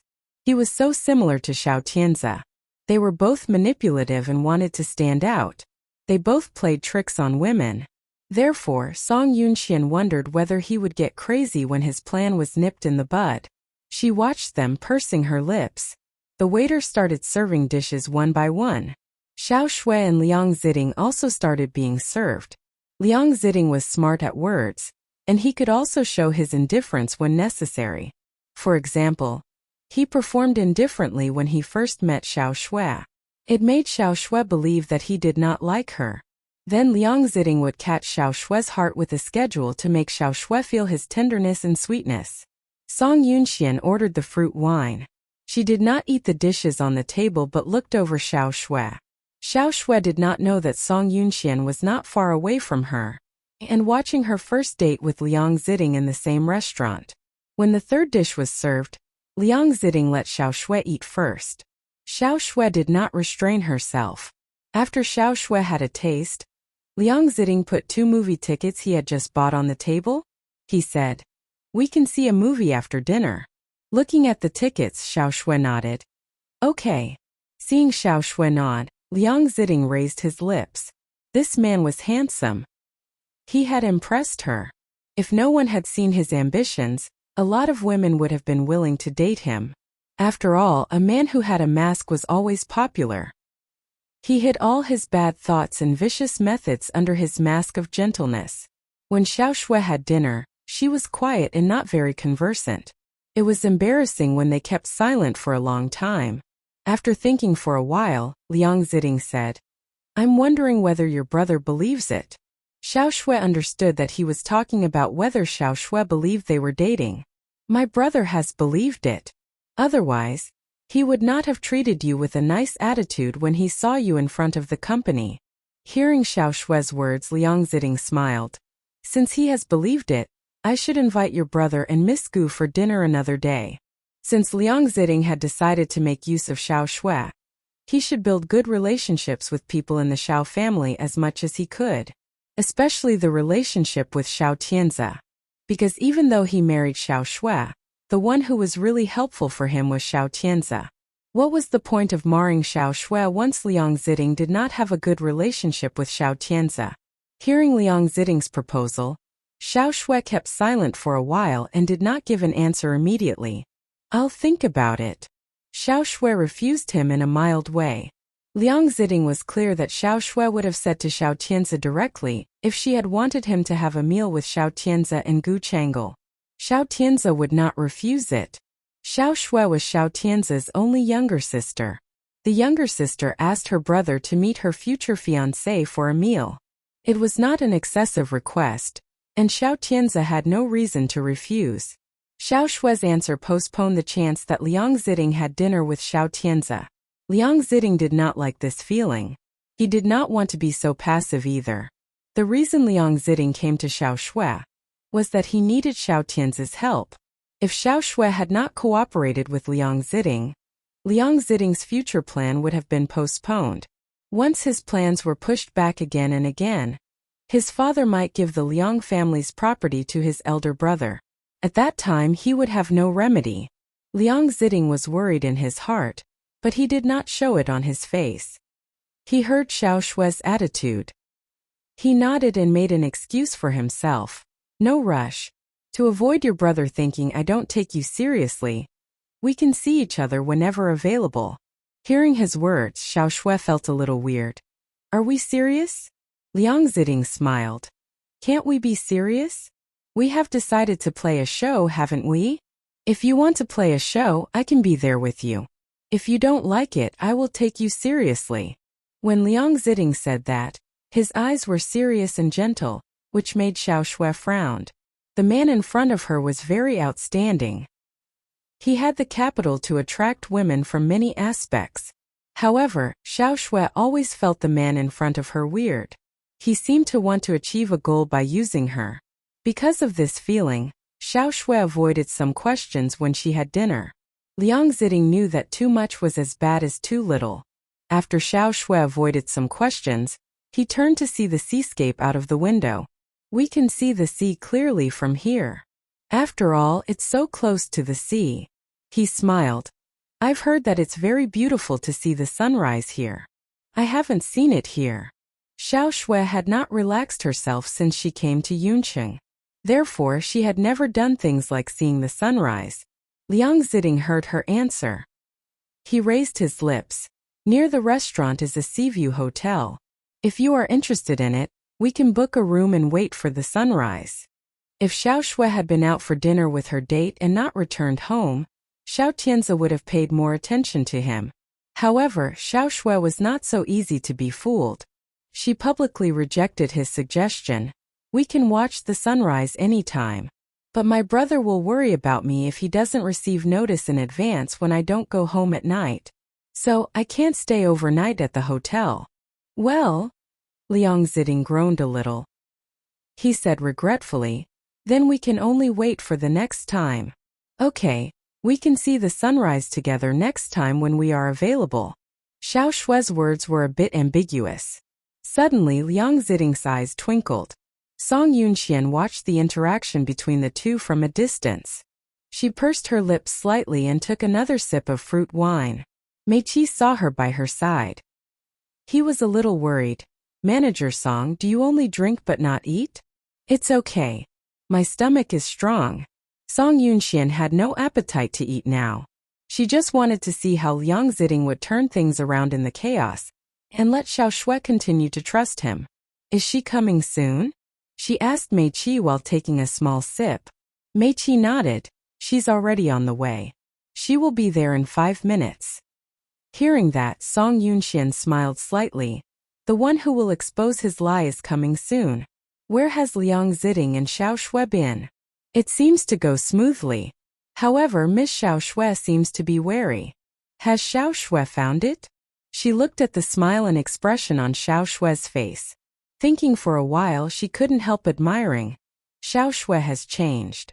When Xiao Shui entered the Xiao family, she didn't feel like staying around Xiao Tianzi as she detested him. At that time, she felt reluctant to do this. However, after all this time, Xiao Shui had already figured out how to survive in the Xiao family, and she also knew how to handle affairs well here. She had learned to keep a poker face both in life and business. She knew that she must never show her feelings. Even if she had sensed something unusual, she could pretend to be completely ignorant of it. Song Yunxian preferred such kind of girls, and she began to have great expectations for Xiao Shui from the bottom of her heart. Song Yunxian expected that she could control her own future, and she had hope for the future. She didn't want Xiao Shui's life to be filled with the hatred for Xiao Tianzi. Seeing Song Yunxian watching Xiao Shui and pondering, Mei Qi reminded her gently, "There she comes." Being reminded by Mei Qi, Song Yunxian immediately looked out of the window. Sure enough, a gorgeous lady in dress slit to the thigh entered from the restaurant door. The girl has beautiful curly chestnut hair. Though her gown was pure black, yet it served as a foil to her slim build. Undoubtedly, the girl was the one Song Yunxian and Mei Qi had been waiting for. Je vinju valket im grageful. No sooner had she entered than a waiter stepped forward to ask her how many in her party. She answered gently. After getting her answer, the waiter took her to her seat. Yet on the way to her seat, she passed Xiao Shui and Liang Ziding's table. Women would always pay attention to someone who looked gorgeous, and Xiao Shui was no exception. She turned to look at Yi Xinyu, which drew Liang Ziding's attention. Liang Ziting still wore a smile, asking her, "What are you looking at?" "There is a nice-looking girl who looks like a star." Though Xiao Shui seldom watched the idol dramas on TV, she was somewhat familiar with Yi Xinyu's look. After all, pretty girls could always leave a deep impression on people, not to mention the outstanding ones in the biz. Xiao Shui's eyes fell on Yi Xinyu. Liang Ziting also turned to look at the girl. No sooner had he looked at her than his pupils suddenly constricted as if they were stabbed by a needle. Why was she here? Liang Ziting felt a bit nervous. However, he just remained nervous for a couple of seconds, and then he banished the feeling. Because he knew well about Yi Xinyu. Yi Xinyu was a lady who wanted to make a name for herself in the biz. Besides, she did not even ask him to make their relationship official for the sake of her career. Since their relationship wasn't official, she could not show that she knew him in public. Neither could she make a scene when she saw him dating another woman, because she knew clearly how much harm negative news could do to an actress who had just begun her career. He calmed down and stopped paying attention to Yi Xinyu, smiling at Xiao Shui. "The girl must be pretty in your eyes, right?" Xiao Shui asked him in reply. "Isn't she pretty?" In her eyes, Yi Xinyu was indeed a beautiful girl. She had long hair and a slender waist. She was quite plump and had good taste in dressing. Besides, her every single move was graceful. When she entered the restaurant, her grace lit everything up. She might be exaggerating. However, Yi Xinyu was indeed a pretty woman in the eyes of anyone. At least she thought she was quite beautiful. Liang Ziting slightly curled up his lips and looked at Xiao Shui smilingly. "Different people have different opinions. As for me, I think you are much more beautiful than that woman." No women would not be touched once being admired. And Xiao Shui was no exception. Hearing his words, Xiao Shui pressed her lips and appeared a bit shy. "You are really good at saying honeyed words, Mr. Liang. I've just got a common face. Haven't you heard of the saying beauty is in the eye of the beholder, Miss Xiao?" He both flattered Xiao Shui and expressed his love to her through these words. Xiao Shui was not a fool. Hearing these, she raised her head and looked into Liang Ziting's eyes. Liang Ziting also looked straight into her eyes, and it seemed that he wanted to let Xiao Shui know his love for her through his eyes. Xiao Shui looked at Liang Ziting's pupils and was enthralled. Just at this moment, Yi Xinyu walked past Liang Ziting. Before Yi Xinyu arrived at his table, Liang Ziting had already sensed the perfume on Yi Xinyu. It was the smell of rose, which was quite faint. But as she had been with him for a long time, so he could easily smelt it when she approached him. He remained calm and waited for Yi Xinyu to pretend that she didn't know him and walk past him. And then he would continue bonding with Xiao Shui. However, Yi Xinyu did not act that calmly as he imagined. Yi Xinyu had already begun to slow down a few steps before him. When passing Liang Ziting, she frowned and stared at Liang Ziting as if she wanted to make sure if it was him. Then she completely stopped. Feeling that Yi Xinyu suddenly stopped beside him, Liang Ziting instantly felt that her blood ran cold. What on earth did this woman want from him? Had she always been a sensible woman? Now her sudden move would ruin his plan and make Xiao Shui think that he was an unreliable man and refused to marry him. Bits of sweat immediately oozed out of his forehead. Xiao Shui also noticed that Yi Xinyu stopped at their table. Xiao Shui turned to look at Yi Xinyu strangely. Yi Xinyu was a good actress. Though she was a green actress and had only acted in several idol dramas whose public praise was ordinary, she did a good job making expressions. She acted as if a girl who loved his boyfriend deeply saw his boyfriend seeing someone else. Her eyes seemed to be able to talk. She first seemed not to believe it. And then she appeared to be sorrowful, and it seemed that she tried hard to bear it. Xiao Shui seemed to be able to read Yi Xinyu's mood swings from her eyes. She frowned, followed her eyes, and looked at Liang Ziting. Liang Ziting had already felt that Yi Xinyu was looking at him. It was just that he didn't want to see Yi Xinyu's expression or her face. "What? You know each other?" Seeing that Liang Ziting and Yi Xinyu both acted strangely, Xiao Shui began to have doubts. And Liang Ziting could not continue pretending that he didn't notice Yi Xinyu's gaze as he was being stared at her. He turned his head and looked at Yi Xinyu, appearing quite indifferent. "Have we met somewhere before?" Liang Ziding frowned and looked askance at Yi Xinyu. The look in his eyes clearly showed that he wanted Yi Xinyu to get out of here immediately. He wanted her to leave him and Xiao Shui alone. He had promised her that he would give her the best possible life. He would invest in films and make her a star, and let her marry into the Liang family in style to be a rich lady. However, when he made those promises, he had one condition, that he had to be the real master of the Liang family. Though Yi Xinyu was his sweetheart now, she could not offer him help in his future career. But Xiao Shui was different. Xiao Shui was Xiao Tian's younger sister, and could help him to be the master of the Liang family. And he wanted to dominate her elder brother and titular mother's life. He had been waiting for this day for so long. Now that he met Xiao Shui and had a chance to make his dream come true, how could he just give up this easily? Yi Xinyu had been with her for so long, so he believed that she could understand what he meant through his eyes. However, she didn't leave when seeing the look in his eyes. Instead, she frowned and acted like a resentful woman who had been cheated on, asking him in tears, "Ziding, you pretend not to know me because you want to be with this woman?" Yi Xinyu pointed at Xiao Shui. Xiao Shui looked at Yi Xinyu and frowned slightly. Then she pondered for a moment and looked doubtfully at Liang Ziding.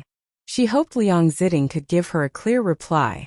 She wanted Liang Ziding to tell her what the relationship between him and the woman was. Seeing that Yi Xinyu didn't act as he wished, Liang Ziding turned to look at Xiao Shui, and he found that Xiao Shui was also waiting for her explanation. So he made a quick decision and asked Yi Xinyu smilingly, "Miss, when did we meet? We've been together for over a year. Now you actually pretend not to know me." Yi Xinyu puckered up her brows, and her look was quite pitiful. Though Liang Ziding didn't show it, he began to feel that something was wrong. Yi Xinyu shouldn't have acted like this. She should have pretended not to know him and left immediately. Why did Yi Xinyu act this strangely?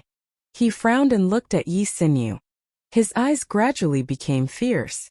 Yi Xinyu saw the fierce look in Liang Ziding's eyes and felt a bit afraid. But thinking of the things Mei Qi promised her, she could not help but continue looking at Liang Ziding resentfully. "You don't love me anymore?" Liang Ziding looked at her and his eyes were cold, replying, "Miss, I really don't know you. Is it a prank or something?" In such a circumstance, the only thing he could do was to disassociate himself from Yi Xinyu. Only in this way could he be with Xiao Shui, and distinguish himself with the Xiao family's help. After he distinguished himself, he could make up for Yi Xinyu doubly. He could even divorce with Xiao Shui and marry her. He could dote on Yi Xinyu as much as he could. However, he didn't want Yi Xinyu to counteract his effort now. Nor did he want her to ruin his plan completely. If he had been in Xiao Shui's black book and lost the Xiao family's help, how could he have been able to get and control the whole Liang family? He had been dreaming of getting the whole Liang family. He would never allow Yi Xinyu to ruin his plan. Liang Ziding was clear-headed, and he knew clearly what he should do now. Yet Yi Xinyu was obviously not as calm as him. Not only didn't she calm down to think about what she should do now, but also she went further. She questioned him in tears, appearing bitterly aggrieved. "Ziding, we've been together for such a long time.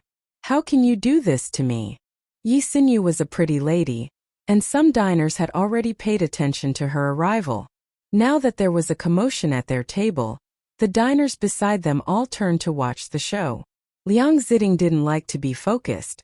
He frowned and looked at Yi Xinyu, warning her coldly, "Miss, I'm dating with my girlfriend now. If you do not stop your prank, I will call the police." Yi Xinyu was not afraid at all. Hearing Liang Ziding's words, she turned to look at Xiao Shui, and she looked resentful and furious. "Why do you step into our love?" She immediately turned to blame Xiao Shui. Xiao Shui slightly puckered up her brows, twisted her head sideways and looked at Liang Ziding. "Mr. Liang, what's your relationship with this lady?" Liang Ziding had already become quite upset because of Yi Xinyu's sabotaging his date. Now hearing that Xiao Shui's voice also became cold, he knew that Xiao Shui began to doubt his relationship between Yi Xinyu. To disassociate himself from Yi Xinyu, he immediately took out his cell phone and prepared to call the police. However, Xiao Shui stopped frowning on seeing this and turned to look at Yi Xinyu. Miss, I didn't know that Mr. Liang had a girlfriend. I'm not courting him. Enjoy your time. I'm leaving. Xiao Shui took her handbag from the chair back, raised and prepared to leave. Seeing that Xiao Shui prepared to leave, Liang Ziding hastily got up and tried to stop Xiao Shui. However, Xiao Shui had already left the table with her handbag. Meanwhile, Yi Xinyu stood right in the way of Liang Ziding and blocked his way. Liang Ziding could only watch Xiao Shui leave the restaurant and could not stop her and explain. Seeing Xiao Shui walking farther and farther, Liang Ziding finally flared up and pushed Yi Xinyu, who was stood out of his way angrily. Yi Xinyu was an effeminate lady, and Liang Ziding really pushed her so hard. Being pushed by this, Yi Xinyu fell on a diner who was beside them and tipped over the dishes on the table. The diner was taken aback and instantly turned to glare at Yi Xinyu and Liang Ziding. Someone immediately recognized the entertainer Yi Xinyu, and a sibilant murmuring briefly pervaded the restaurant. The lady looks so familiar. Isn't she the star in the recent advertisement? She also acted the latest hit idol drama. Is the man her boyfriend? How tragic. His boyfriend cheated on her. It's a secret affair. It would be strange if he didn't cheat on her. The diners around them began to gossip. Seeing that Liang Ziding ran after Xiao Shui, Yi Xinyu also ran out to chase them. No sooner had Xiao Shui walked out of the restaurant door than her hair was windblown. She ran her fingers through the hair on her forehead. Then she took a deep breath and hailed a taxi. Hailing a taxi in front of Bashin restaurant was as easy as winking. As long as one waved his hand, he would be able to hail a taxi. After getting on a taxi, she turned to look at the restaurant door and saw Liang Ziding rushed out. And behind him was Yi Xinyu, who also ran out. Seeing this, she completely put Liang Ziding in her black book. She thought that Liang Ziding was a reliable man. Yet out of her expectation, she met his girlfriend on their first date. Liang Ziding had a good taste. Yi Xinyu was indeed a pretty lady. It was a pity that Liang Ziding was a cheater. She detested cheaters most. Besides, he was a cheater with a strong purpose. She pressed her lips and turned her gaze back. When Liang Ziding saw Xiao Shui got on the taxi, his heart sank, and he realized that he was not able to maintain their relationship anymore. Then Yi Xinyu caught up with him and questioned him with sadness in her eyes. Don't you love me anymore? Seeing that Yi Xinyu still dared to catch up with him and question him, he immediately flew into a rage. He grabbed Yi Xinyu's wrist and dragged her towards him, asking her balefully, "Do you know that you messed up my plan?" He spluttered. Yi Xinyu was scared by his fierce look and goggled at him in grievance and sadness. Of course she knew that she messed up Liang Ziding's plan, and it could be said that she ruined Liang Ziding's life. However, she couldn't care less about it. As long as she could rise to the top, nothing would matter. Liang Ziding, who was a love child, had a hard life in the Liang family. The family property which he would inherit would be so little. Even if he were sophisticated enough to get control of the whole Liang family, he would need time and assistance. Now he considered Xiao Shui, who was Xiao Tianzi's younger sister, as his assistant. After he married Xiao Shui and get hold of the whole Liang family with Xiao Tianzi's help, would he still love his ex-girlfriend? Would he divorce with Xiao Shui and marry Yi Xinyu? Did he dare to do it? Xiao Tianzi married his younger sister to him and helped him. Then he promptly divorced with Xiao Shui. Would Xiao Tianzi let him go? From what she knew of Liang Ziding, he would never dare to divorce with Xiao Shui unless Xiao Tianzi died or the Xiao enterprise collapsed, because Xiao Tianzi backed Xiao Shui up. He was not able to fight against Xiao Tianzi at all. Since Liang Ziding would not think of Yi Xinyu at all for the rest of his life, why couldn't she look out for herself? Now she could get a change of booming her popularity at the expense of Liang Ziding. The crew of 9 states was star-studded. Even if she just played a cameo role, she could show it off in front of her peers. Moreover, the role she would be playing was of some importance. She had made such a meticulous plan, and she sneezed at Liang Ziding's ambition and plans. She couldn't care less about whether Liang Ziding's life was ruined or not. As long as she could shoot to stardom, she would be able to marry a man who was much better than Liang Ziding, and it would be so easy for her to marry into the purple. Seeing that Xiao Shui left, Liang Ziding was in no mood to deal with Yi Xinyu. He turned to look for his car. In the meantime, Xiao Shui was out of sight. Even if he drove his car to chase her, he would have a slim chance of catching up with her. Thinking of this, Liang Ziding felt that Yi Xinyu was really a pain in the ass. Then he punched the wheel hard after getting on the car. At this time, Mei Qi and Song Yunxian saw that Liang Ziding punched his wheel in his car on their way to get the car. They saw Liang Ziding's angry look through the car window. Song Yunxian slightly smiled, and the look in her eyes was a bit cold. Seeing the smile on Song Yunxuan's face, Mei Qi pondered thoughtfully and asked her, "Now what? The show is over. I'm going to discuss with Ma Chen about Yi Xinyu's joining the 9 states. You can get off work now." "Okay. Allow me to send you back first. Thank you for making a detour." Mei Qi wore a smile and didn't mind making a detour. Oh. After Yi Xinyu made such a fuss, Liang Ziding has gone down in Xiao Shui's estimation. However, Liang Ziding was not a man who awaited his doom. He would surely try everything he could to get her back. As for what he would do, Song Yunxian did not take it into account now. After all, Xiao Shui would guard against Liang Ziding more after seeing the show. Mei Qi sent her back. It was a bit late and the night was falling. No sooner had she entered the house than she saw that some servants were being busy. Nurse Wang welcomed her and took the handbag in her hand, saying, "Child Chu has arrived, and he has been waiting in the study." Hearing Nurse Wang said that Chu Machen was in the study, Song Yunxian frowned. She never allowed an outsider to enter her study. Even though Chu Machen had an intimate relationship with her, she was still unwilling to let Chu Machen enter her study. Now Chu Machen entered there this easily. Was it because she left in a hurry and forgot to lock the door of the study? She recalled the scene when she left but couldn't recall any details. Then she changed into her slippers and directly went upstairs to see Chu Machen. Nurse Wang followed her all the way to her study. Song Yunxian asked her as she was striding, "Is the dinner ready?" "Yes, but not much." "Have you eaten out, Miss Yunxian?" "A little. But I'm still a bit hungry." "Okay. Allow me to tell the cooks to add more dishes." "Good." Song Yunxian nodded. Then Nurse Wang went to the kitchen to tell the cooks about it. Song Yunxian arrived at the door of the study, gently pushed it open, and saw that Chu Machen was choosing books in front of the bookshelf in her study. Song Yunxian had changed the layout of the study after Song Yin died. But the bookshelves on the 3 walls were still filled with books. She liked being surrounded by books and missed the study she furnished with her father while she was living in the Gu family. Though Gu Cheng died early, he played a crucial role in her growth. Almost all her tricks derived from Gu Cheng's meticulous tutoring. Though she admired her father a lot, she also suffered a lot from it. She had been doted since an early age, and that was why many people envied and hated her. As she rose to the top, many people wanted to hold her down and saw her suffering. However, she had never shown the white feather, and had always been the strong-arm princess who made Gu Cheng proud when he was alive. She stopped at the door. Chu Machen sensed that someone was looking at him, so he turned around slightly. And just at that time he saw Song Yunxian standing at the door of the study.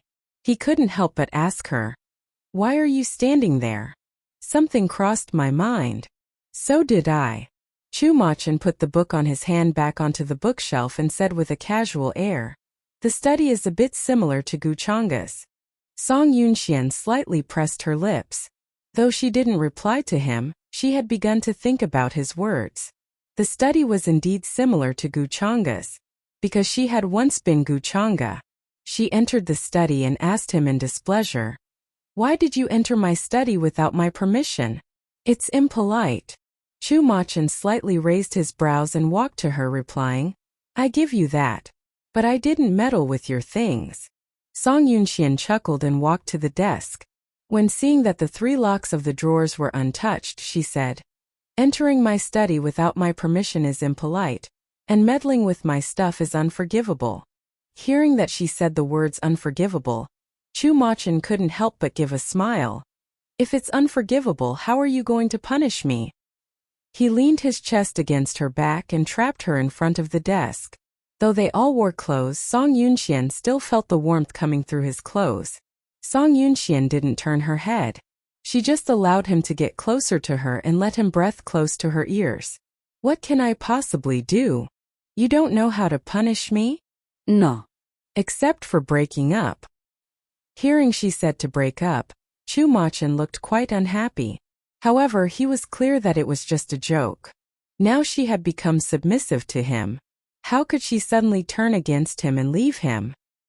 He approached her and pecked her earlobe. The feeling of kissing her skin made him want to scoop her into his arms.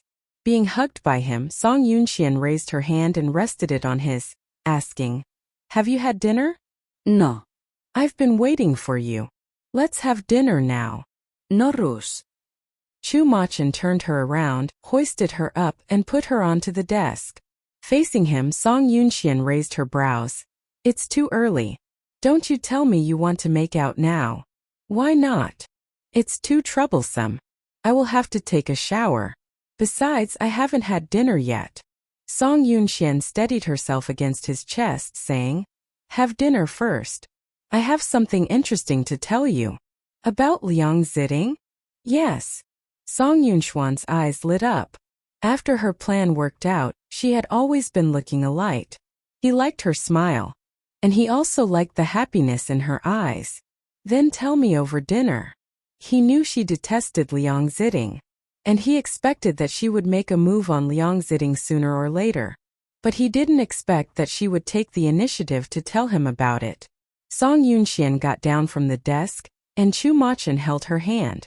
They walked hand in hand from the study to the dining room, and Song Yunxian had been quite delighted on the way. She told the thing that she let Mei Qi ask Yi Xinyu to ruin Liang Ziding's state to Chu Machin in detail. In the end, Chu Machin came to understand why Song Yunxian brought this up first. "What benefit have you promised Yi Xinyu to let her betray Liang Ziding?" Chu Machin's answer was just the one Song Yunxian had been expecting. She slightly curled up her lips, and a smile barely touched her eyes. She said, "Guess. The crew of 9 states?" Hearing that he guessed it so easily, Song Yunxian couldn't help clapping her hands. "You are really smart. That's the correct answer." Chu Machin looked at her lightly, asking, "Does she want to play the lead role or the supporting role?" Hearing this, Song Yunxian knew that Chu Machin had approved Yi Xinyu of entering the crew of 9 states. She pondered for a moment and replied, "I don't think she is able to play the lead role. Then let her be the supporting role." Anyway, the major investor of 9 states was the Chu family. Chu Machin could decide who played the lead role, not to mention the support role. Hearing Chu Machin's words, Song Yunxian shook her head, saying, "No, I don't think she can be the supporting role either." Seeing that Song Yunxian refused this quickly, Chu Machin knew that she had opinions of her own. He asked her, "Then tell me what role she can play. The 3rd or the 4th supporting role?" Chu Machin slightly looked askance at Song Yunxian and couldn't understand why. Song Yunxian just smiled, explaining, "It's true that Mei Qi agreed that she could enter the crew of 9 states. But he didn't tell her clearly about what role she could play. On the one hand, if she is the female lead, it will have a bad influence on the box office. After all, if the female lead is just eye candy with no acting skills, no audience will see the movie. And on the other, it's a good choice for her to play the supporting role, but I'm afraid that she will become popular too quickly, which she can't handle." Such a woman like Yi Xinyu was smart and sensible. Yet she still had many shortcomings which people hated. So it was not a good choice to let her shoot to stardom. However, it was not good to let her not be famous either. In this case, she had better let her be the 3rd or 4th supporting role and gradually make her known to the public. Then she could make herself known through her own abilities. Hearing this, Chu Machin had understood what she meant. He nodded and said, "Then I'll do as you advised. Thank you for telling the crew about it for me." Song Yunxian gave a brief smile. Chu Machin looked at her and slightly raised his brows. "I don't want such verbal appreciation. How about thanking me by doing something?" The words were quite suggestive. Song Yunxian knew what he meant, but she still pretended that she didn't understand his words. She just fixed her eyes on her food and continued eating quietly. After Xiao Shui returned, The postings on the forum were all about the argument between Yi Xinyu and Liang Ziding in the restaurant. This mattered a star in the biz and the second master of a rich family, so it spread quite fast. And it soon became the headline of the internet news. Even Gu Chang'e, who was having dinner, saw the news. Seeing this, she frowned angrily. Xiao Tianzi noticed it, and he thought that she might be feeling unwell because of the work in the Xiao enterprise. So he asked her worriedly, "What's wrong?" "Nothing." "Then why did you frown?" Being pressed, Gu Chang'e replied with a smile as she didn't want Xiao Tianzi to know what happened between Liang Ziding and Xiao Shui. "It's the first day for me to work here, and I can't keep up with the work pace.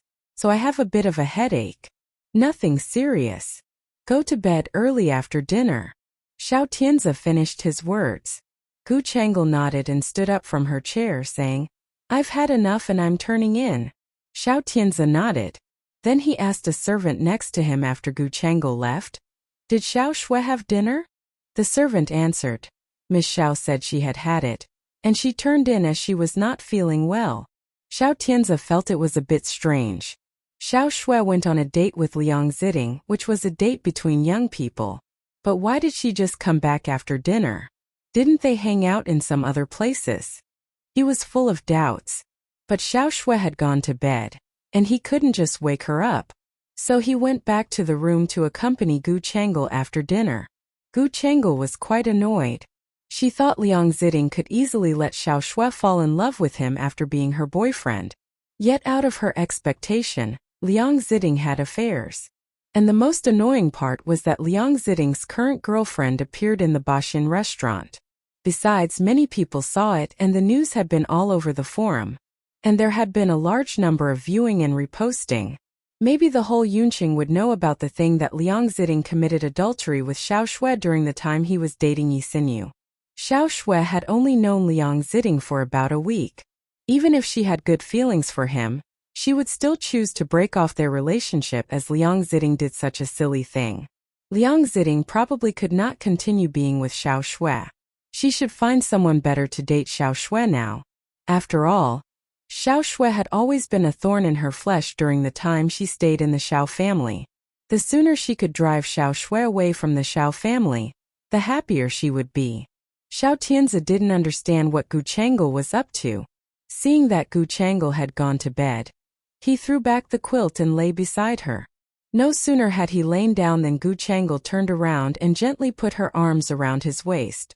Feeling that she hugged him, Xiao Tianzi turned around and pulled her into his arms. Being hugged by Xiao Tianzi like this, Gu Chang'e asked him gently, "Do you have a meeting tomorrow morning?" Xiao Tianzi gently said yes. "Can I sit next to you?" Xiao Tianzi hesitated for a moment, replying, "You've just entered the company and you need time to break in. You don't need to go to the morning meeting. Stay at home and have some more rest." Gu Chang'e puckered up her brows, appearing unhappy. She wanted to enter the Xiao enterprise because she wanted to make herself known in business like Gu Chang'e and become a legend, leaving all other women in the dust. Gu Chang'e and her were both daughters of the Gu family. Gu Chang'e became famous in Yunqing because Gu Chang favored her. Now Gu Chang'e had died, and she had a chance to do the things Gu Chang'e once did. And she also had a chance to realize her ambition to be a legend in business who impressed all the others. She could not live in the shadow of Gu Chang'e forever, and she could not allow others to think of her legendary elder sister every time they mentioned her. She wanted everyone to see that she could also accomplish what Gu Chang'e did without any difficulty. Thinking of this, she made requests. "Since I've entered the Xiao enterprise, I have to do something. Your former secretary can attend meetings with you, and so can I." Xiao Tianzi looked down at Gu Chang'e in his arms. He remained silent. Gu Chang'e said that she wanted to sit beside him just now. In the past, Gu Chang'e was the one who sat in the front, and he used to sit next to her. He was her husband, so he could sit next to her. Now he was the master of the Xiao enterprise. But who was Gu Chang'e to sit next to him?